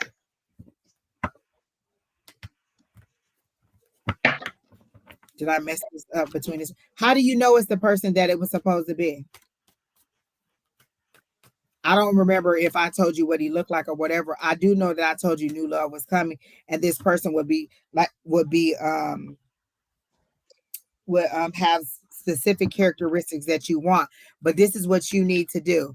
What they're saying is, how do you know that? How do you know that this person is the Baker, person? why don't you give me a reading, bitch? Sass Baker, you are Despicable. going to be. Oh, Jada almost blocked you. Lord help the child. Let me let Keena do that. Sass. Oh, thank you, Baker. Miss Jada. I'm glad that you said that. I love what you said. Jazz, how do you know that this person was the right person? How did you know that it was one? Did you ask the divine if this was the exact person, or did you assume that just because you thought this person and they gave you them little feelings down there that this was the person? Because these are the questions that Spirit is telling me to ask you. How do you know that this is the right person, or that was the person that I was talking about? Because it could have been the next person or the next person or the next person. And this is exactly why I don't like to do love readings, because people think that the very next person is the person that I'm talking about. But go ahead, Sheri Beery. So for Miss Jazz, went in blind chili. Okay. So I this Miss Sass, wish she would have given me a reading, damn her. Okay, so your person, I got like you're making good decisions and that you're asking the right questions. I got that it's the change, there's a change and it's helpful. And I did get that the person is like almost the perfect idea for you, but it's an idea, not necessarily the person. But fuck, okay, that you were on the right path and you're making the good decisions. Whether you messed it up with this person or not, I can't tell you, but that the path that you're seeking, this could have been a person that shows you like these are the qualities I want in another person, but it may not have been like the right person for you at the time, and that's why that person has either moved on or you're not communicating with each other. You are heading in the correct direction, but I can't tell you if this person is no longer talking to you, then it was not the right person. I got a perfect example for you. So y'all know I started online dating, right? And I met a whole bunch of people in a short amount of time. And so I was talking to this one guy online one day, and I was talking to this one guy. We were talking on the phone, and we were texting back and forth. And I was like, "Oh, he's a nice person. He's a Southern gentleman. You know, he seems cool." That very night, I thought, "Oh, he's checking my boxes. He's this height. He's this color. He's a gentleman. He talks to me right. He's funny. We have a good time on the phone. You know what I'm saying? This could be the right person." That night, I had a dream. And in that dream, he kissed me on my cheek and he turned into Judas from Julius Caesar, who betrayed Julius and helped them kill him. So even though I, in all my thought he was the right person, my spirit guys was like, absolutely not. That is Judas, and you better move on. And so, you know what? And I kept on trying to talk to this person, like, no, maybe that ain't right. They was like, what I say? And next thing you know, it was complete darkness and silence. I never heard from that person again. Because when my guys say no, they say no. And so even though I thought that this was the person it was supposed to be, my guys was like, no, that's not the person it's supposed to be. And they made sure that he was not the person that I was supposed to be with, because they got rid of his ass quickly in very short amount of time. We ain't even go on a date. We ain't do nothing. This person was over and done for. We had a couple conversations and they was like, I said what I said. When they show you Judas in your dream and you still like, well, I mean, he kind of might sort of right be, maybe I ain't see the dream right. They said absolutely not, and they cut it off. So if they cut this person off, then maybe this is not the right person. Maybe you thought it was the right person and they said no. When I asked, was this a person? They said no.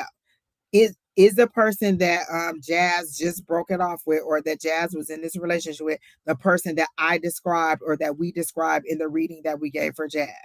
And the answer is no. Do you see that? The answer is no. Should she rekindle it with this person? No. The answer is no.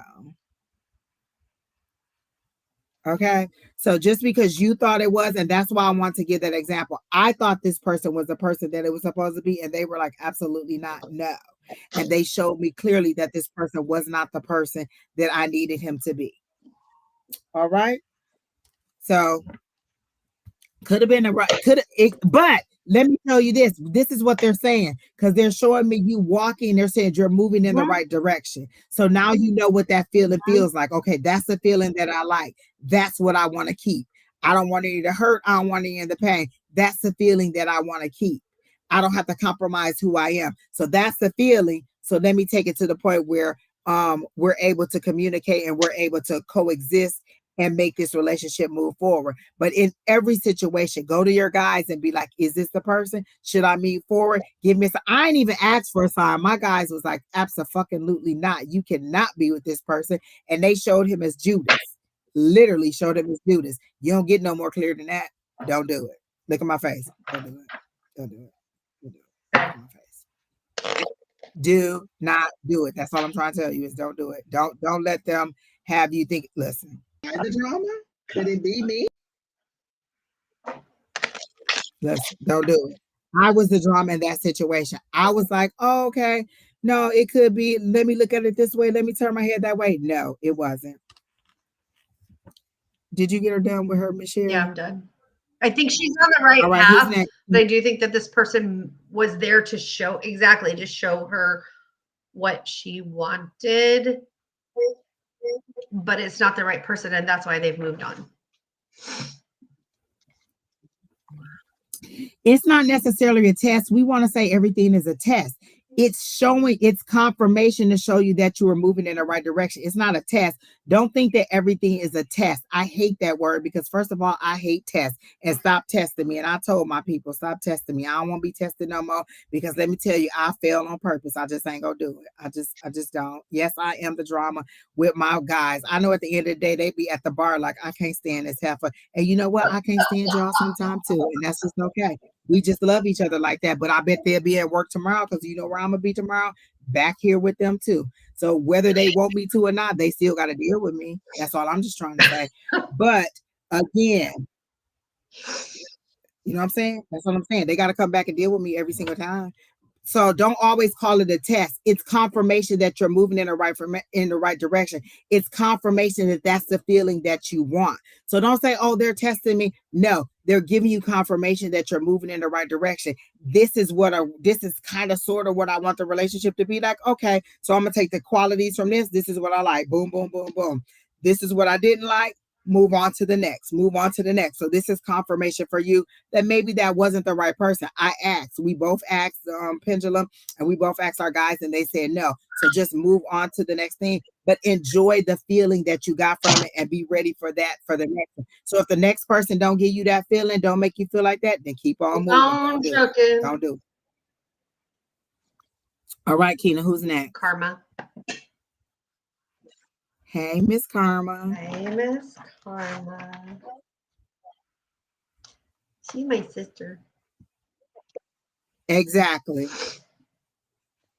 She was there for a good time, not a long time.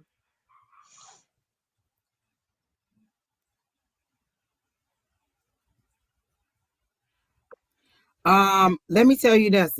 Crystal, you are the director of IT. Why would I know what that answer is?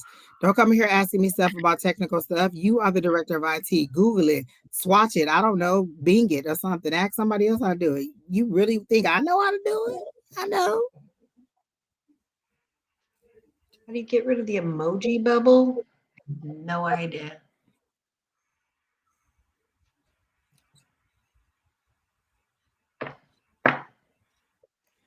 Okay. The first thing I heard when I first read your question is, are you spreading yourself too thin, too fast? Are you dedicating the right amount of resources to the things that you find to be the most important? And when I say the most important, so what's important to me is healing over profit. You know what I'm saying? I keep trying to heal people over the profit of making money do it. All right. So what they're saying is, what is the thing? What is the goal of the situation? Are you spreading yourself too thin for the profit of it and losing the healing of it? So it may not be the right time for whatever it is that you're trying to do. I'm going to pull some cards, but the first thing I heard was, are you spreading yourself too thin with this situation that you're going into? And have you put the right amount of time into making sure that it's what you want to do? Do the thing that you love, regardless of what the profit is for right now, because the blessing is in the purpose. The blessing is in the purpose. Okay. So let me see what else they're giving you about this new venture. I'm here. You know what they said when I said about this new venture? I saw not Simon Cowell, but what's the other guy? Randy Jackson from what the hell was the name of that show? One of those little Randy Jackson from whatever the show was, and he said it's a no for me, dog. That's what I heard Spirit say. It's a no for me. So it may not be the right time for it, but let me try to get some more information regarding it. What is this about iced tea? Are you thinking about doing a food, Karma? I heard icy or iced tea. Something about food. Are you thinking about doing some kind of food? And that's where you need to be focusing. I'm seeing something chewy, something in package, something information is coming to you. This is fast moving energy about progress, movement, action.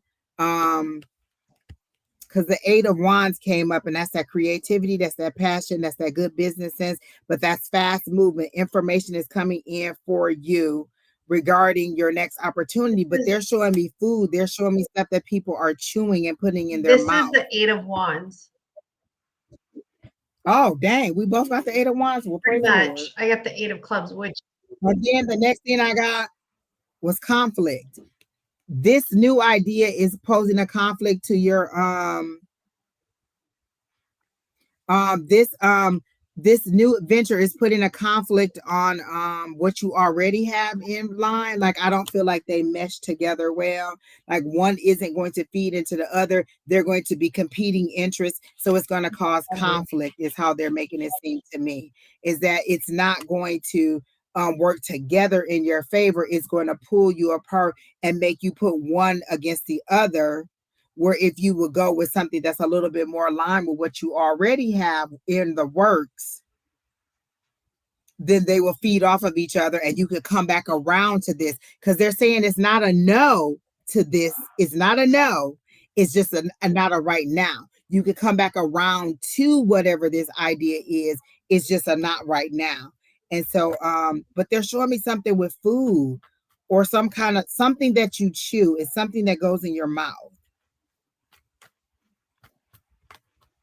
Go ahead, Sheri.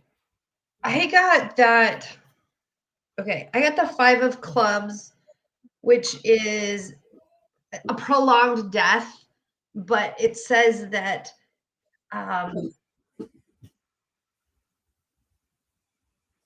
you got the same exact cards that I got? I got the 5 of Swords, basically. So it's like illness, prolonged death, burying past feuds, letting go and overcoming whatever it is that you need to overcome. And then I got that 8 of Clubs, which is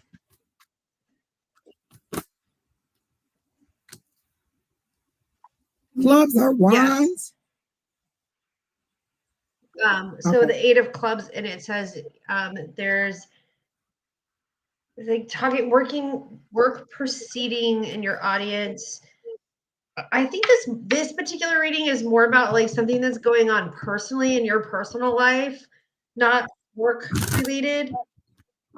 But like whatever this is, it's over and you're going to move on. You've talked through it. You've beat the horse to death. And then I got this one, which means like the pain is gone. It's on the other side of grief, and that you're going to be like starting this healing process with this one. So I don't think this has anything to do with your embarking on this journey in North Arizona. Whatever this was holding you back to get to here, which is I just see a journey of grief. I don't know. And that you're picking up the pieces and cleaning shit up. Regarding this endeavor that she wants to do, they're showing me that wax on, wax off. Be patient, it's coming. Because then they said balance your resources. Are people asking you about things that they could eat or natural remedies they could do to get rid of like anxiety or for digestion or for medical issues, and you're telling them, oh, you could put these herbs together, you could put these nuts together, or you could put these grains together? They're saying you need to look into the food side of it, because it'll fit with. Are you still doing the app thing? I have her app. Is she still doing I still the have app? her app. It's plant She's still doing the yes. app thing. Plant medicine. Okay. I'm like, okay. That's what the new thing is that she wants to do. I don't know. Is that what the Northern Arizona thing is? Karma, is the Northern Arizona thing? Yes, I have the app. Okay. So they're showing me the app and the food thing working together, but you have to balance your resources. And I don't know if that's what the Northern Arizona thing is, but they're making it seem like people are asking you how to naturally do things. And you could create these little packets and be like, oh, if you need help with digestion, eat these grains or eat these things, and it'll help you digest your food. If you want to get rid of anxiety, then you could do this and you could do that. And so they're saying you need to go to the food side of it or the herb side of it, because that'll coincide with the app, which is for the healing part of it.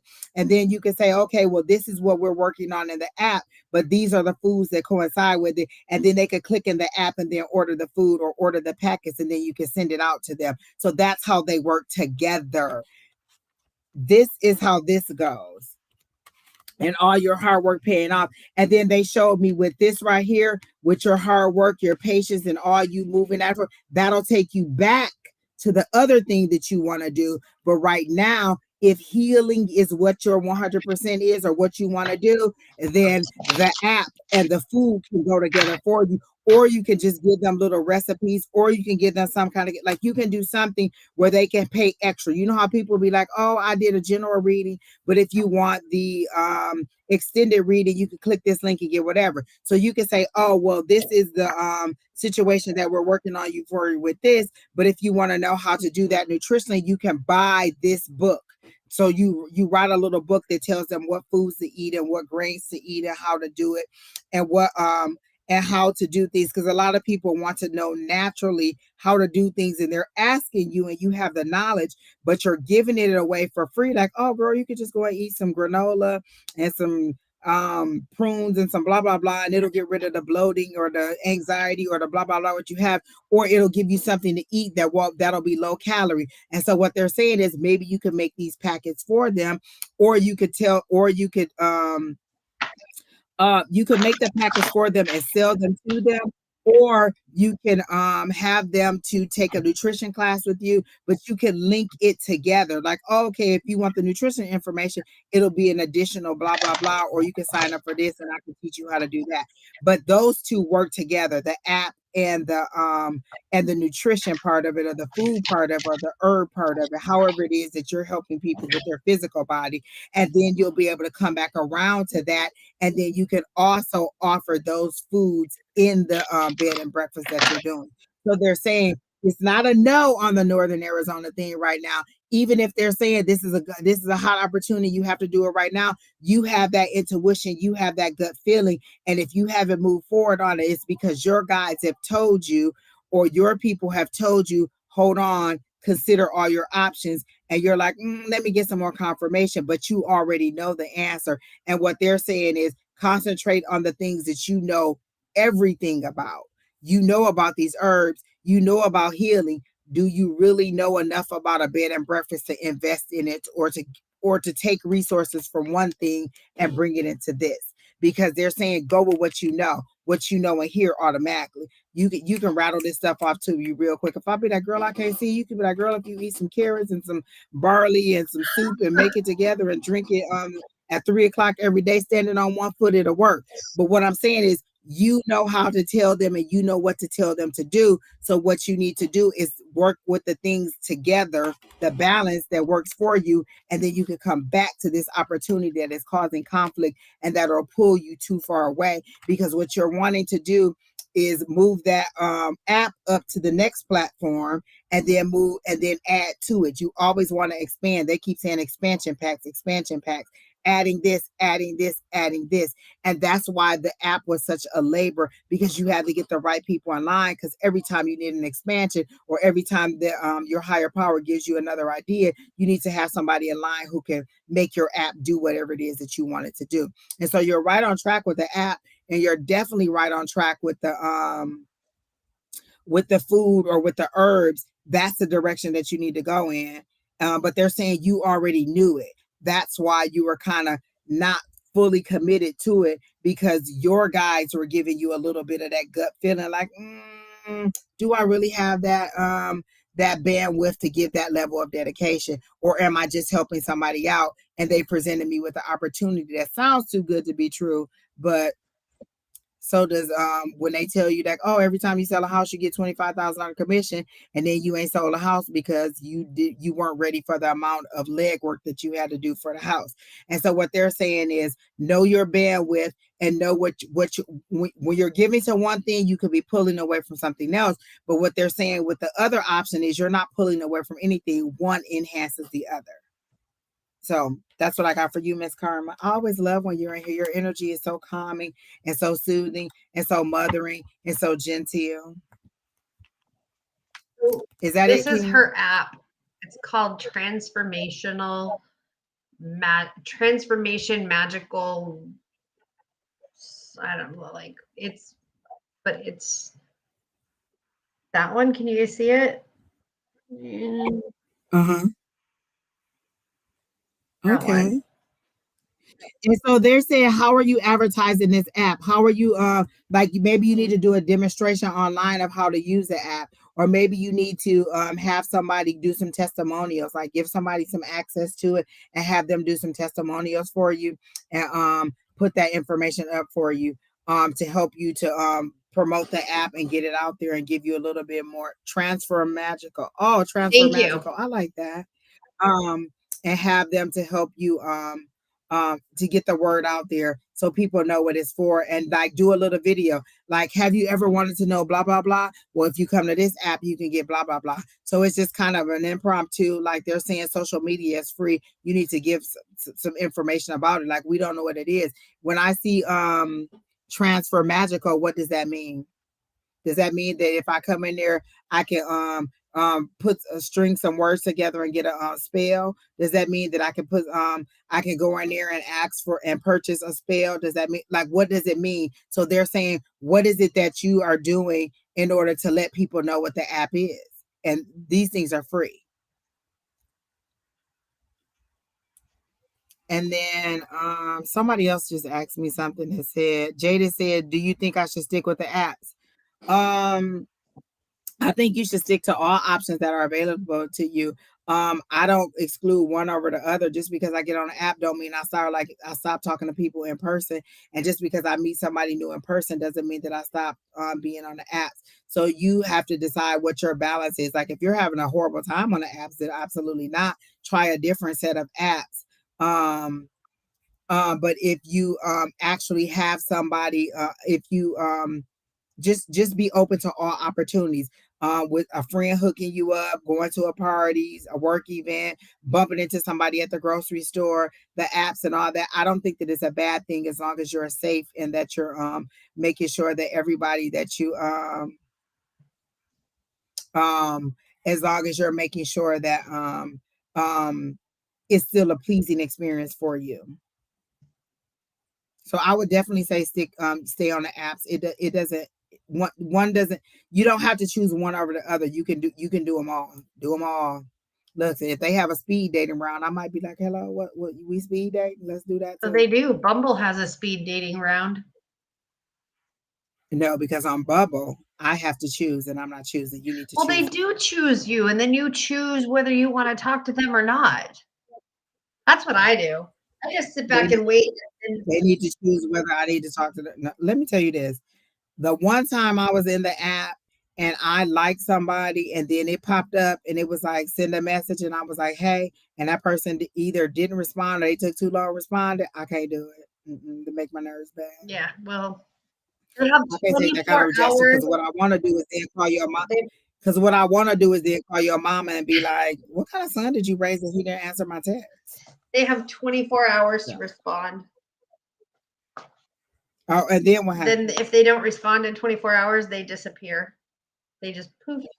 Oh, well, I was on Plenty of Fish and Black, and those have been pretty good for me. I did Hinged, and some guy actually found out my real name, like my name, my whole name, and it really freaked me out. And I cut Hinged off completely. So I didn't tell him my name.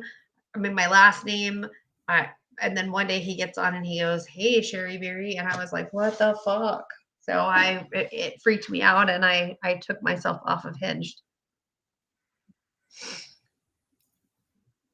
And I used Plenty of Fish once, and some guy told me because I'm dyslexic and I spelled something wrong that I should go kill myself and jump off a roof.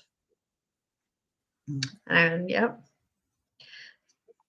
You need to tighten up your requirements on Plenty of Fish because I'll be like, nope. Yeah. I made a joke and he told me that because I didn't know how to spell, that I should just go jump off a roof. And I was like, wow, that's fucking cool. Oh, I've never heard of Upward, but the two that I had were a little bit overwhelming with the number. Let me tell y'all this, pervs. Stop asking everybody for pictures. Like, stop being like, send me a picture, send me a picture. What the fuck? Thank you. This is not Vogue. I'm not gonna keep I put myself on there as a BBW, like, hey, I'm a big girl. And I get questions like, how big's your ass? How big are your boobs? What do you look like when you're bent over? How do I know what I look like when I'm bent over? I can't see me from the rear. Listen, when they ask me for a pic, I send them a picture of a dog. I send them a picture of my cat. Here you go.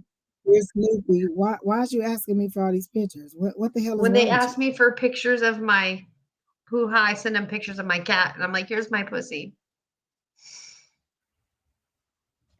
Exactly. There you go. Listen, don't come on here asking me for 5,000 pictures. Like, can I see another picture? Can I see a picture? I look the same in every picture. Next time I'm gonna send you this.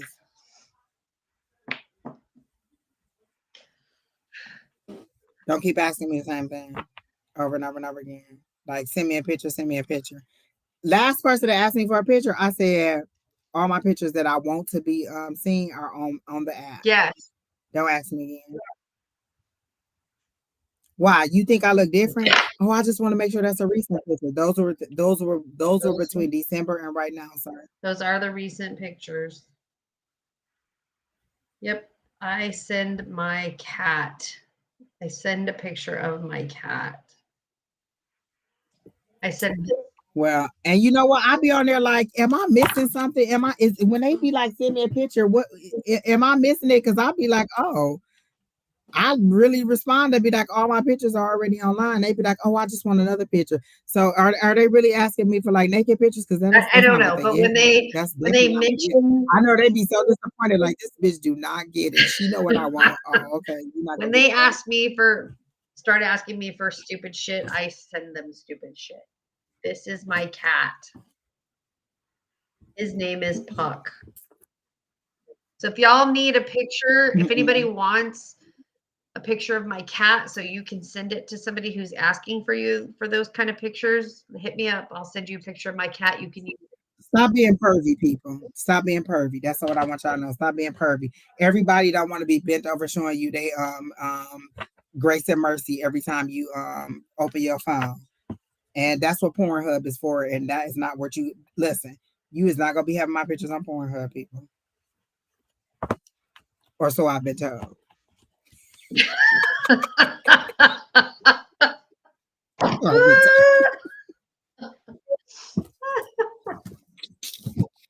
All I'm saying is stop being a perv, people. Stop asking women to send you pictures all the time. Everybody is not 12 years old and don't understand that that you are a perv. Stop being like that. There's all kind of magazines and things that you can look at to get your little fix on. Or what? Listen, y'all gotta watch Beef. I'm telling you, that is the funniest stuff ever. And that just made me thinking about the dude who was looking at the pictures and having a good time. The thirst is real. It is so real, Jaded. Like, what is wrong with you people? I missed y'all on Sunday, but it's been like 4 hours and I'm hungry and I need some medicinal. And I ain't been asleep since 12:30 yesterday. So I'm about to get off of here. And Keena in the background. Look, Keena ain't even been her regular self. She must be grumpy as I don't know what. I'm about Keena some St. John's wort. Y'all remember that back in the day? They say St. John's wort to make you happy. But yeah. Okay, people. So I'll be back next week. Oh no, I'll be back. What Wednesday with Dawn? Yep, Wednesday with Dawn.